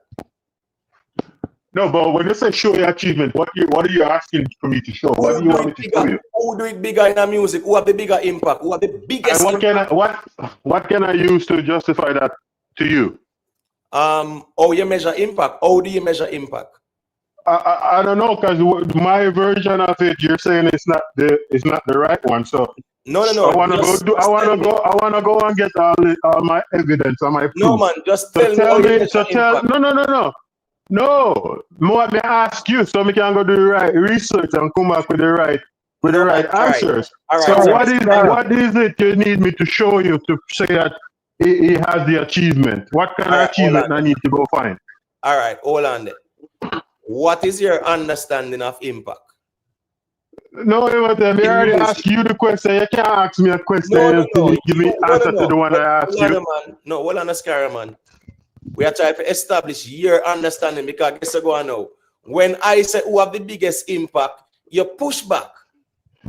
So if you have a pushback, that means that clearly you are saying that I am wrong and therefore you are right. So therefore, now you have to tell me. Let me tell you. Okay. Let me finish. May I say if you have a push back at that, you have to tell me what is your definition of musical impact. Okay, so may I break it down to you like this? Because I tell you, me have the way I judge it. I weigh them. What weighs more, right? For example, if I plant let's say an orange tree, 2 orange trees me plant. One give me 200 orange, but the next orange tree give me 200 orange sucker. Which orange tree is more valuable to me? The one that give me 200 orange, I want to give me orange plus 200 sucker. I think that's a bad reference. That's a bad. What do you mean? What do you mean? Hold on, what do you mean? Because allow me to answer this one.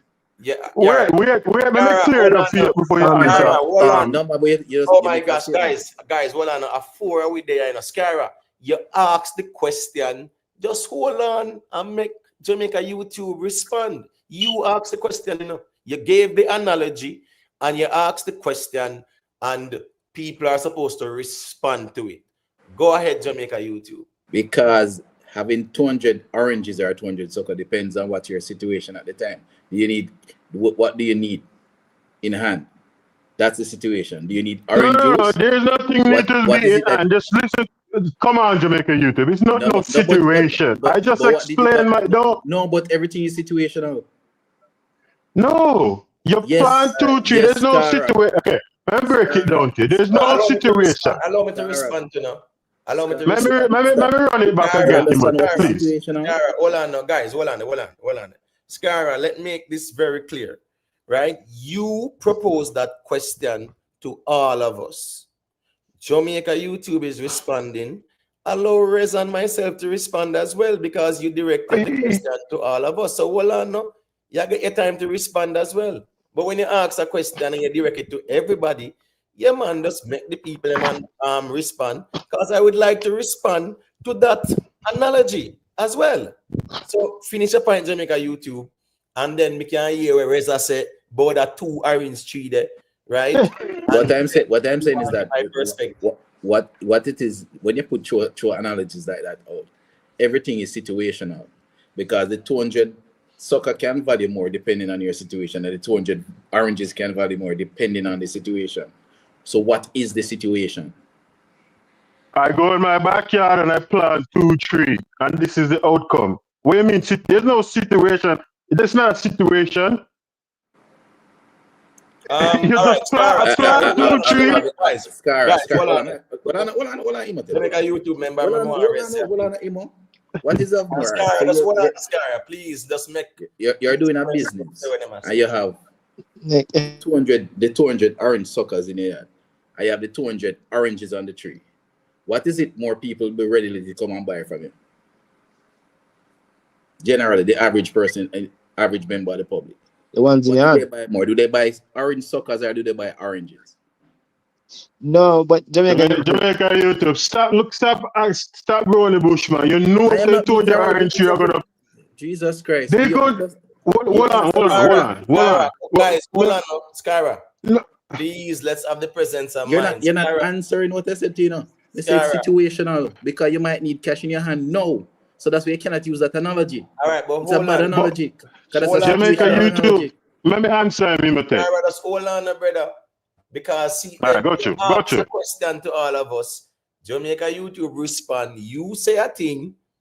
Mr. Jamaica YouTube say what you must say because Reza myself want to say a thing. You brought up the orange analogy. Jamaica YouTube, I give you the orange analogy, and you reject that, but you give your orange analogy too, right? So just let me put it this way. Go ahead. Whether you have 200 cars, 200 orange suckers, 200 banana, it doesn't matter. If you need cash in hand, if you're in a situation that you need cash in hand now to spend, all of that does not matter, you know. That's why it's situational. You get it now? I hope that's what you're saying, but that's not what I present to you. I never tell you I was selling that's anything. What you're presenting. That's why I said it's no. Okay, got you. Yeah, man, that's what on there. Rez, you want to say something about Skara's analogy of the 2 orange tree them? I didn't see him now, because him man say orange sucker, and I never really see that yet ever. So I just leave it alone, you know. No, man, I'm not get so technical still. Well, me understand what you say, but at least we know. I know what's an orange sucker. Right. What we call the sucker, the orange sucker is more of the tree. You know, you plant the seed and you get the sucker. So I'm not saying that an orange sucker. Imo, you would know that orange sucker is going to take 2 to 3 years before you get the orange out of it. Right. And remember in a Rez. So that's why it's a bad analogy. It's situational. Yeah, right, Rez, remember. Come on, you're too technical, Jamaica YouTube. Sarah, hold on, please, forward there. Rez, there's also a thing colloquially called banana sucker. Yeah, man, no banana sucker and plantain sucker, right? Right. But guess what? No banana and a dip on it. So it's the same thing applied to when him say orange sucker. So me I say that's why me not get too technical with him. But since that you have to say, right, me ask Skara, what is his definition of impact in music, right? And him go to 2 orange tree. That's what I'm saying. Right? And him say, one way produce what, Skara? Me say one produce 200 orange. Right. The other one produce orange plus sucker. The one that produces sucker is more valuable to me than the one that just produce only the orange only. Right. Because the sucker them are gonna grow up and are gonna produce more orange. All right. So hold on. My question is this now, based on your analogy. Are you saying that one of the orange tree them produce seedless orange and Yeah, one? I get technical, you know what me I say. But almost that him say. Almost that him Sometimes I say it don't make no sense. Scar, Like the analogy. guys, just hold on now. Because I tell him from the beginning said this analogy is a slippery slope quicksand analogy. Are you saying that one orange tree is growing seedless oranges and one is growing oranges with seed? Oh, okay. What may I say? I'm a successful artist and I put on other artists that eventually become successful in the game. So, and then you have one artist that's successful in the game, and his success is only he's the only one benefit from his success. All so right, the one who's successful and put on other artists to be successful, I wear that right there more than the one where only his success is only benefiting him. All right, so show me where in music. There is like an international award for who put on who in a music. Or who like I said, you know, me just explain. You ask me what in my opinion. I'm asking you. No, hold on, Scara, because your orange tree analogy was a poor analogy. Now you talking about a man I got big growth because of who in boss and whatever. There is nothing in music. Right? When did I say that? Hold on. Never said that. That's what you said a while ago. No, what was the question you asked me? No, I said your orange. I never said nothing about no boat. That's your words, not mine.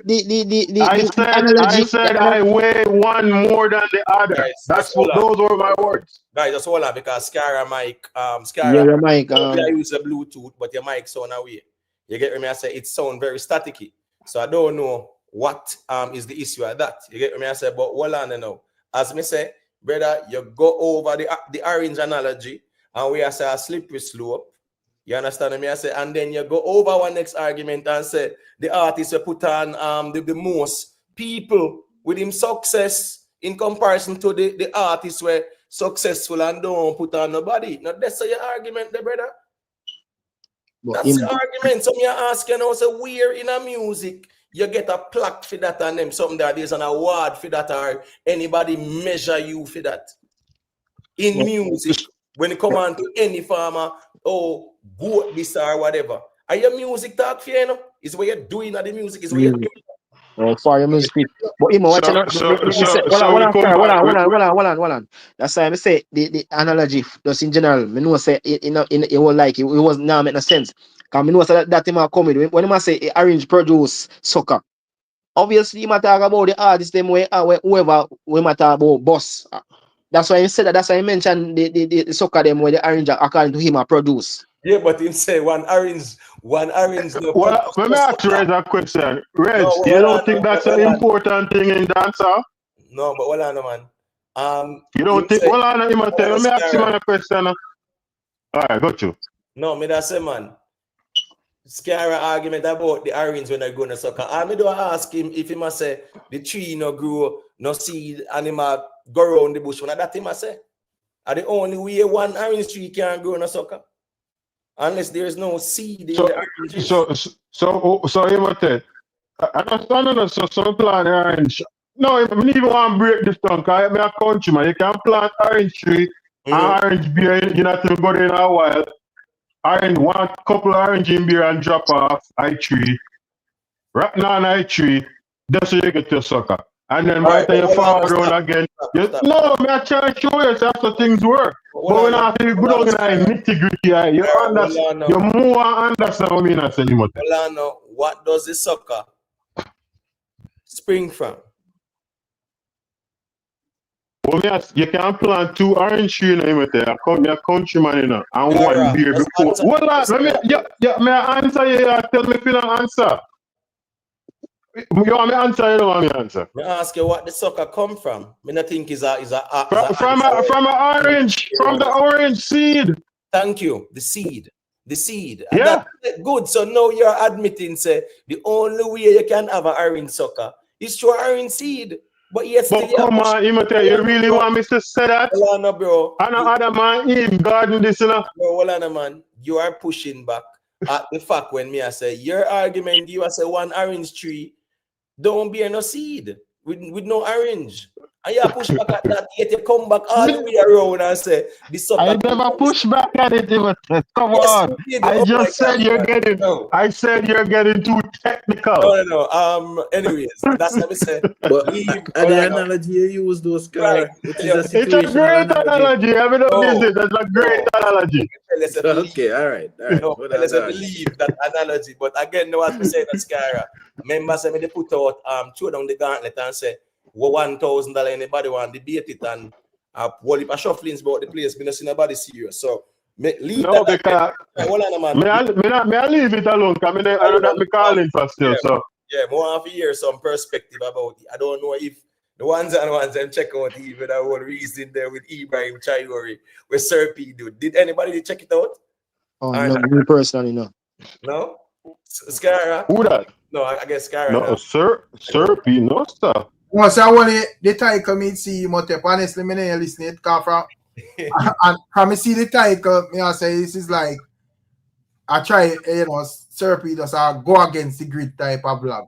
So I never really, honestly to God, I never really listen it because I said, oh, this is just weird, bro. No, but the thing is, hey Rick, Skyra check in, right? This morning him send one video. Kanye West, I say Drake does the numbers, but Jay-Z is the GOAT. Right. You get what I say? Yeah, and when him do know, when he send that to me, him swear say him couldn't use that to say, okay, a man do bigger numbers, but a next man is the GOAT. And me I make him know, say, brother, Jay-Z is not no GOAT over no Tupac. No. Are you gonna ask me why I send it to you? Hold on. You can't assume what I was assuming. Come on, man. Hold on, brother, man. Hold on, no. Remember, Kanye said, Drake does the numbers. Jay-Z is the GOAT. That's what the man said. That's what you send me. Are you calling specifically about 4 hours in with their reason? Are you calling specifically? Remember, it's a segue, Yeah, man. Remember, different thing we are talking about, you're calling specifically. We ask that question there. Because Kanye said, Drake does the numbers, but Jay-Z is the GOAT. Yeah. Jay-Z have the culture. Hold on, Scara. Can I ask you a question? Hold on, bro. Big up Sonia Smith.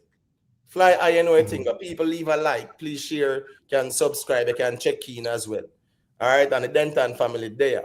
When me I say, brother, Scara, uno really did have it say Jay-Z and GOAT over Tupac?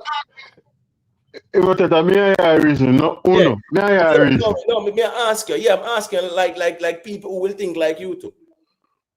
Because I'm seeing I reason, man. Remember, I know people who think like me. Yes, of 70 brothers, 7 different minds. No, I'm saying I saw that during the GOAT debate where nobody couldn't really contest. I saw that. Come on. We know that. Because remember 1 million man calling from all them man they see them man there again. When GOAT argument hot, 100 man are calling. Himotep, you said this, Himotep, you said that like people sending them and them sitting there. So when me I said, brother, the hip-hop argument there, brother, listen to me. I don't think we don't know the hip-hop music or the rap music like that either. If you really understand it from the roots. You get but you know, the thing is not about. It's not about. And that's why I give them 10 seconds. Make Reds invest and then talk for all 3 hours. Because when time slow, see them in the emotive. But anytime at argument, 1 million man from nowhere. Yeah, I man. want to cut you off when you talk. Man, I they want to can cut you yeah. off. Yeah, Man, I like want to cut you off. YouTube and James One and them, and they were principal. If you don't mind shot them, man, they don't get a talk, man. They have a mess word. Yo, a 10-second, brother. Yeah, man, true, man. And the funny thing is this, I'm gonna just say this lastly, and then me know the Denton wants a thing. Sky, when we know say you're there and I say a word. When me I say is this, during this Vybz Kartel Beenie Man King debate, I've not hear one. All right, you see when Invest and Raz and Denton them I say, you have to show where each man achieve. Right. I don't hear not one Gaza fan call in and challenge that argument. Right. Because them know say any how then go there, so Beenie Man I go lead. So here we go on now. If Vybz Kartel can't win Beenie Man in a good conversation, brother, that's what I'm telling you from day one. Say you can't size him up with Sean Paul. That's the reality. I'm yet to hear one Gaza person call in, not even self-made would I be challenged that, because self-made knows that here we go on now. Invest and Raz and even Denton them will say, you have to show who accomplish more, who do it bigger, whatever that's so.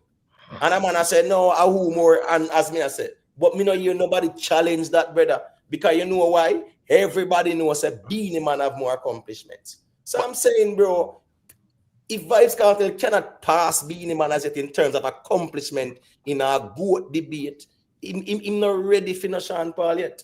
And that's why your and Rick analysis of the king thing is more, it's a more fair reasoning, because you're not putting, because you always, you can separate the king from the good thing, right? And you're intellectually honest about it. So I was listening to the argument tonight and you repeat it again. I was like, you're intellectually honest about it, because you said, yeah, Cartel doesn't pass him for the good, but for the king. So you're intellectually honest. So you're not biased. So when a lot of people call in every time I see you're biased, it's weird to me. It's weird because you have an opinion on one side, you know, even though, you know, but it's then, weird. Ton, you realize what a lot of people are conflating and don't even realize. And it goes back to what I said earlier to Scar in terms of things are situational. In our current situation, Cartel is king, there's no doubt. But when we start to look at people's overall, that becomes, it changes everything. Right. So in this current period, Cartel is king. But if you should look at both of them, their careers from day one till now, you get a different calculation. And people seem to can't understand that. People keep on, and people seem to think that we're disrespecting one person by saying somebody else is greater. We're not saying somebody else isn't great, but somebody else has a greater achievement. That's just a fact. And I always can respect that argument if you can be intellectually honest. But sometimes people call in for last night, man, I say, Iman and Rick, even though I argue the other side, but the man act operate, it's like weird. Must say, yo, yeah, Rick, bias, yeah, bias. I'm like, no, but them, no, man, that's just a word. Just a one, man. You know how bias is a word where it permeate the space, right? A man knows say here, if he can't go on the argument, he will chew out that word there, and it conveys a certain type of perception, right? But here we go on now too. We are in an environment, and that's why I go always big up the people them where they're in the YouTube streets and in the space here more time with even me and Rick Storm and whatever. And wherever else they might go, that's fine with me. But at least the people them know say here go on now, them can check in, and we really appreciate the people them know say here. Them can keep it real to with the music. So some people them want to hear you say what them want to hear, not what things are.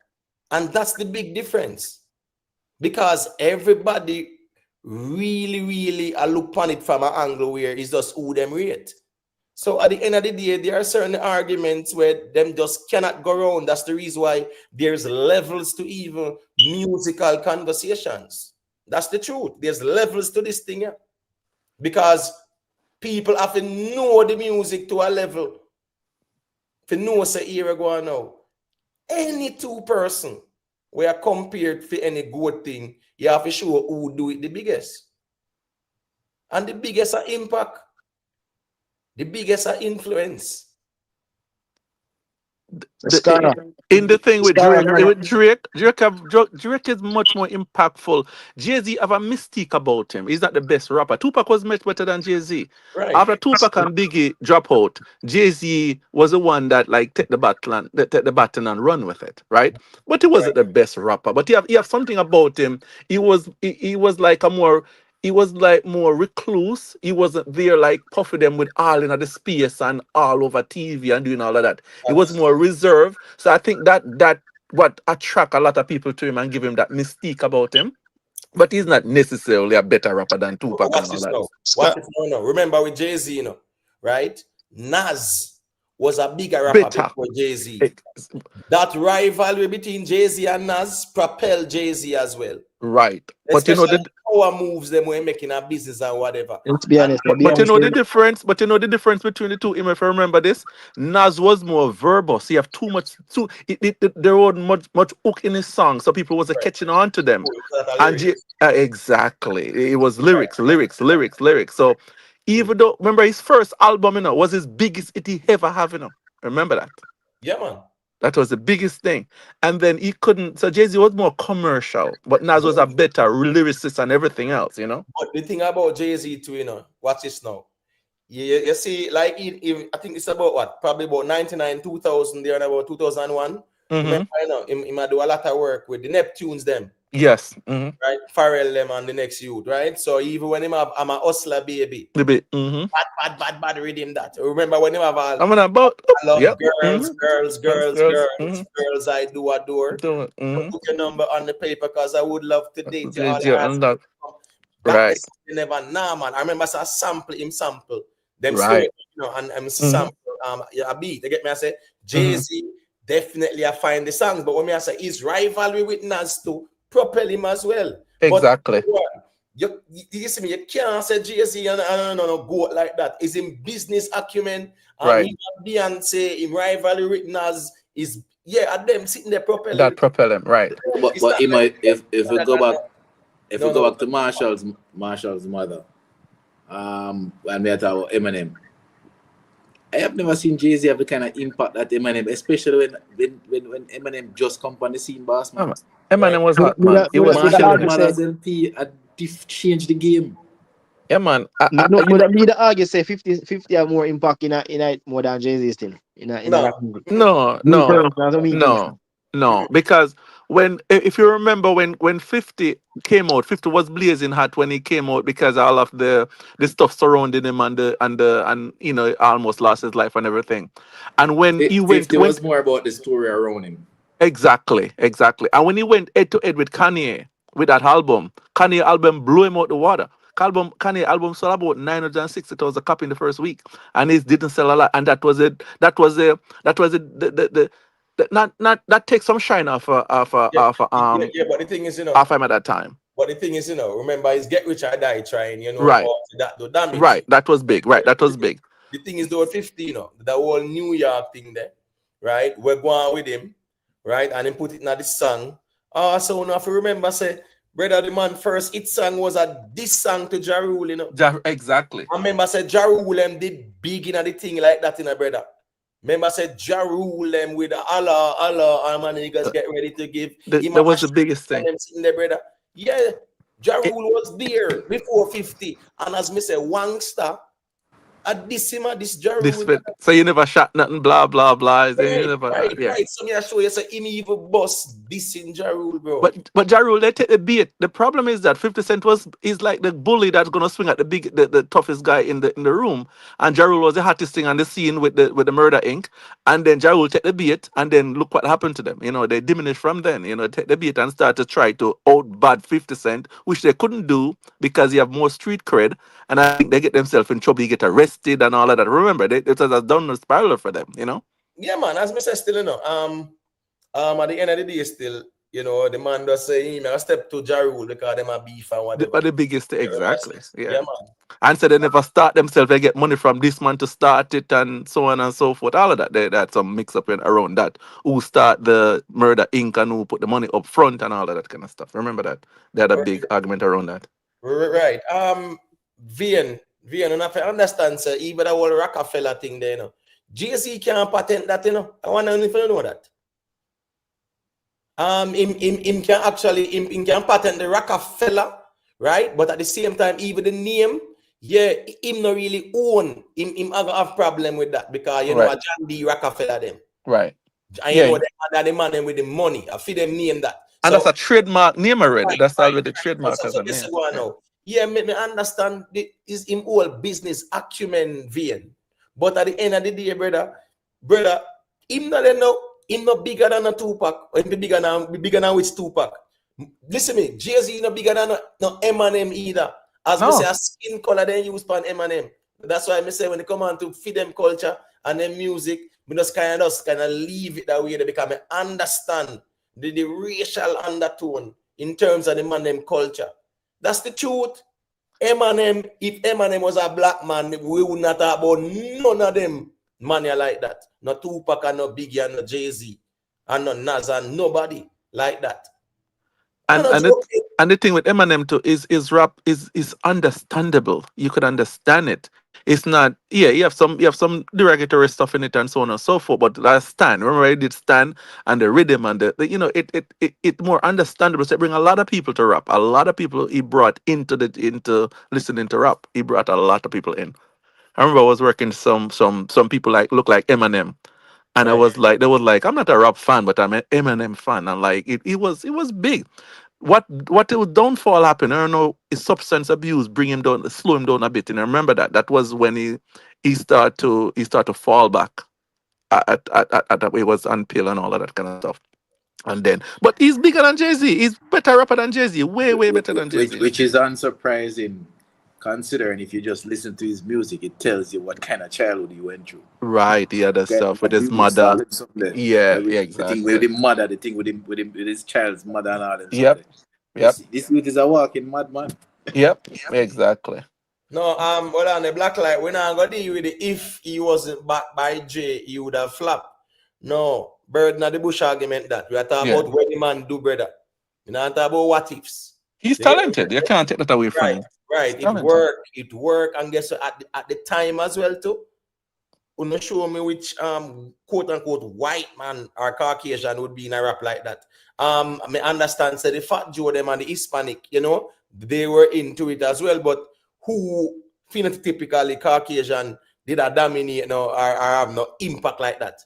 I'm trying to remember, you know, if you don't remember anybody before him. No, man. Remember the man did a movie 8 Mile enough his story, you know, and that was a big hit as well, you know.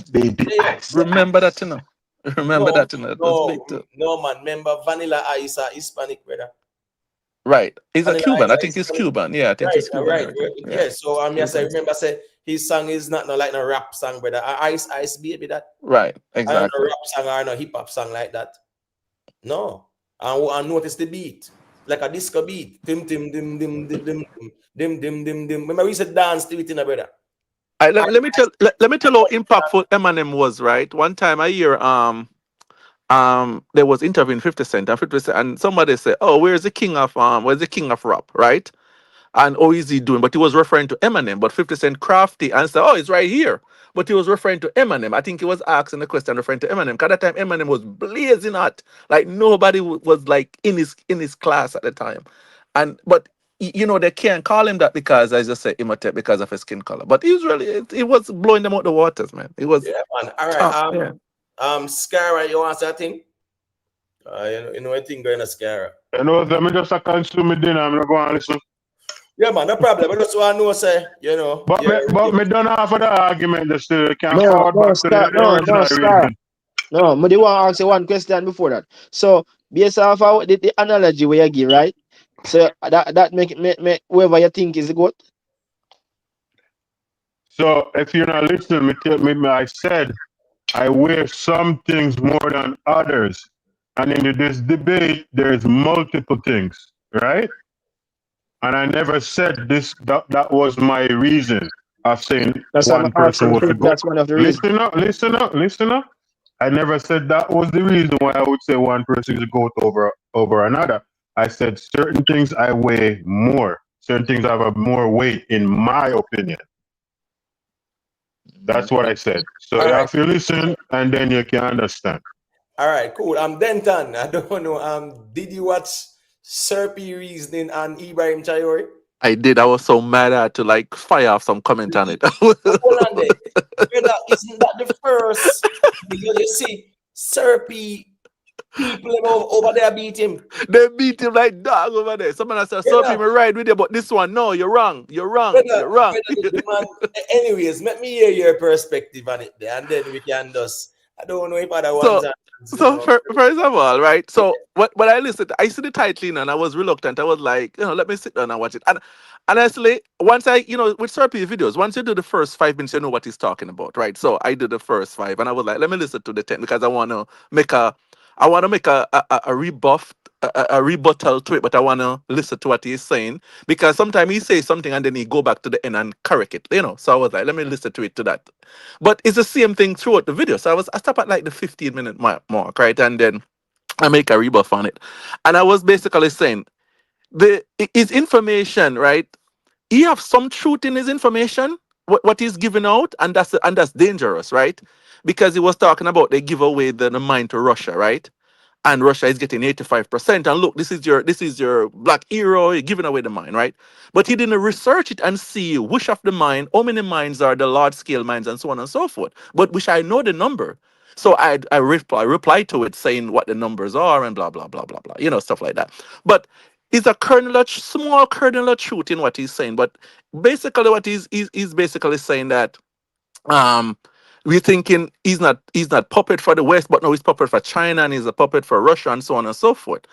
And it's basically not acknowledging nothing. It's basically I don't even know what his direction is. What he's trying to say. Okay, you should go back to in the arms of France that taking 99% of your resources and give you a 1%. Like, is that what he's advocating for? Like, it make no sense. That I was like, man, seemed like a spy to me, man. I'm like, yo,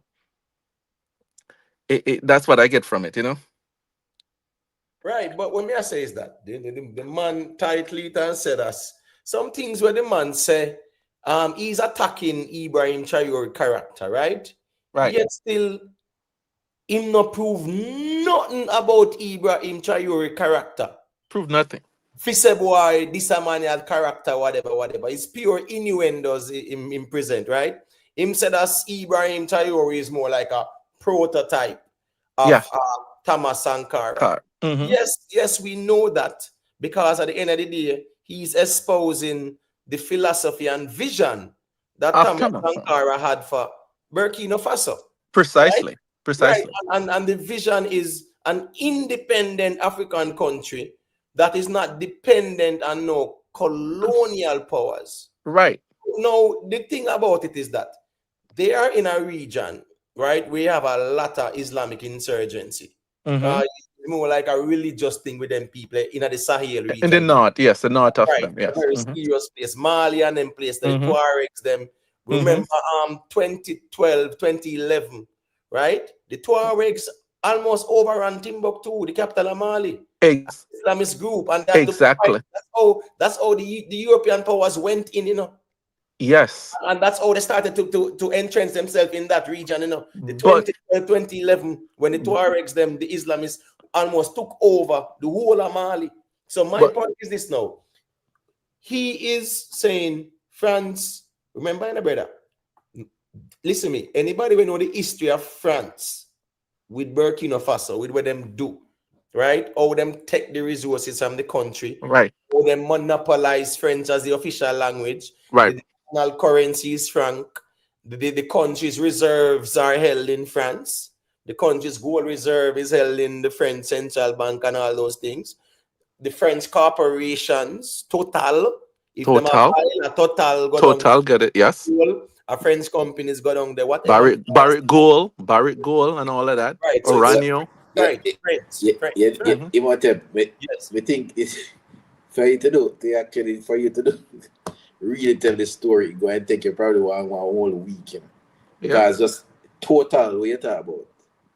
You know how they got to business, right? In terms of funding particular groups and so on. Yes, to move them gas and oil. Exactly. That's what I was gonna say about the 2012 insurgency. Is the countries create chaos to move in and take resources. So a lot of time country fund chaos in another country to move in and take the resources as well.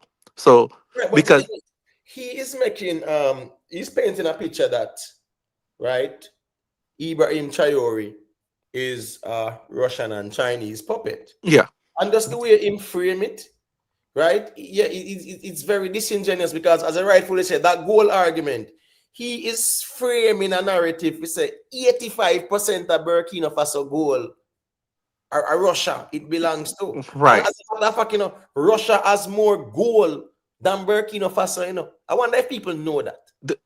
It's so disingenuous. So I wonder if people know say Russia have more gold than Burkina Faso. He could have done simple research and understand, find out a lot of stuff, right? Because Burkina Faso have, I think Mali have like the third largest amount of gold in Africa. I think Mali have that, right? And Burkina Faso have a lot of gold as well. But in the mind that he's talking about the deal, and he put the deal up on his screen and do that. They have 17 large mines, like industrial scale, big, equipment, billions of dollars, millions of dollars to set those up, big trommel and all of that. One of the mine, Russia is going to control 85% of that mine for 8 years. Only for 8 years. Burkina Faso is going to get the remaining 15%. But I don't know the detail. It might be for arms and so on. Because they need weapon, right? They don't manufacture their own weapon and so on and so forth. So out of the 17 large-scale mines, they're going to have one that they get 85%. Out of the other mines that they have a larger percentage of those mines, and they're processing the gold in the country. So it's not going out as raw ore. It's going out as gold, like it's real gold. So you get you have a up price, you have a scale up price on the thing. So he didn't put those in his conversation. He's just saying about 85% of the gold, like all the gold. Russia is gonna get 85% of all the gold in that mine in Burkina Faso. And Right. And it make it look like say it was the entire 85% of them gold reserve. It's like Uganda, because I think Uganda the number one now, Them said that them find some gold deposits where are trillions of dollars, them say. Right. But they haven't. They're not mining it as much yet because they just found it. They was mining iron ore for steel in Uganda. That was the biggest mining thing that they do in Uganda for when iron you look ore. at Burkina Faso now, right? Mm-hmm. The gold, right, is being what? It's being the gold bars and everything. Them are the production. They're processing it there now. Exactly. Right. Prior to that, it was France, brother. No, prior to that, they have not a ounce of gold in their reserve. Not 1 ounce of gold was in Burkina Faso reserve. If you want to bring the situation closer to it, because I know a lot of people don't pay attention to the region. In Guyana right now, who control over 90% of the oil there? Exactly. You think it's the Guyanese people? Nope. It's the Americans. It's the Americans. American companies. Yes. Okay. So that's why they're back in Guyana over, Okay. over the exactly. Okay. So Which part set up the soldier to protect the oil fields. Exactly. The land where the Venezuela want to come take away. They don't care about nothing else. Only where the oil is coming from, they care about. Okay. So people was trying to understand how this thing operates. Right. So you heard them attack, Guyanese people attack. 90% of that money does not stay in Guyana. Does not stay in Guyana. So that's why he's trying to make the money stay in the country and turn around in your country. Prior to Ibrahim Traore, they used to produce I think like 20 something tons every per quarter or whatever, right? The state is collecting double the amount of gold now prior to him getting in office. Like that's how much gold they're collecting and so on and so forth. But before that, it was just going out the country. It was going out the country. I'm sorry. Go ahead. In Niger, when the French control, they control the uranium mine in Niger. Right. When the French are buying the uranium ore from Niger, they're paying 80 cents a kilo. Right. On the open market is $200 a kilo on the open market, and they paid the Nigerian at 80 cents, not even $1, 80 cents. Yep, crazy money that. 80 cents. So just think about it. So the thing is this, when you look at Burkina Faso, and Serpi got so many things wrong, it was horrible. Let me tell you why. he was reacting to what was being posted on social media and TikTok and them something there, right? And then make it look like say the Burkina Faso people or government are mislead anybody about them making cars in China and nothing like that. The man unveil a deal with the man China where they're actually buying the cars from China, right? And Right, finishing up and of he it. go take some picture with it. He never tell the Yes. people them say they are making it within 2 years they make no car. So somebody know on TikTok or Instagram post up that because remember within the past couple of weeks there was a international outpour of support for Ibrahim Traore Exactly. because of where the American general did say them say Sir Pete that make it look like say people are react to what Trump say with the AI and whatever. Bro, point out how the country corrupt and how the people them corrupt. Because when Ibrahim Traore step in, a corruption him get rid of, Let's keep that real. And Sir P keep on talking about say the same people who want to do him things is the same people who him overthrow. No, that's not weird. true. It's the Islamists. Exactly. Which are being funded by the disruptors. Because they've been funded. They have drone. They have everything. They have a lot of stuff. So they've been funded by people that want to get in and steal the resources. Listen to me. Last week, couple of weeks ago, or 2 weeks ago, a 200 soldier the man them dash way, Yeah, exactly. If you can dash way 200 soldier, brother, exactly, then imagine how much I own of that. Right. Because 200 soldier is a good little unit. It's I'm gonna say a battalion you're talking about. Right. They have they have drone, they have Google Maps, they point up data, they have bikes, they have everything. How the hell they getting those stuff if somebody not fund them for disruption, right? And the funny thing is this now, watch this now. They control areas that are mineral rich. Exactly. And a lot of illegal mining are going on. But guess what going now? The plane just land, drop off and pick up. Mm-hmm. You know, at that go on in them region there. Right. And they make the airstrip them, the plane land, then pick up the gold, and there is the diamond, the whatever minerals, right? And drop off money and tools for maintain the status quo. Right? Exactly. Yes. So my point is this though. This man, a fight against corruption, and him a fight against them type of man that want to overthrow the government. Because it's a serious war, But guess what? The West not really support them like that. Remember, a lot of Western bases was there, Exactly. Remember, America was there, The French was there. The French was there as well. Remember France place initially, right? From colonial days, right? So the Americans, the French, the British, everybody was there, brother. Right. And then when the man them take over, because remember, he was trained in France too, He was, yes, because that's what France have the agreement. My apologies, gentlemen, but I forgot to run now. Past my bedtime, so continue the conversation. Big up. Big up. Yes, I'm just saying he was one of the elite. He was like a stormtrooper kind of. He was just like in a Uganda in the time of Amin. Right. He was elite because even in Jamaica too, in Jamaica, you know that some of our most brilliant military minds, where you think them go? But they set it that way. You know why they do it, right? Yes, they went to Sanders, right. In Jamaica. That's the Royal Military College. Right. In England. Right. So then you go over there, and even the elites or the prime ministers, the leaders, right? They would send their children to these elite military colleges because to groom them to come run the country and to be loyal to the colonial country, loyal to the status quo. Right. So in Burkina Faso and Niger and them place there, right? We're going the French, the elites, they go to the French universities, the French military colleges, so they can do what? Be in control of the National Guard or the Presidential Guard, whatever they want to call it.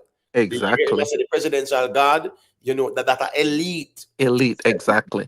Even the ruler of Benin, he was trained there. He would go the other one. He was an elite soldier. He was trained in Paris.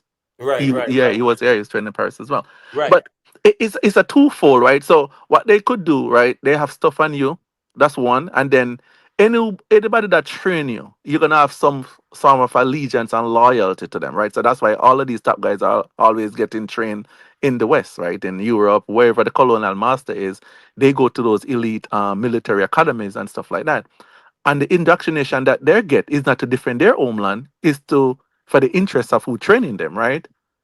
And so some of these guys are eventually wise up, right? But if you want an easy life, some of them don't wise up, right? The easy life, you say, okay, I'm just gonna live, and there are other people suffer. Prior to Traore getting taking over Burkina Faso, a large country, because it looks small on the map in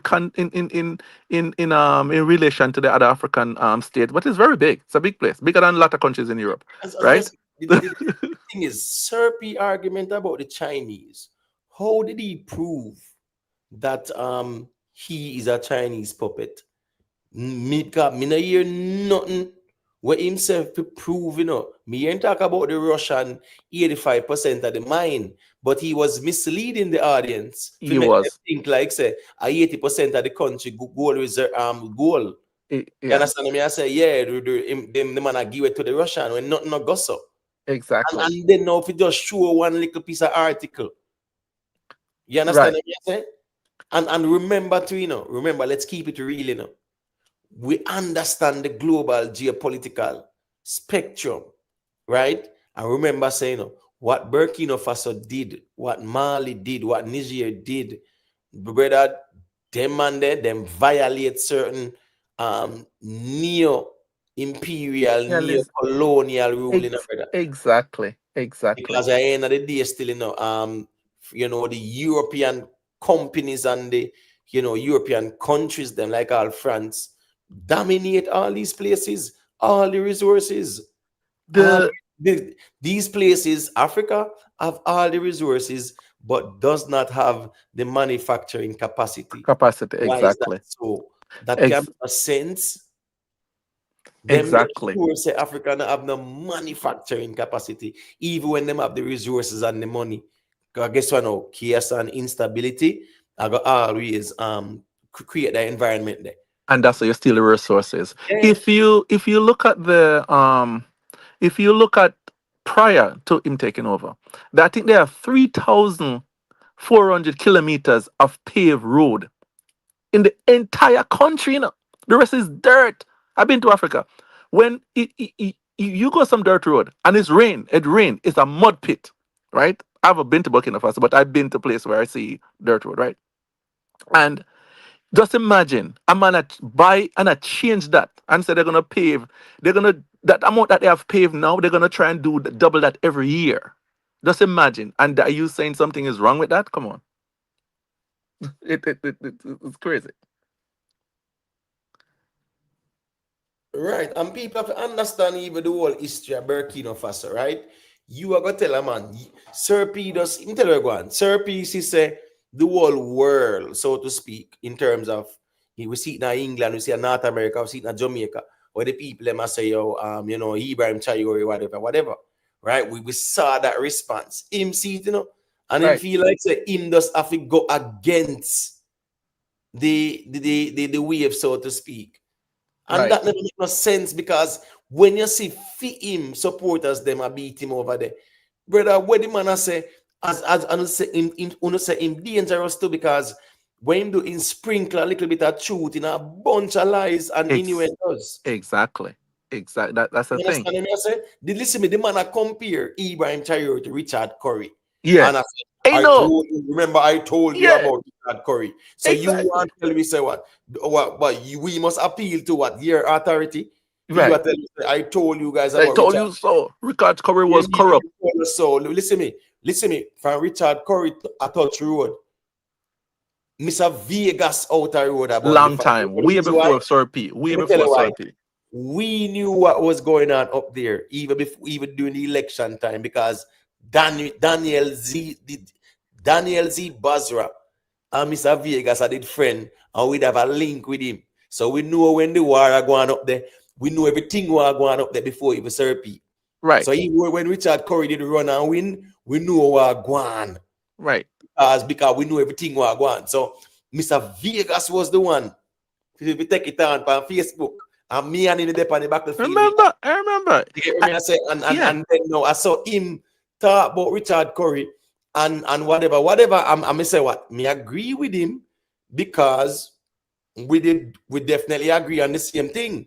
That man is a fraud. He's a fraud, exactly. And even that Moorish science thing where he might come with and the assalamu alaikum and them something they where he might bring in. Yeah, he's a fraud. It was absolute nonsense. West Africans. He might talk about this indigenous sitting and he can prove that. Muta was interviewing him one time. Muta says, "So you're talking about native to where? Like native to where? We was here before." Okay, yeah. African was here in small numbers before, but not in the number that he's native to the land. Native to what land? Come on. Like it's a disingenuous. And first of all, how could you wanna be autonomous in a country that you have no way of getting out of your country to go. So Jamaica could have stifled you. All right, give you autonomous how many acres? 2,000 acres. All right, you're autonomous. Okay, how are you gonna survive? It was a fraud. It was just total fraud from the beginning, and people was buying into it. Sadly, but the comparison when we was compare him to Richard Curry, was like that's such a height of disrespect. It's a totally different scale and everything. It was right because at the end of the day, right? I mean, understand. There's a lot of misinformation out there. You get what I say? Yeah, I understand that. And people, there is a lot of eulogizing of Ibrahim Traore because the people in Africa say here go on. Them man, him, Niger, Mali, even in Gabon recently, them man they serious about here. No longer will over 200 years them man control the country and the resources. Longer we now make that go on. It's with the people them now. Right? And that them man that deal with. I mean I said, Sir P just feel like say boy. Indeed, Afi create some form of propaganda, right? Him say Ibrahim Traore is a puppet, and you don't show nothing with him in China, right? Remember, business. Remember that business them man that deal, brother. Business China deal with business. I'm bad up, brother. No, you understand? And take it, a business them man that deal with, and guess I go on now. Let's keep it real as well, brother. You see, over there, so me feel say there is that mindset from the people who definitely want to have them independence and them something there. I don't think people understand the history of America, right? You know what? America hated colonialism after World War II when the European powers, because remember Britain had a lot of colonies in Africa. Right. Right. The Italians had Somalia, and Eritrea. Yeah, we're split into Eritrea. Right. Yes, they had that. Right. Libya as well at the time. They control Libya, correct? Right. Libos, yes. France control almost the whole of West Africa, brother. And even in North Africa with Morocco, Tunisia, Algeria, Egypt. Right. Remember during the time of Napoleon in 1799, then conquer the whole of this and the entire North Africa. And they were brutal in Algeria. Brutal. Right. Unalive millions in Nigeria, in Algeria. Right. So the thing is, my point is this now. For years, they take over the thing, right? Worst of all, the Berlin Conference, in 1885. Yes. No, 1885. Berlin Conference. 1885, because let me see. 1885, yeah, man. 1884. No, man, I think 1885.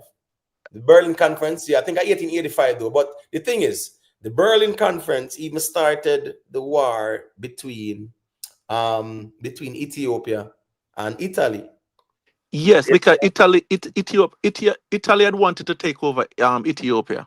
Yes, but the thing is, when the Berlin Conference they deal with and them everybody mark up them peace, France mark up for them peace, Britain control Egypt at the time, control Egypt, yes, control South Africa, control Zimbabwe. Right? And Kenya. You get me? Swaziland, Lesotho, All of right? those places. Good. Even in something them, man, even in Nigeria too. Britain did come. Nigeria, yes, Nigeria for You know what sure. I say? I Yes. remember saying Nigeria, one of the biggest African country in America. The biggest. Yes. The biggest. Over 200 million. In population, but not size. In population. Oh, yeah, I'm talking about population. Population, right, Yeah, population. I remember, brother. I remember the population resources, India Right. was the jewel in the crown for England because what? The Population size, exactly. Right, because the human resources are the value place, And the cheap, right? That's why they could have moved the cheap labor around. They moved the Indians to the Caribbean, they moved them to South Africa, they moved them to East Africa to have cheap labor to work on the farms for them as well. So the Right. English moved them around. Yeah. Same thing they did when they controlled China, because I remember the opium war where Britain a war with the Chinese them just to give them the opium for them then smoke it. So some work, exactly. And Chinese have monopoly on the opium. Yeah, exactly. Yeah. So I am just saying that when you look at the whole history of even these countries that were controlled by France and other colonial powers, brother, if you see them man there, I say, here we go on. Our country, we fear on it, and Serpy really come out with a picture if he paint some fake narrative. Yeah, that no information to prove say Burkina Faso leader is corrupt or nothing like that. Nothing at all. That was weak. Yeah, It was a weak attempt. A lot of social media. People post up all kind of things on social media. People sensationalize things all the time. Right. Use AI. But Serpy was even said the man can't talk English, and I was shocked. I was like, what's wrong with him? Because he does speak English. He does speak English. He does speak English, right? And Serpy said, when you think the man that speak English is AI, you fools. And they're saying, yo. Remember, for you to be, for them to pull you out, Imo, and bring it to, this, bring it to Europe in their academies. He was part of the UN peacekeeping force in Africa as well. He was part of the force that they deployed. He run a battalion. Right. So he had experience on the battlefield prior. He's not like he's a guy that was right. Or would a total army listen to somebody that didn't have credibility, right? To say, okay, we're gonna rule this thing now. Secondly, Burkina Faso is the size of New Zealand, Just imagine you have a country the size of that big, because Africa, when you look at Africa, people don't understand the scale of the size of these places. All these places are big because it looks smaller than other countries in Europe and so on and so forth. If just imagine that size of country, and you only in the city you have some paved road and everything else is mud road when it rains and all of that kind of stuff. And this guy is buying his equipment to make road that people can move along to traverse. And you saying that he's a puppet for China? If he was a puppet for China, why didn't he say Jamaica is a puppet for China then? They're making their own roads. They're using their own engineer. China is not doing the roads in over there. The locals are doing the roads there. He's like, we're gonna have our own engineers build these roads. And that's what's happening. I've been to Nigeria. A lot of Chinese are building in Nigeria. I've been to a place in Nigeria called Victoria Island. Big houses, rich Nigerian. A lot of Chinese are there building, just like you see in Jamaica. I see a lot of Chinese building. A lot of other countries I see. A lot of Chinese building there, building. So if he was gonna say that he's a puppet for China, it wouldn't be in the realm of building the country, because they're building the country themselves with their own resources. Right, and at the end of the day, remember I said the Chinese ended up deal with the Belt and Road Initiative, right? Right. Right, where and we see we're going to Jamaica now, and we saw the misinformation as well. If you make it look like say, Andrew wants to sell out Jamaica to the Chinese and one bag of foolishness. You understand what I say? Because guess what? It was, business agreement, right? Business agreement. Yeah, listen me. The greatest aspect of development in any country is infrastructure, brother. Right. Because if you don't have the infrastructure, as we just said a while ago, Africa have the resources, but not the infrastructure. Not the infrastructure, right? To develop the resources and even process the resources and them something. Right. So the infrastructure is one of the most important things. So you have to make a deal that advantageous to you and that can help you. When he was in Russia a couple of weeks ago, he said to Vladimir Putin, I don't want no aid. I want no wheat. Don't give me no wheat. I want resources. I want to have university students from Burkina Faso come to Russia and learn science and technology. And what's the next thing is that you could establish a branch of your university in Burkina Faso and train the next set of scientists and so forth. He's not going there looking for wheat and bread and all that nonsense. He's going there asking for something tangible that can help the country in the long run.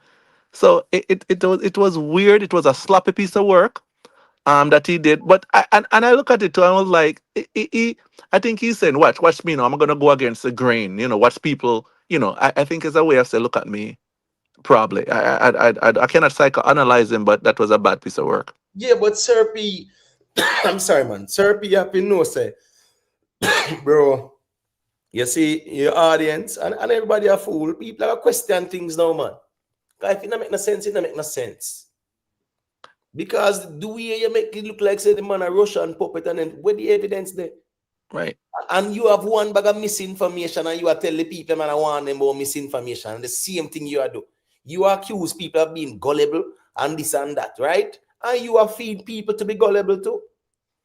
That's if you compare what they're doing versus some other country like Kenya, the amount of revenue that Kenya collect is more than Ethiopia, more than Uganda and those countries combined. And the Kenyans are living on like $2 a day because the politicians are driving G-Wagon, the biggest house, 2,000 acres of land. They're robbing the country blind. And this guy is taking a captain's salary, no G-Wag, no Benz, no this, no that. No, I'm sorry there. Hold on there. Blacklight. Hold on. Before the propaganda programming, none of us knew of him. But guess what going now? You never knew of him. What do you mean by propaganda programming? Listen to me. Burkina Faso, Mali, Niger, it was a ripple effect. And then Gabon followed suit. Right. Because we don't follow up international news. Them believe we don't follow it. Exactly. Mr. Blacklight, but we not pay no mind. right now, Blacklight, you don't even know what's going on in the Sudan like that. You have to go Google that, brother. Right. You don't know what's going on in the Sudan. You might hear like a thing about the Congo right now, but you don't know. I've been following that Congo history. Listen to me. People don't understand how me study African history, brother. So I'm just saying, bro, you don't know because you guys choose not to know. Exactly. Exactly. We wait until mainstream media put something forward. Right now, you don't even know. So there's a war going on in Ethiopia. Exactly. Between the government and the Oromo and the Aurora, right, exactly. And just the other day, them sign a peace with the Tigray people. Right. And they use Eritrea and Ethiopia. Two countries fight the people them down at Tigray, which is a part of Ethiopia. It's a part of Ethiopia as well, but because of ethnic conflict. Ibrahim Traore was very popular. Uno might not know that. Right. But Blacklight, Uno might hear about it when the quote unquote American general spoke on the interview and it went viral because man like cars and them and they will repost or whatever. But brother, everybody knew about Ibrahim Traore. And about the G in Mali. In Mali, yeah. Yeah. Keita, right? Goita. Yeah. And the next one in Niger as well. Yeah, Niger, Burkina Faso. Yeah. Remember, the organization of West African State. Yeah. Gave them an ultimatum at first, And where did the man them do? The man them step away from the organization of African states. Them step away from the economic ECOWAS, ECOWAS. Then say they done the ECOWAS, man. Right, and start them own a thing, and the man them say an attack on one is an attack on the other. Yes. And from the man them say that, brother, yeah, man, I back them back off, bro. Yeah. Because remember, say the West African countries that say you don't have to give up power and whatever. So they're ready for it. They want to put back Bazoum. They say put back Bazoum in. They want to put back all of them. Yeah. This not just the other day. This are going couple of years now, people. Ibrahim Traore has been in power for what? Over a year now, Yeah. Over a year. Yeah, so not like saying him just appear from somewhere because Serbia make it look like people are looking for a savior and things like that. Nobody not look for no savior. The man a defending country. The man a defending thing and having resources and make the resources build the country. Arguments where Serbia put forward, them don't make no sense. Blacklight, as me say, when you're ready, when you're ready, bro, yeah, man, you will just go to a point, bro, where you suspend logic and reason. And once you stuck on a point, you go stuck on it. But here we go on now. Yeah, you have to know the history of the place, brother. Not just like a social media thing. First of all, Blacklight, I talk about socialism. Blacklight don't even know who was the president before they take over. Blacklight have no clue. He's just typing crap. Right. So even when they hear Sir P, I talk about say, he's just when him say what a Thomas Sankara, he used a word like a shadow, like in the shadow of Sankara or something like was that. condescending in a way. Yes. On him thing, because at the end of the day, everyone understood Thomas Sankara's vision. Right. And the sad thing about that was that Blaise Compaoré was him right hand man, like him brother. Exactly. And Blaise Compaoré unalive him because of the colonizers. The colonizers set him up to do it. Yes. And then now him he ruled for what 20 odd years. Yes, he ruled from then until 2014. From 19, from them time until about what? Till 9. Yes, very recently. No, the man ruled. Let me tell you some people. The man ruled from the 19s, about 79 or something like that, you know. Yes, from the time of Sankara. Yes, and Sankara was 27. Remember, he was young.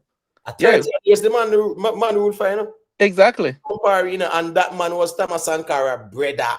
Exactly. Who was this person? They used to sleep on the same bed. The Thomas Sankara parents used to feed him like they grew up together. That the kind of relationship they had, and because of greed and money. Right. I'm saying, Blacklight, you can't react to little social media videos and them sitting there, brother. You do proper research and know what go on. In a Burkina Faso, I'm not talk about whole heap of AI videos and them out a move like it. I say, then me not see vlogger. Me see one vlogger, you know, the man like a bone na Mr. Vegas. The same vlogger where concocted the fake story him and Nuffy. Mr. Vegas, right? Brother, the man do all AI where a chump I tell Mr. Vegas one bag of sitting attack all kind of nastiness about Mr. Vegas. Weird kind of brother to him. Weird. I want weird brother, me not lie. And him clap himself with that move the way him and Nuffy. And when the man realized say nobody now look on it, the man carried the fame edges figure promote it, brother. You get me? And that was one of the worst things. But me I say him use the AI where you see even Biden attack all kind of nasty. Right. That's weird. So I'm just saying, yes, AI is a very serious thing. That's why discernment is very important. Exactly. Discernment is very important, where we can apply our critical, analytical mind to the information. Right. Remember, you know, nobody is out here to give nobody no knowledge, you know. Information. Yeah, you have a phone in it and you can get all the information. You can read, you can research all of these stuff. These stuff are not what we are saying like it. We thinking about it. We're reading it. We know the information. It's out there. You can read it. Right. Remember, it's Thomas Sankara changed the name to Burkina Faso from Upper Volta, you know, because the French had called it Upper Volta. And it was like Upper Volta. We have nothing. That's had nothing to do with us. Right, the French call it that because they were in control of it. Exactly. CM Flame Entertainment. The Sankara blueprint is the greatest. All right, let me put this up. The Sankara blueprint is the greatest thing African leaders can adopt. Guess again, Kwame and Nkrumah them, right? Kwame and Nkrumah, right? Patrice Lumumba, but especially Kwame and Nkrumah, right? He was a visionary, you know, because they actually had that Marcus Garvey, you know, philosophy as well. Yes, he was following that. He was following that. That's why Kwame and Nkrumah, you know, is like one of the founding members of the Organization of African Unity. Right. He went to school in the state, you know, remember, you know? Because they educate them and to go back. But when they was the puppet that they think they were gonna be, so that's why they have to get rid of them. He went to school here as well. Right. So when you look at Patrice Lumumba, right, they had the same vision, because even Thomas Sankara, you know, is Marcus Garvey's vision that him applying, you know. Yeah. People have to understand, you know, his influence was Marcus Garvey, because Marcus Garvey influenced Kwame and Nkrumah them and Patrice Lumumba them and all those ones, you know. Right? When you look at man like all in Uganda there, right? I mean, he was influenced by Marcus Garvey too, you know. That's why the man carry rumbling in the jungle with Muhammad Ali, and when next one here go down Uganda. And not Foreman, but the other one. No, the other one. Julius Malema is an extremist, brother. No, his type of politics don't work in this time. No, that different stuff you're talking about. He's an extremist, and you're going now. Me not too like the extremists them. No. Listen me. You have to know say you deal with the reality at the times. Right. You understand me? I say yes. You focus on because South Africa problem a corruption problem, you know. Big corruption problem, money under bed, money in a couch, and all of that kind of problem. Yeah. Are the predominantly the black man them in a power, but we understand that the European them control the economy. We get that because of the whole colonialism, the Dutch, right? The Dutch, the Germans, them, the British, them, everybody was there, right? So you know that's all this whole Boer thing go. And there was the wars between the Boers and the British. You understand me? I say so. The thing is that with South Africa now, you know, yes, the Europeans them control the economy and whatever, but Julius Malema is an extremist. He's extreme. The thing is that he's trying to live on rhetoric, and I think rhetoric scare the people. But in South Africa, just touch on this one, then we'll go back to Burkina. In South Africa, there really need to be a reform because 72% of the land is with the European, right? I went to South Africa and I was in Kruger Park, right? Kruger Park is like 88 kilometers long and like 22 wide, right? And right next door to Kruger Park, we had a guy. We left Kruger Park and we said we're gonna stay outskirt in a hotel. So we find a hotel there. When we find the hotel, of course, it's a European-owned hotel. But then when we talk, so I was with a European. We went to South Africa together, and I asked the guy. So the guy they went to land. So I didn't ask him. The other guy that looked like him that was with me, I asked him like, "Oh, you get this much of land? You have land with only elephant he didn't have on his land. He have a hotel there, but he lived there too with his wife and so on and so forth." And he was like, you get all of this land?" And he was like, well, it was handed down to him. It was, and the people that was living in Shanty Town next door to him, and he get this land for free, just handed down to him, that they just take. You know, they just take the land, right? They're in need of land reform, but I think Julius Malema have to wait until he get into power. I think his rhetoric is scaring some people off. And I think that's the problem with the problem with him. Remember, election was last year, you know. So right. It's like it's a unity government. Right. It is. Type of government because even the majority, the ANC was disappointing. Right. You get me? I say no. Right. Same flame. When me I say is that Malema approach it really turned out people from his party. He got about what 5% or something like that, 15%. He got a little bit less the last time than when he got because nobody now the extremist approach there, brother. The reality is your extremist approach can't work. That's the reason why even Trump really embarrassed the president, but on the world stage and he's sitting there, and then now by and them even say over there. There is what them say again? Ethnic genocide, ethnic genocide, genocide. And the white South Africans are free to come over here and things like that. Right. Because guess what now? Malema them stance, the rhetoric, it's extremist. And Black Jacobin, no, me not say that's you know, people like Sankara them wasn't an extremist like that. No. Sankara wasn't extremist at all. No. I'm talking about Julius Malema, them thing I'll call for all harm to people and them sitting there, brother. That's the truth. Well, in the song, the song that they did, that they normally sing and hype the people up and so forth, the constitutional court rule that it's not calling for arm because because it was part of the lexicon in the country, so them let it go, right? But it's still distasteful because you know what it's referring to, right? So they said not literally calling for arm of any one group, but it's still distasteful. So it's hard to defend, even though you say so history could do it and whatever. It's very difficult to defend. Problem what I have with him sometime, he's very smart, you know. His guy's a master degrees and everything. He's not a dunce guy, right? He's very smart. He's too antagonistic. They could get their point across and not being so antagonistic. He's very smart. He can reason out stuff and stuff like that. But they always disrupt Parliament, and you cannot go on with the duty of Parliament. Because I watch your Parliament stuff a lot, and he just can't. But he's very smart. If he changes stand and stuff like that, he have good ideas. But I think the antagonism that he display, he's not growing his party because of that.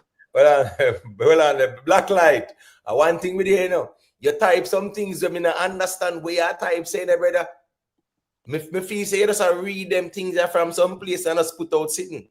Because you can't tell me about a Deuce Mohammed when at the end of the day it was Noble Juali and Marcus Garvey apart. Do you understand how Pan-Africanism started?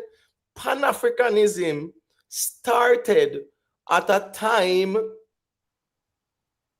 when even the United States, right after the abolition of slavery, right? Liberia, right? The British. Liberia and Sierra Leone were places where they must say what? Any Africans they want to go back can go back there. So. We'll send you back. Yeah, we could send you back. What's this now? That was going on back then to a certain extent.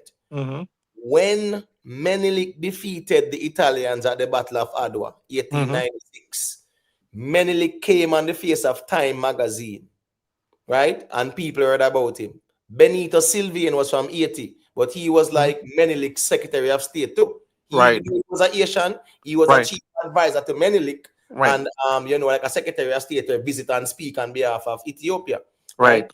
After Time magazine gave him Man of the Year, and people start hear about Menelik, and there's an African Christian king who defeated a colonial power that sent shockwaves throughout the world. And remember, Menelik didn't have any backative. Yet he didn't have the superior army in terms of the weaponry. They was fighting practically one pop. Italian was have much more superior army, and they didn't get any backing. And he defeated them. People need to understand. So even during that war, you know, between Ethiopia with Menelik, right, and the Italians, there were black people who were allowed to leave from America and go over Ethiopia and fight. There were a lot of black people who were skilled and educated who went over there to support the war effort. To different, exactly. And guess what? America did not stop them, because guess what? America, from its inception, never liked the colonialism. That's why they kick out the British and start them on a thing. So all these colonial powers, they never to like the colonialism thing. So even in that war, you notice America did not get involved. But when I said Britain started that war by actually giving Italy the port city, which we don't call a modern day Djibouti. Exactly. I remember the Egyptians were the ones who control it, and because Britain take over Egypt now, Britain say we are going to give that to the Italians, and because we don't want the French take it over, because the French control our French Somaliland. Yeah, exactly. And I remember the French had the southern East Africa as well. They had down by Madagascar and all the island, the Omoros Island around that area. The French had all of that as well, so they control that section below as well, right? They had all of those. But the British always screw over Ethiopia, because remember when just put it back to Selassie time, right? When they went to the League of Nations, and they were saying, well, the Italians still want to get Ethiopia. They're always doing it. You know, the Italian, they never stop trying to get Ethiopia. And Selassie go on to the British and say, listen, give me weapon, because the Italian are trying to get me. And they didn't give him anything. No, because you know why? At the time, remember what was going on in Europe at the time. Exactly. Right? There was what? The tension in the Rhineland. Yes. Because in Europe, right, the Rhineland region, those were German speaking. Germany had to give up during the Treaty of Versailles after World War I in 1918. Now, these were German speaking Jews, not Jews, but German speaking who were in the Rhineland. And it was in the Rhineland. I remember the whole Prussia, you know, the Prussian Empire. Prussia was Germany. Just like Russia, there was Prussia, right? It is Prussia, yeah, not Germany, yeah, not West Germany, not East Germany. So at that time, you know, there was tension in Europe, because the Germans them start to posture a lot. So here going on, Britain never did really want to agitate the Italians them, for the Italians them take side with the Germans. Right. They were playing it very skillful. Right. They never want the French to get it either. No, I'm talking about like even the whole land thing over in Ethiopia at the time, in 1895 there and about. Right. Yeah. That's the first Italo-Ethiopian war. That's the first one, 1895. Right. So with Haile Selassie now, during his time, remember, you know, he went to the League of Nations, right? Yes. He was a member of, right? But the European powers, their fear was the Italians siding with Germany. Yes. That was a problem, and that occurred it eventually happened, right? Because there was also the Hoare Laval Pact. Right. And that was exposed because the whole Laval Pact was that they were negotiating with Mussolini them to give them control of Ethiopia. Yes. Leaked. That was the British Foreign Secretary and the French Foreign Secretary, Hoare and Laval. That's why it was called the Hoare and Laval Pact. The same way, or the Sykes and Picot agreement that carved up the whole of the Middle East from Lebanon to Syria. To everything, right? Exactly, and caused people to war against each other. Because so the Hoare Laval Pact, when it was exposed, they had to resign, right? Because they were negotiating to give Ethiopia behind Selassie back. Exactly, and it was like the guys that used, because Mussolini was using chemical weapon at the time, He was using rudimentary chemical weapon at that time, and it was like, I need weapon, and it was like, why I'm gonna be the League of Nations when you guys can defend me? I thought this was what the League of Nations was for, and he didn't get any help, because but eventually Italy still joined with Germany anyway. Germany and Japan, but the thing is, Japan anyway, right? But at the time, right, when Italy was invading Ethiopia. And Mussolini was posturing and everything like that. The British and the French did not want to agitate Italy. Nope. For them to join Germany. Right. So that's the reason why they never try to help out Ethiopia. And as I said, man, they might make secret deal with Italy to say, join us and not Germany, and we'll give you Ethiopia. Mm-hmm. Run. Right. And that was crazy. So what I say is that when you look at the whole history, right, if you see how the man them create all them problems that in Ethiopia like that, and in the whole of Africa, brother, right, and even in like North Africa, West Africa, people have to understand. So what I say is that when you see a man like Traore, I do them things there, brother, the man I deal with him country, and you tell me say you have time for I try to demonize him with pure anecdotals and them sitting there. Not even sources for sure where he might do wrong. You talk about him a Chinese puppet where the evidence there for that. I hear somebody business with them. Somebody made this comment. I don't remember who, but I probably read it someplace. I hear it someplace. Right. If you don't have a strong Africa, no black people in the world is respected. Because because the stories of starvation and depravity and everything, and if somebody look at you and be like, oh, your people are just that, there's no respect for you. You might be respected individually to some people, but overall, they're not going to respect you because they see you as no people as want to back strong group. And if they see that you're always at the bottom of the barrel, at the bottom of the ladder, why would they want to back you as a group? You have to be strong collectively for any respect, anywhere you are. Look what Trump is doing. He's taking those people that if they're lying, say they're under persecution. He's taking them. Say, no, come with me. Come with me. I wonder if people understand even what the British did in Kenya with the Moliy. Oh my God, the massacre, man. Right. Massacre. Massacre. The thing is this. We talk a lot about even Nelson Mandela, I know the Mandela like legend. But say nobody really talk about Steve Biko. Yeah, exactly. Steve Biko was a you don't really hear much call back in self-made brother with black light. We don't know what I go on black light like in my short circuit or something, do we hear me? So I'm sitting where me hear myself. I know he must pass out. What he must say is that Pan-Africanism started with Deuce Muhammad when them man they was practicing Islam, Sufi Islam, them man that practice. What me I say is that the first Pan-African, right? Remember, Booker T. Washington, Benito Sylvian, the first Pan-African Congress was held in England. Right. 1900, I think it was 1899, 1900, with Booker T. Washington, them, and even, I think W.E.D. Du Bois was there. You get what I say? No. Booker T. Washington, Benito Sylvian, and those ones were there. right? It doesn't matter if they are Prince or Freemasons. What's wrong with being a Right. Prince or Freemason? Right. You Who have care no about that? what Right. Freemason is. If you even say all Prince or Freemason, what is wrong with them being Prince or Freemasons?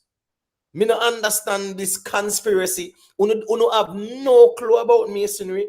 Don't have an idea what it entails. Uno just understand the conspiracy where people chew upon it where don't understand it.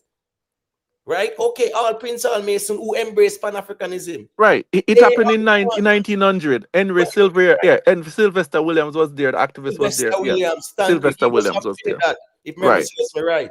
Yeah, he was a writer too. Yeah, very, very good thinker. Yeah. Right. So now this Mhm. man I tell we say they are all Freemasons. We're not. That's not the We don't care argument. about that. Yeah, we don't care about that part of it. I say Adus Muhammad give Marcus Garvey Pan-Africanism. No, brother. Because what you want to say is that one Muslim man from the Middle East practice the Islamic sitting, and that man they give you Pan-Africanism. That you want to use for discredit Marcus Garvey. Right. So what I'm saying is that Marcus Garvey, anti-Marcus Garvey propaganda there, bro, it can't work with people who know the history. Because I knew something there, Booker T. Washington, them and Sylvester Williams, them and Benito Sylvian. And Benito Sylvian was there representing Ethiopia as well. Many Right. them. Right. So I write this up. Guess what I know? There was that fervor about Menelik and Ethiopia. And people said they want to go back to Africa and them sitting there. I saw enough people start go back to Liberia and Sierra Leone and them things there. Exactly. And a lot of skill, the Black Americans went into Ethiopia and was working there, building up the industry. Building up, right. Teachers, nurses, doctors, all kind of sitting. Yeah, that's the history of how Pan-Africanism started. Right. Deuce Muhammad, right. Muhammad where the nation of Islam, and Fard and Elijah Muhammad. Because remember, Fard Muhammad first, right? And then you had the Elijah Muhammad them too. And the reason why Deuce Muhammad and them was gravitating to Islam, what they were so oppressed, they're trying to get away from what they see as the oppressor religion and the oppressor way of doing stuff. So that's why they gravitate to something that is okay. Let me gravitate to that, as opposed to, because these people are abusing me, and why should I follow what they're doing in terms of what they're praying to and so on and so forth. So that's why some of these guys break away and gravitate to Islam. But even in the Islam that they gravitate to, it wasn't the same Islam that were in the Middle East. It's a bastardized part of it, because they have their own practice and belief as well. The problem is what they were doing. Because remember, Noble Juali was around. Noble Juali was one of Marcus Garvey's best friend. When Marcus Garvey was locked up, Noble Juali went and visited him and things like that. The problem is, Pan-Africanism was all about black pride and black ideology and oneness with Africa and whatever. So I don't know why Blacklight is trying to dismiss Pan-Africanism, because remember, say the Pan-Arab, right, leader was who? Al-Nasser, right? Right. Gamal Al-Nasser, right? Right after Britain, Sykes and Picot, and then you had the whole Balfour Declaration turned the whole place, the upside it down 1918. You get what I say? The whole Pan-Africanism there was what? The Arab, not Pan-Africanism. I'm saying like Gamal El Nasser in the 50s, right? After they got their independence. That man was the father of Pan-Arabism. Right. He was representing the Arab pride after they were subjugated by the colonial powers, right? Right. Whatever. And he was a military man too. He was a military man. And he took power because the people down there did that at the European powers, and they control it. The Suez Canal, France and England control it, and the man analyze it. The money on if they get, and we see France and Britain use Israel for the man for the Suez Canal, because of the money that was coming. Because they can't remember, the Suez Canal help you to not go around. It helped you to cut through. Remember, to cut the Suez Canal, they had to cut through Egypt, make the country off of they have to cut through a country to make the Suez Canal. Remember, that's a man-made canal. That's not natural. Right, because remember, the reason why they did the Suez Canal, was because Britain. Remember, India was a crown jewel, Exactly. So Britain now, the Suez Canal was the easiest way to Europe from India. Right. Traveling from the India side and the Arabian side, down a Yemen them side, right? Remember, you have to go up the Red Sea The region. Red Sea. Right. When, Now, if we go, let's also, what me I say is that now, when you look at the Suez Canal crisis, when the man said, we are going to nationalize and whatever, he was called the father of Pan-Arabism. exactly. What me I say is that, no Deuce Muhammad, no create no Pan-Africanism. The problem is at the time, those men were practicing Sufi Islam. Right. And Sufi Islam is similar to like, because even aspects of Freemasonry, right? Yeah, encompasses Sufi Islam. Right, because a lot of Sufi was in Syria as well. Because Sufi wear that thing and they do more trans-meditational thing. They do much more of that. You know, do a lot of meditation, a lot of stuff to get. Yeah, they have a lot. Yeah, Sufi, a lot of Sufi are in that region. But all right. So the Black Jacobins said Garvey and Dubois were antithetical. Guess who was the extreme one? Here go on now. Dubois was all about the Black intellectuals. He was the first Black Harvard PhD graduate or whatever, right? So he was representing of a Black elite. Right. Bourgeoisie. Right. That's what he was exposing. Yes. While Marcus Garvey was about the poor little man and the average man on the road. And everyone but W.E.D. Du Bois saw Marcus Garvey and said, you don't have no level of education like that. He even come over here son and go like you want for a thing. Are you not from here? Are you not from here? Right. So that's why him and W.E.D. Du Bois could not get along because their ideologies was different. Marcus Garvey was about Black people going back to Africa. W.E.D. Du Bois was about people staying in America and becoming Black intellectuals. Intelligentsia. He was more for Black intelligentsia. Say, well, let's stay here. This is our land. We should be here. It's like the FBAs now. You know, this is where we belong. You know, and so forth. But Garvey was like, we should have, because we're not gonna have any dignity here. We should go back and form something of our own. So that's why they were antithetical because they have two different ideas. Rex Jones, the Americans at the Berlin Conference 1885, them take notes because guess what now? Certain things are strategic for them as well. They were a party to it, but they didn't take any colony for themselves. Yeah, I have to remember say the Berlin Conference also mark up even over Southeast Asia too, you know. Oh, yeah, exactly. Remember the US did control the Philippines, right? Then did control over Hawaii there. Remember then go over there, go war and dash out the king on them. Dash out the king out of that. Dash out the king. You know, so even over the Philippines, they took the Philippines from what? The American-Spanish War. No, but remember they took Cuba, they took the Philippines, right? They took Puerto Rico from Spain. So at the end of the day, here go on, America was late to the colonial game like that still. Right. But even after like the 1900s, when them, you know, the Philippines was more independent and them something there. Them never really like the whole colonialism thing. They have a writer, like I think he teaches at Harvard. I don't remember what called it. Daniel Immerhoff, right? He wrote something about he have a lot of books on this, but he wrote something about America when America colonized the Philippines. Remember the money that they used to spend used to have American stuff on it, right? That's how it colonized. Right. When America colonized Philippines, right? The amount of Philippine soldiers that died under the American flag is a lot of soldiers died because remember the French when they thought the Philippines thought they were going to get independent, when America said no, we're going to help you to get these guys out and we're going to get the independence. They didn't get independence. America just take them over after they defeat their colonial master. So they bamboozle them, you know, and yeah. All right, so I'll give black light piece of the mic there, but 1 second black light. People, I see everybody say they appreciate the reasoning here. Yeah, man, respect. Just leave a like on the stream, all right? Black Jacobin, no, America wasn't isolationist after the Berlin Conference. Remember, say, as me said, the Spanish-American War, they actually took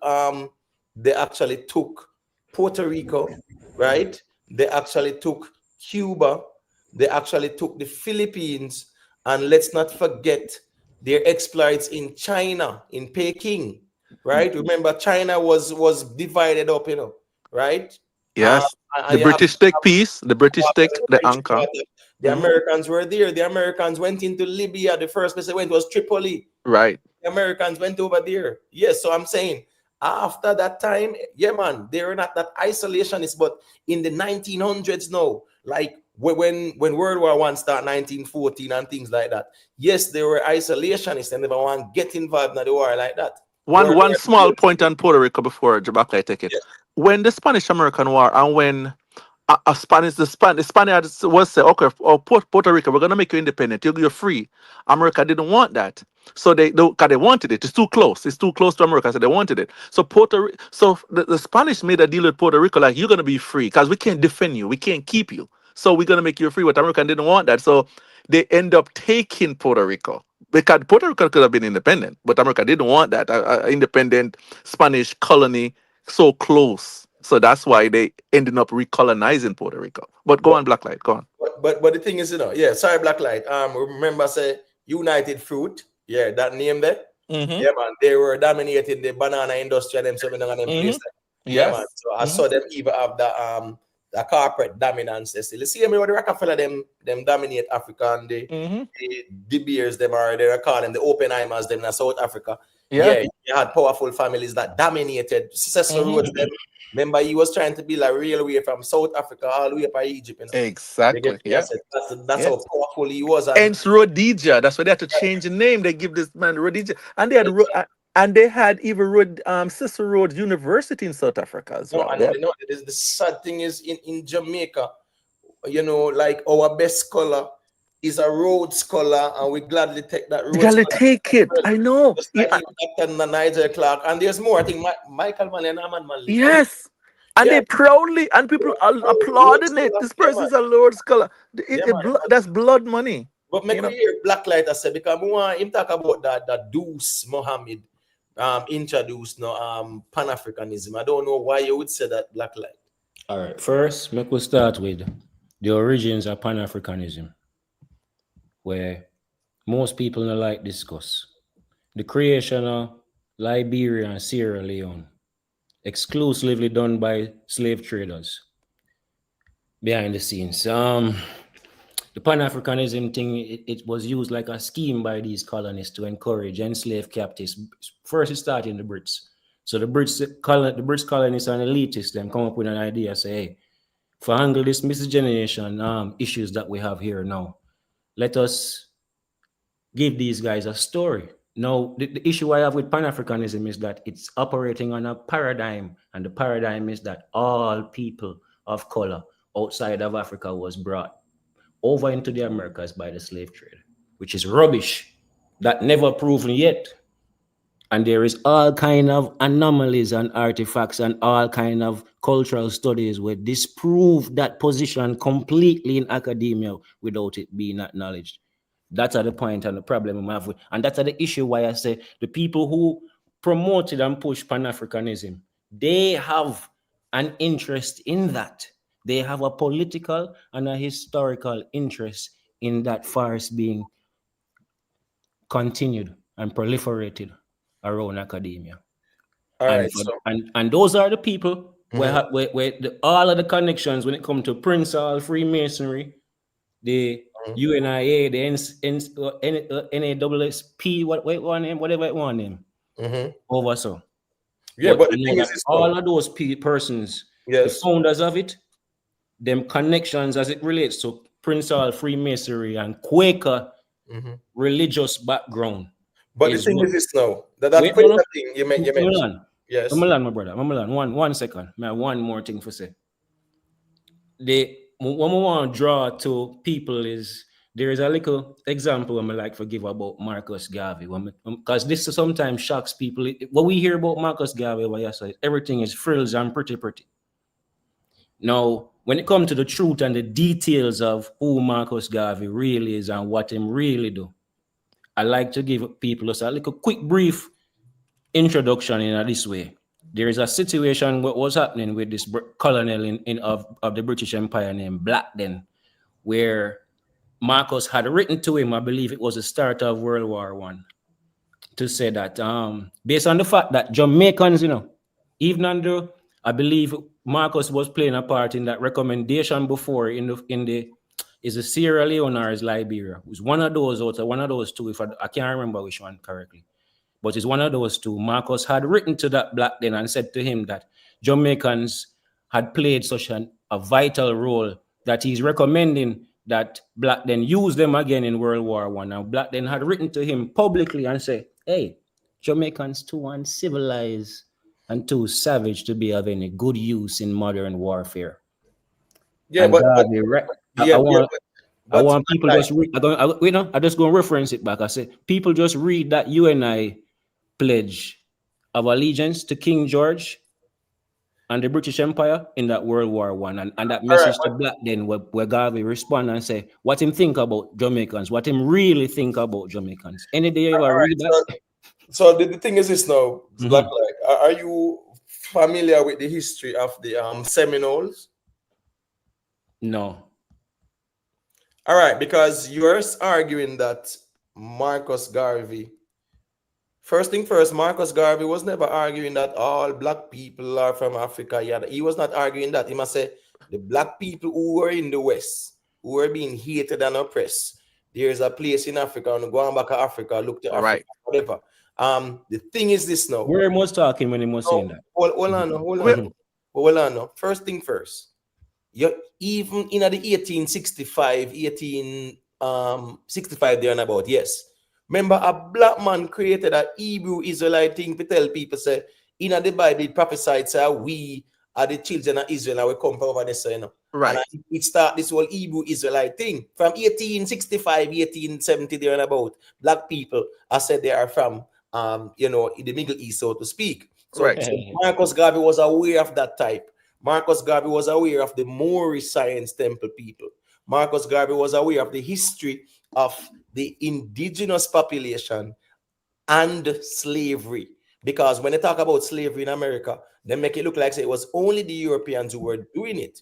The Arab was doing it. No, right. we're not about the Arab. They're about the natives in America. Okay, in America. In America. Right, yes. And the Seminole and those people. That's the reason why now there's a lot of legal issues where blacks who interbred with the Seminoles and things like that, the chief said they are not indigenous, so them can benefit from all of the casinos and all of that. Right, all of the reparations where the US government give them, then they qualify because the chief have to approve you. And no tax for the casinos and all of that kind of stuff. You look at the Blackfoot, you look at all these other groups, even the Comanche, the Apache. Those people who them call Seminoles are people from Siberia, and those people are not the natives of the land. No, Black Light, come on. Those people came after slavery, my brother. Come on, no. Black Light, come on. Artifacts and them cultural cultural existence in evidence before Columbus. Black Light. Black Light, hold on, brother, man. We now major in the minor. My argument is this: you are saying that Marcus Garvey was acting as if all people came from Africa. Marcus Garvey was not arguing that point because he was well aware of the history of even slavery within the indigenous native, where them enslaved black people interbreed and they become part of them family. Right. That's why even the whole FBA them and these indigenous black people, we are run up and down and say, oh, we are Native American. That was because the interbreeding between the Native American tribes who enslaved black people at the time. Right. So you have this new school of thought that occurred probably 10, 15 years ago, where man I said, black man, we're from West Africa, brag and boast, say, we are natives. Just hold on, brother. Ivan Van Sertima book written about. We're gonna touch on that. We're gonna touch on that, Black Light. We're gonna touch on that. We're gonna touch on that. I do not want to go to the came before Columbus, because at the end of the day, Dr. Ivan Van Sertima's work, I don't want to even go right there, so because as Mr. again, my general, when you look at the history, the point is Marcus Garvey knew about the history of black people in America. He also knew that you had the Muslims, them who did go with Fard Muhammad and Elijah Muhammad, them and them one day, and Deuce Muhammad, black people who that deal with Islam.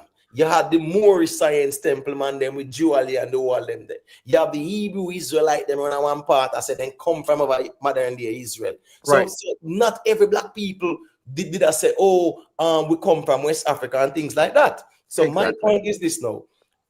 Liberia and Sierra Leone, remember say the British control Sierra Leone, right? Man. Liberia, after slavery in America, America had influence in Liberia, where they say Liberia was a place where blacks who were persecuted in America Could go back. go Right. to Liberia if they wanted to. Right. So I'm just saying that was not the birth of no Pan-Africanism. Africanism, no. Pan-Africanism, no. Remember, it's a black pride, black power. That whole Liberia repatriation and the same Sierra Leone repatriation, it's sponsored by British elite royalists who slave traders. No, but I black light. No, you mix. Hold on, let me ask a question, brother. When was slavery declared abolished by the British? 18 what? I can't remember the. Yeah, 1807. 1807. 1807. That's why in Jamaica, Emancipation Day was supposed to be 1834, and the slave masters them are saying they want to put on a couple more years on it. And that's why it started. Even up until few decades ago, England had colonies in them, my brother. No, I understand. That's fine. Colonialism, we're talking about. In terms of, I mean, like a recent 19th century colonial quest. I'm not talking about it from Columbus times. Up until now, Britain still control the piece of land in Argentina where them fight over, brother. And Britain have no rightful ear to that over there, so in Argentina. Right? Not true. Right. Again, what's the name of the island where the Falkland Islands. The Falkland Islands. Falkland Islands. They fought a war in the 80s for that. Not true. Right. Yeah. Right. Have no ownership to that piece of place there. Right. You understand me? I say something. Exactly. So that part. My argument was that Britain, 1807 was when Britain said, "Here, we are going to abolish slavery because guess what going on now? The religious people, right, were pressuring them. Exactly. I remember, them man did come to get souls and whatever, Right. So they use it as a way to actually be abolitionists. Right. Like said, they were for the slave, so they could convert them to Christianity. Exactly. They had an agenda as well. Right. And Britain, remember, Britain was a Protestant nation. It was a religious one. Right. But because the Pope back then did say slave was a necessary evil and everybody had do it, then they do it. 1807, they say we are going to abolish slavery in all of the colonies. Right. You know, means them and give up power. No. 1807, Britain never give up power. As a matter of fact, 1834 was declared Emancipation Day, and the Jamaican Assembly, because a lot of people never understand. So even what Bahamas and Cayman was named Jamaica as well. I was a part of Jamaica. You didn't know that? No. Bahamas and Cayman, yes, was a part of Jamaica.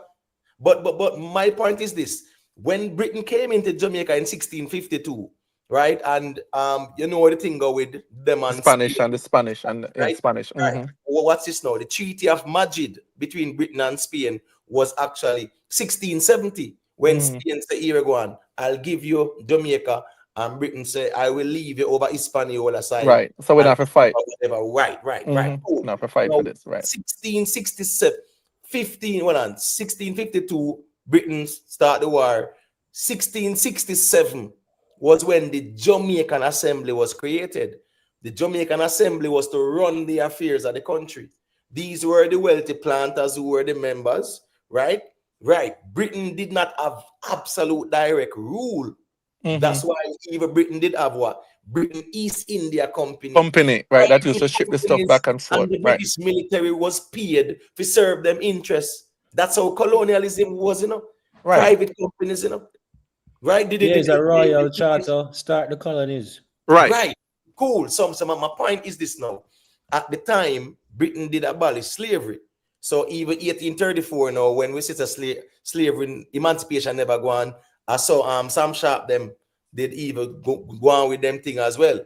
You get what I say? Right. But my point is, at the time in the 1800s, the 1860s, 1870s, there was no slavery, legally in any British colonies.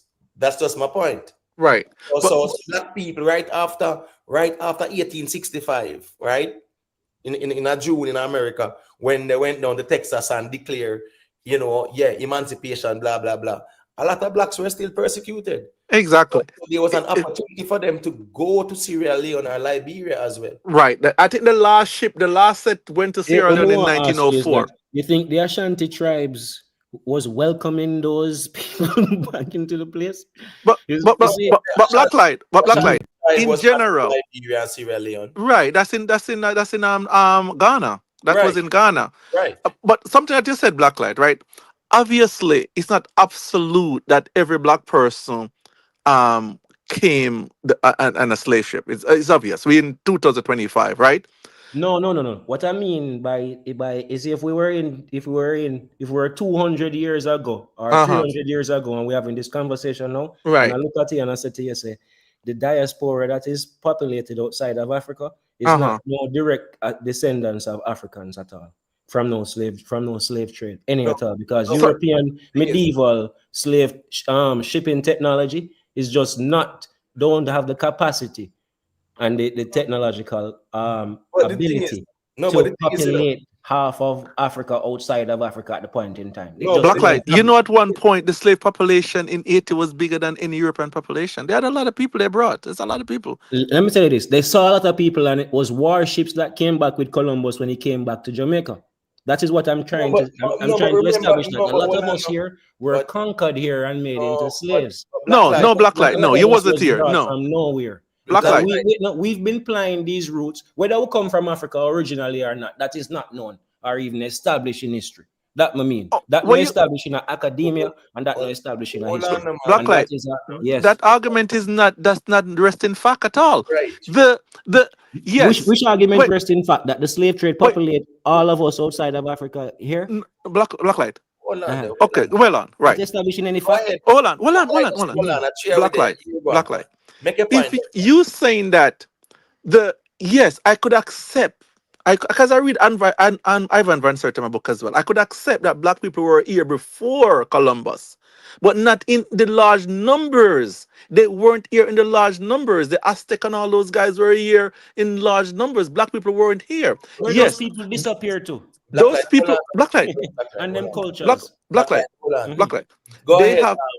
Those people do have darker skin. Wait, no, I want you to answer one question for me. Before I'm not going to this one question. Answer this one question. Blacklight, hold on there. Do you know that in the world right now, right, even in the Amazon, there are certain tribes that are a protected species? Yes. It's just a few of them left. Exactly. It's just a few of them left. I believe even in Africa right now. Right. So the point is, there are people who have been here who are no longer here like that. In terms of tribes. So what's this now? One second, brother. First thing first, right? There is no archaeological interest in any Arawak existence here. Never been. Why is that? Blacklight, wait no. Blacklight, that's hold on, bro. Hold on, brother. What me I say is that you are saying that you are indigenous to Jamaica, right? Blacklight? Loud and clear. Cool. So indigenous by definition means that you were here before Columbus, or colonialism, so to speak. You were here before Columbus, so you were here before 1492. That's what you are saying, right? Most definitely. Right, cool. So can you prove to us now, phenotypically, biologically, through linguistics, anthropologically, that you and DNA, right? And DNA. But after we've been a conquered people and are speaking the colonizers' language. Yes. Yeah, ask you now, can you prove to us? 191 people still there. Big up on yourself, people. Yeah. Can you, because I am not arguing that there weren't some of us here. What me are arguing now is that there's this new school of thought among foundational Black Americans and this indigenous thing. If say that when we see Richard Curry argue about he is more and all that nonsense. Absolute nonsense. He might go prove about him indigenous more and maroon means more and all that nonsense. You see all of that thing still from that noble Jew Ali thing and that Moorish science thing. That is some pseudo with no sort of. No, it's not. Nope. Moorish science is not pseudo. You have to understand it. The Moorish science thing about natural law is pseudo stuff that I can never say was established anywhere before. All right, forget that. Blacklight. Let's go back to one thing, right? That's a thesis, man. That's a thesis. So back to the reasoning. Right. You, Blacklight, me I say you are claim say you are indigenous, which means that you were here before Columbus, 1492. So me I say, how can you prove to us using the scientific methodology, anthropology, right? Biology, linguistics. You get what me I say? Yeah. I have the same arguments to put over to the other side as well. Good. So me I say, more you will claim say you're indigenous. How can you, Black Light, prove that you phenotypically and biologically was here before Columbus? You as a West African. Because you're West African, you know? Now what? And, you are West African, I claim say you're indigenous. Now West what? West, you are from West Africa. Yeah, West African. Phenotypically. Yeah, you're West African. West African, listen me, all you gotta do a DNA. Have you ever done a DNA All of that, test? none of that is accurate, you know. All of that is guesswork. You say if I send my dog DNA, if I send my dog blood right now, them going to tell me say that this person came from Europe or No, we're not doing that. People have done that. No, Hey, I'm sorry. I can show you right now. Say all of that DNA test. We're not doing that. You know why? Because the Denton family, the man, them biggest stonecraft, laugh self-made because it's funny. It's funny, yeah, it's crazy. It's to dismiss the DNA and say it's not a scientific methodology that is because like if I send you, all right, cool. Make we work with your pseudo, because pseudo simply means non-genuine. Right, exactly. Right, cool. Frauds, right. What is now? DNA is pseudo. All right. So what I know. So what other evidence you have to prove to us now? First thing, all right. There is a strong pre-Columbian African presence, or if you want, I don't even know if you call it. I can't even say African because I can't assure that it's originally from Africa. It might be the other way around. It might be we had moved into Africa and we had originated from here. We don't know. So you saying that? What I'm one gonna second, say, wait, no, listen. What I'm saying is that the all of the archaeological support and evidence shows our cultural legacy is much more implanted here than any people with them claim live here 10,000 years before we come here. Because there is absolutely not one archaeological site dedicated for any sort of Arawak finding in this country. Second point, cultural and linguistic parallels. The art and the religious practices between the indigenous American cultures and the ancient African cultures is almost mirror. So that's how we're going again. Which wait no? You see, if you look at those, if you go around the south, if you go around the hold on, no, man, please, bro. Hold on, I land the point, hold on, sorry to cut you. Hold on, you're a Jamaican, right? Yeah, man. All right, cool. So me I ask you now, because all me hear you tell me is some anecdotal things. Me I say, how can you remember? All I am. That's about you, Black Light. Because you, Black Light, is here saying that you were here before Columbus, so you're indigenous. So me I say, you, Black Light, you prove to us that you are indigenous. Wait, no, man, indigenous? Well, I know what indigenous language do you speak? I speak the colonizers' language because it's hundreds of years after now that I am here, my brother. No, hold on, man. Yeah, because you are. Make my land. I'm gonna land my point. They make all your objection. Go ahead. All your objection. You have it. You're not gonna forget it. All right. So the pre-existing African, or we can't even call it African. The pre-existing our cultural remnants is here much more than any other thing where they might try to spell with. And that is from the cultural and linguistics parallels alone, and then from the aspect of working out the demographic and the mortality factors of the particular trade route in terms of them coming from way over there. So when them could have just go to Brazil, we have a millions of black people where them could have enslaved, then if I that them a deal with. So if we're taking a weird way of coming all the way over there, so with those makeshift ships for try and transport about those estimates, again, the historical records and the estimates don't match up in terms of the numbers. The millions of Africans were supposed to forcibly brought to the Americans. It cannot be done with the shipping technology. No, but the insurance documents are there. Sure, that's what I was gonna say. No. You see, if you do a calculation right now, if we bring up the British records right now, we'll calculate it. It can't be. But we know, we know. Yeah, the insurance documents are there, the payouts are there where the man then claim, right? What that means? Hold on, meaning say the man the member said the cargo was insured. Insured, exactly. So I understand the insurance thing started with us, as a cargo. Right. So, but hold on the black line now. Right. When you watch our reasoning, right? Because I actually ask you. The scale, I'm not gonna say them can't carry some, but the scale of the slave trade being Hold on now. successful in Black carrying line, just millions. hold on now. So, You wait, the black light, right, you mentioned Brazil, right? Impossible. In the 16th century, who controlled Brazil? Portugal. Thank you. All right. Britain and Portugal were rivals. At times, even though business-wise them do trading, because the Portugals was the one who was actually supplying them in Africa too. Right. Sometimes them all share all a colony together and collaborate. Common interest. So guess what? Remember say Britain, right? Portugal that deal with Brazil. So Portugal did actually ship them go Brazil too. And there were also times when cargo drop off in Brazil and then move on to the Caribbean. Exactly. My point is this now. One, you are claiming that you're indigenous. You don't speak an indigenous language. That how could I after so much? Then because you can't claim something and speak not even. You can't claim to be African either. I speak African. Them can claim to be African. It's a black light. But we talk though. Jesus. It's well on, but remember, all right. Same point. Can make to you. No, I speak African language. I don't speak no African. All right. No Jamaican speak African indigenously. Well, man. We totally understand the colonial system of education, right? Educate them, right? If Britain control the British colonies, English is the official language. Right. Exactly. So you can't ask me for. Man. You make a claim in 2025, brother.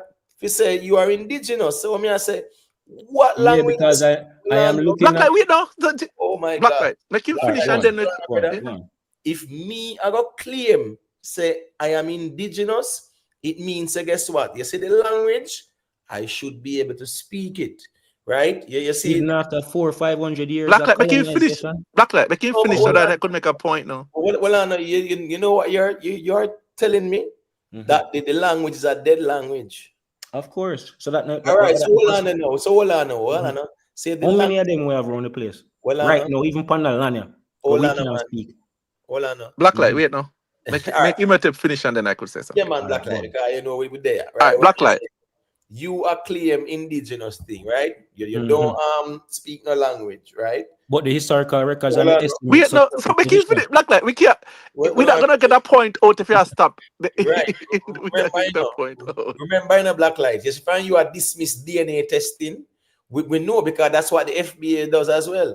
The man then does make some claims, and then the scientific methodology that validates these things, which is accepted, right, globally. The man them dismiss it and say it's not valid, and then they're gonna use talking points. This man here said the language is dead, and him a tell we now say here what him was here, right? But he can't prove nothing. Him a go only talk with the anecdotals them. But the thing that black light this thing that black light fails to understand. Let me make a point, black light. All right, and then you could talk. Like let's make a point and then we talk so that we don't talk over each other. We're gonna go on the accuracy of DNA. Yes, we get back to that. We get back to that. Yes, we'll get back to that. We'll get back to that. What's the accuracy of DNA? We'll get back. We'll get to that. We'll get back to that. Okay. What I'm trying to establish here, black light, right? All of the stuff that you're dismissing all the documents. The great thing about European what they did, everything is documented. When Columbus came and they documented lies about our history. Let me talk. Let me talk. I got worry about us for that. When they brought when in the second voyage that Columbus came, right? They always come with a priest, right? They travel with priests, right? It came with 9 battleships though. So no, but you understand that. But you understand that they travel with a priest, right? Yeah, it came with 9 warships too. Okay, all right. That's beside the point. When the priest came, and the priest was documenting what they were doing with the natives, right? They document everything about them, what they look like, the texture of their hair, and how they. Columbus diary same come say woolly hair, man, yeah, so. And brown skin. Columbus diary. No, when I finish, but Blacklight, when I finish, then Blacklight, when I finish, then you could say your point. Let me just finish my point, right? And it was that. You skim it. You skim through it. That's calm down. Black light. Calm down. Let me But it's finish. called decorum in the Let me finish the point. Right? Sorry, bro. Let me finish the point. All of the documents and the writings are there, right? He followed with Columbus because they were doing so much atrocity. So the reason why you don't see those people that they encountered here is because of disease, and the wholesale unaliving of these people. It was for like sport. Remember, the population that you see now in these countries, back then it wasn't that many people. In Jamaica population, since we're alive, Jamaica population doubled since I was alive. Right, it was 1 point something, now it's like 3 million. So those population was minuscule compared to what the population is now. So if you have someone that come that introduce into a new population with different disease, different way of doing stuff, and they're coming to get resources, they're gonna kill as many people and alive as many people as they can, right? Just like what happened to the Native Americans when the European came here. That's one, right? So even in the documentation that they say, you saying that they have wool here, it's woolly here. You're looking at woolly here as it's a different texture from their hair. You're looking at woolly here like the hair that you have now, right? We're not discrediting the fact that even in Advent, Van Sertima and all of those guys that expose that, they're not discrediting the fact that the preponderance of the people came. They're saying some were here and some came before and so on and so forth. You have documentation that people sailed to Brazil and all of that. Of course it could sail, right? That you have documentation, but not to populate the entire South American peninsula and so on and so forth. Those were there in that large numbers. It's a fact that were there. So why the Mexican look like this now? Why all those countries that don't look like what me and you look like? And All right, Imhotep look like? All those countries like where? What are you talking about? Mexico. The biggest places in the South America have more blacks than Africa. Where? In Brazil. Brazil have more blacks than Africa. Because of the slave trade. Because of what? Slave trade. You see how dumb that sound? Black Think light, about well it, on, listen. brother. The one on the black light, that's well on. Here we go on, brother. Remember, say, in the Amazon jungle, right, Denton, they discovered tribes that as well. Never Like 5 years ago, people they never see them before. Human interaction, and guess what now? Right. These are indigenous people to the Amazon jungle. Even Right. the time of when Britain did control all Guyana and Suriname and them place there, right? Them the tribe, they never do no interaction. Now, guess what now? Their phenotype, the Denton family, you see them phenotype look like now black man from West Africa, nothing like that. Oh, hey, tell me, I've been to South America. I've been to several countries in South America. Right. I've been to several countries there. I've been to even that is. I've been to the Aztec area. I've been to Peru. I've been to all of those countries. Right. They don't look like me and you. Me not go argue and say phenotypically we might not over here, you know. When me Right. argue is that the people them right now who are argue this argument, as it started from some foundational Black American thing until it turned to some indigenous Black American thing. Right. And now people are dismissing the atrocities that took place to Black people on a global scale. No, brother. All the city is that I don't believe the numbers of the slave trade populated all of who is outside of Africa. But the people that did it have the I never insurance. said that they didn't slaughter or it was not all out conquest of the places where blacks are. Please do some research on the insurance policies, because it was mandatory for insurance policies be taken out.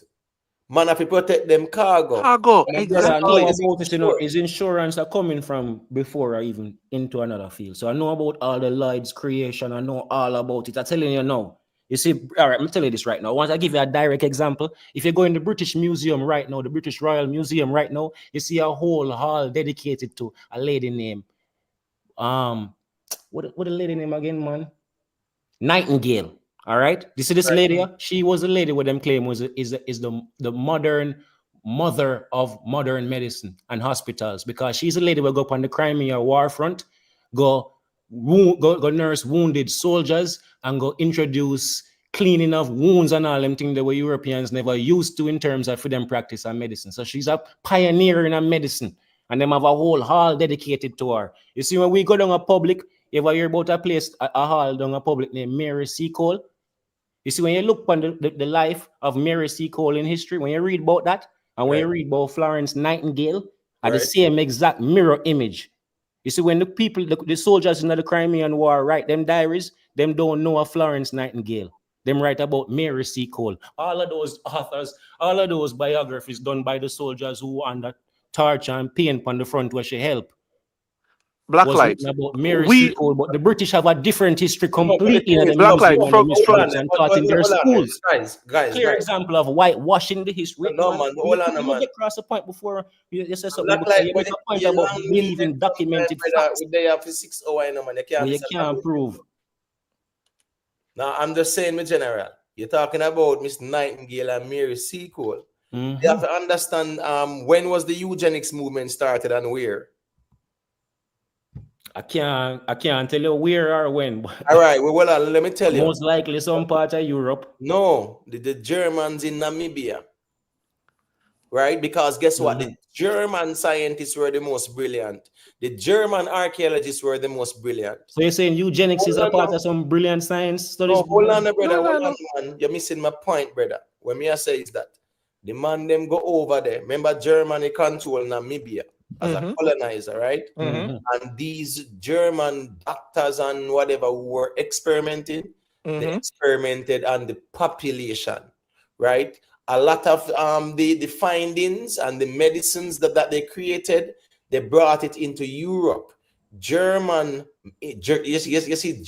Germans in medicine were the most influential in Europe. So even the Crimea War, remember the Crimea War was actually what it was in the 1800s, because that's the French with Napoleon against the British, right? And the Russian and the British are fight and a fight Napoleon, right? And the Russian winter, that's what did with him wicked and he lost. Yeah, because him determines him to march into Moscow. Right. So my point is this. This was let's say 10, 12. Because remember Napoleon got defeated at the Battle of Waterloo in 1814. Right. Now, my point is this. In the 1700s, these German doctors and physicists and all take over all of the European royal elite. They were in Namibia experimenting everything where they might experiment on black people. They create a genocide on the Hero people and the Nama people. Yes. In Namibia. That was the first big genocide. Not only that too, at the point in time where you're making that them have the greatest influence in science, them also have the royal bloodline in the ruling families in the main countries in Europe. Royal bloodline is just family interbreeding. Because remember, that was the Germanic tribes kind of take control during the medieval ages till now. But Blacklight, you're talking about medicine. Imhotep is on the panel. If you know who is Imhotep, Imhotep is a father of medicine. He's a godfather of medicine. When the Greek want to learn medicine, they go to Imhotep, the multi-genius, to learn medicine. I don't believe them stories either. I believe that Egypt story is made up. All them pyramids. So what? Blacklight. Is the earth Blacklight? Modern 19th century creations. Can you have up to 1800 biographies written by major generals and all kind of people who never encountered the Great Pyramids? Were kind of shocking, you know. Blacklight. People who have marched through Egypt. People who conquer Egypt. Blacklight. Blacklight. You know that though. Hold on. So there's an alternate view of what we're seeing in front of us now. Blacklight, you want to make a point, Blacklight. I didn't want to say something. Listen, me, George, me not ask Blacklight what the shape on the earth, brother. No. Me not ask him that. Hold on there. Blacklight, what's the shape of the earth? Yes. Flat. All right. Hold on, guys. Hold on. Our flat with a dome. Hold on there. So, Blacklight, do you know the history of Egypt? Where according to the Napoleon founding, the Napoleon sponsored archaeologists, the first Egyptologists. Who was that? The people them will decipher the Rosetta Stone a second. They were the first people them will give with this whole ancient history of what them discover in Egypt. No. But Of course, without them, we have no clue of what was happening in Egypt. I'm just gonna say, that there is an alternative view, and it needs to be studied and, Brother, just and, hold and on, compared man. to Brother, the, just the, hold the on now. mainstream academic view. So make Hold him on. think. Hold on, brother, man. All right. So you said us you have generals who wrote about not seeing no pyramids like that and whatever, right? Mm-hmm. Cool. Did you know Even the that great there was one. a time? Mm-hmm. Did you know that there was a time when these regions were buried in In deserts? sand. In desert, Even right. the Great Pyramid buried in sand. Man, do you know the history? So dig out them things. Yeah? Right. That them tell we.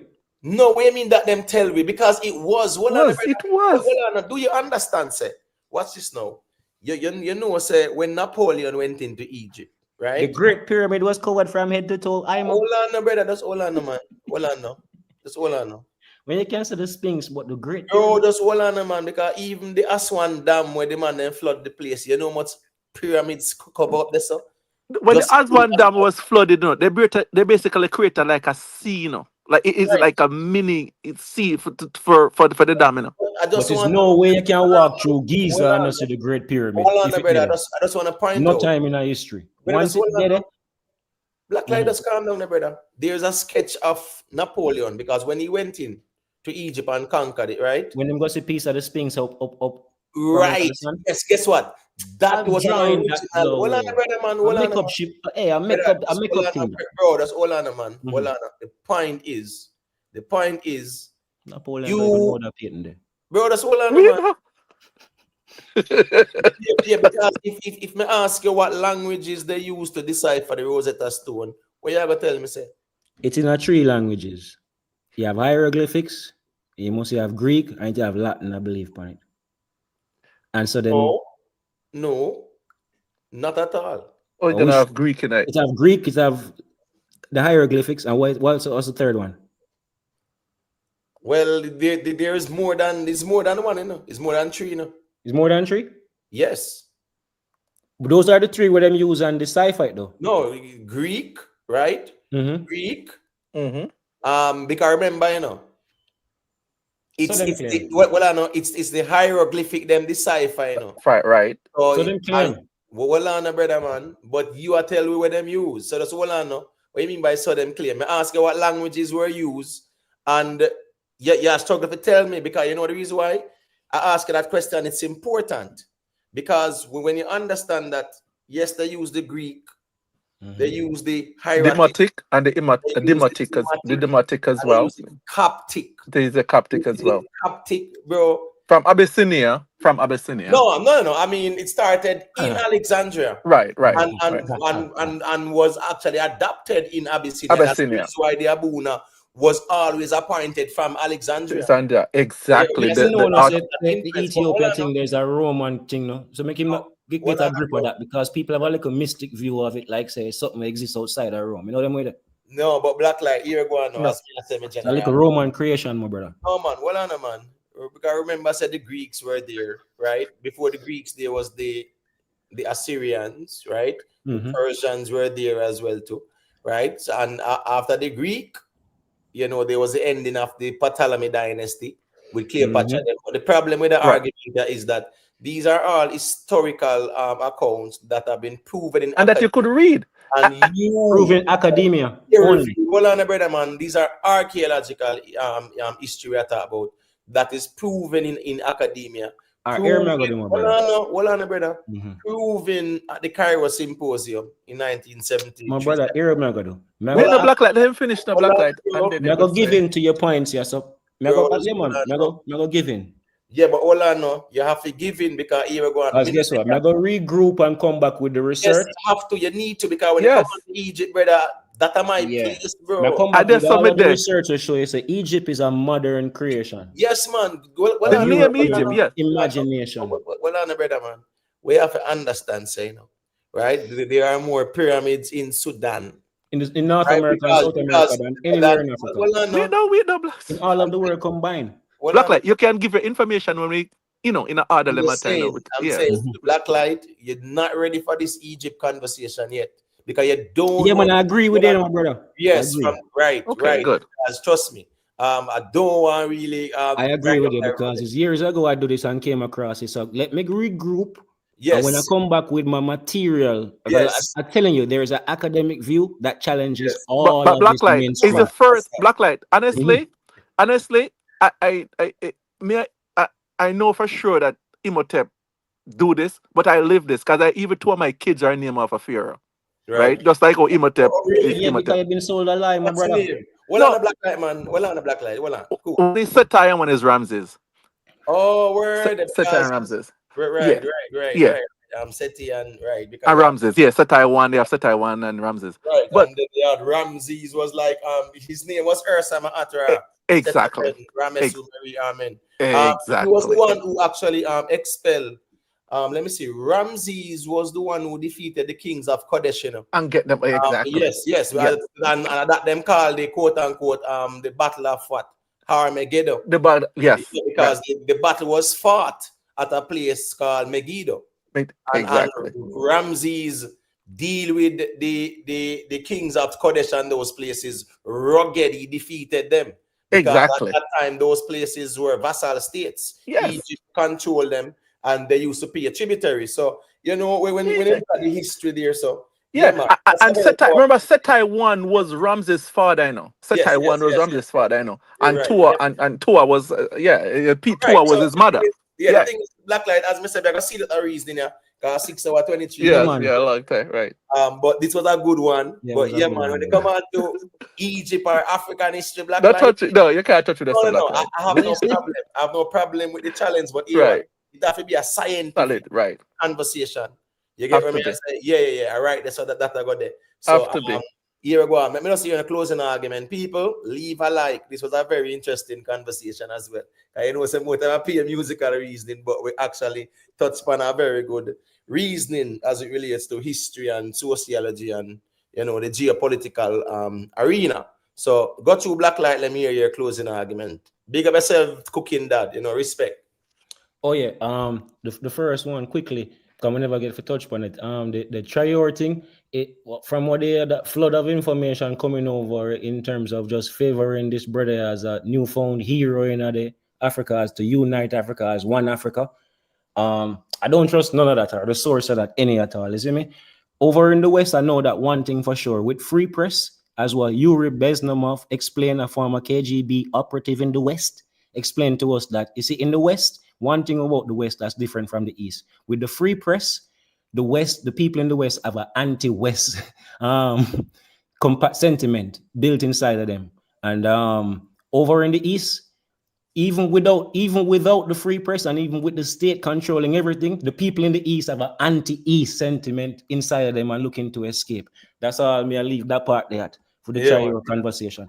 Going over to the Marcus Garvey thing, I'm going to come back and go now a proper detailed structure who Marcus Garvey really is. The Pan-African brother, this was spend all them vacations and tour in Europe and courting European royal elite daughters. Is it me? I say, my brother is a man that never step foot in Africa. Is a man that collect millions and about never leave the dark yet. Is a man when him treasurer I go testify against him. Him just suddenly get some gunshot 2 days before him trial. Blacklight. A closing argument in a closing argument. Yeah, so I'm gonna come back to the Marcus Garvey thing. Then I'll come back to the Egypt thing to my brother. You see me? Yeah, man. I really need forgiveness some. Because years ago, I do some little thing on them. That two topic there. I'm gonna refresh myself and come back with it. All right, no problem. You see, the problem with Blacklight, the problem with us, we always fresh. Can we do it? We read it all the time. Yeah, because you guess you can't tell us a Deuce, Mohammed and them and they've started no Pan-Africanism. Yeah, man, because before Marcus Garvey got the Orient Review newspaper, him have no ideas of Pan-Africanism. None. When him got the Orient Review, that's when the Orient Review was dedicated to Pan-Africanism. Hold on. Marcus Garvey was speaking about Menelik, right? At the time of his glory. Right? Even at the time when Menelik was still alive, Marcus garvey was speaking about it. And you were going to tell me about say Marcus Garvey. Now come show you, say, Adus Muhammad induct Marcus Garvey in the Prince Hall Freemasonry. I'm going to show you why Prince Hall Freemasonry is Quaker ideology and all of Pan-Africanism was to support the creation of... Hold on, man. Do you know who Prince Hall was? It's another Moliy character were created by the Methodist movement. No, but that's the problem to Black Light appear conspiracy. Right. Yeah, push. He's a British loyalist, royal. He captured in the war. Let me explain, man. He was captured in the war as a British royalist. All right. So that's not true. That's not true. That's not true, because let me tell you this. He had his own black regiment. Britain even approached him and said, fight on our side and overthrow America. And him said, no, he fought with George Washington. Bro, you have to know the history. Because he wanted freedom. Because he wanted freedom. No. Not because he wanted his freedom, because he was a free black man. Right, but he wanted to maintain his freedom. Because the thing is that he had freedom because he didn't want to be under the crown. Right. They were black men who were free black men. Prince Charles started the first school to educate black people in America. The man turned him house in a school. Right? Brother, if you know the history of Prince Charles, you know what's good the man do. Lego the conspiracy sitting and go study. Brother, it's a Quaker movement, my brother. Completely sponsored and supported by slave traders. Completely. The whole thing from Siberia, from Sierra Leone to Liberia. Bro, just calm down, brother, man. Because as me say, you remind me of the youth when you're in Daza. When you start, it does not stop. Remember, we done a closing argument. You say a lot, bro. We're not done. We'll leave it to next time. So no over talk me when we are end it, bro. Right. Let me give you time to talk and you say what you are saying. So I'm just saying, 1 second, man. Respect to everyone was a great reason. King Militancy say in the bush listening. Yeah, man, King Militancy, man. Big up Black Light too for presenting a different perspective and things, right? Because it's good.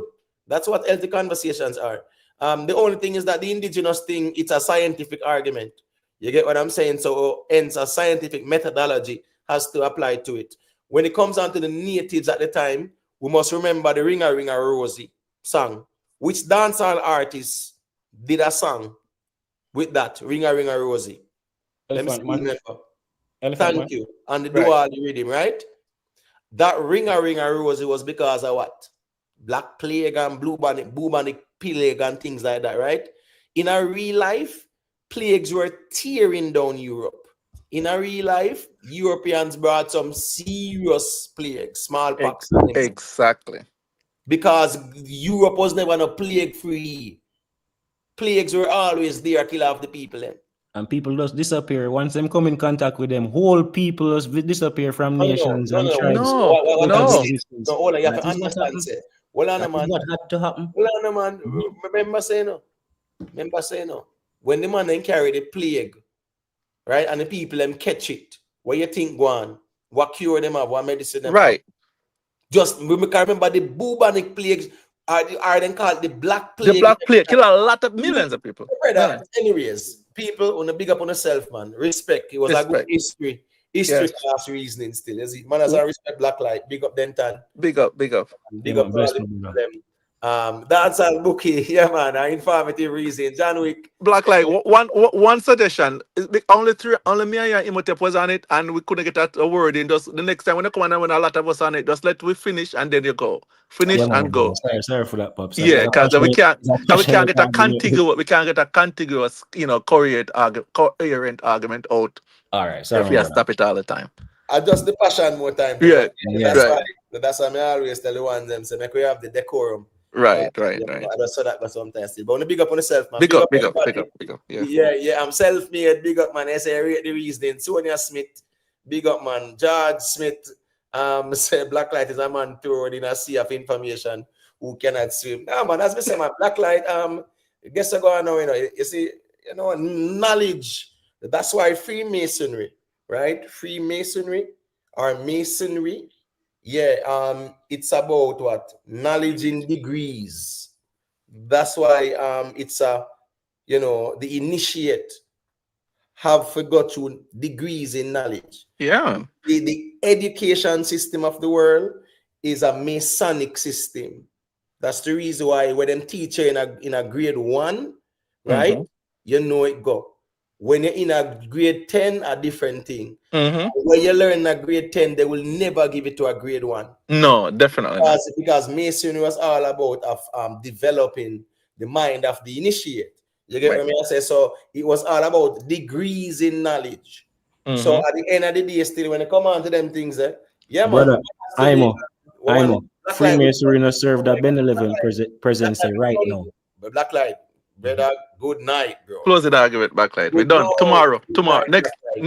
Next reason. Yeah, next reason. All right, we're done. Me and just do my little closing argument. Right. Big yourself, black light, man. Yeah, man, that's our respect for the engagement.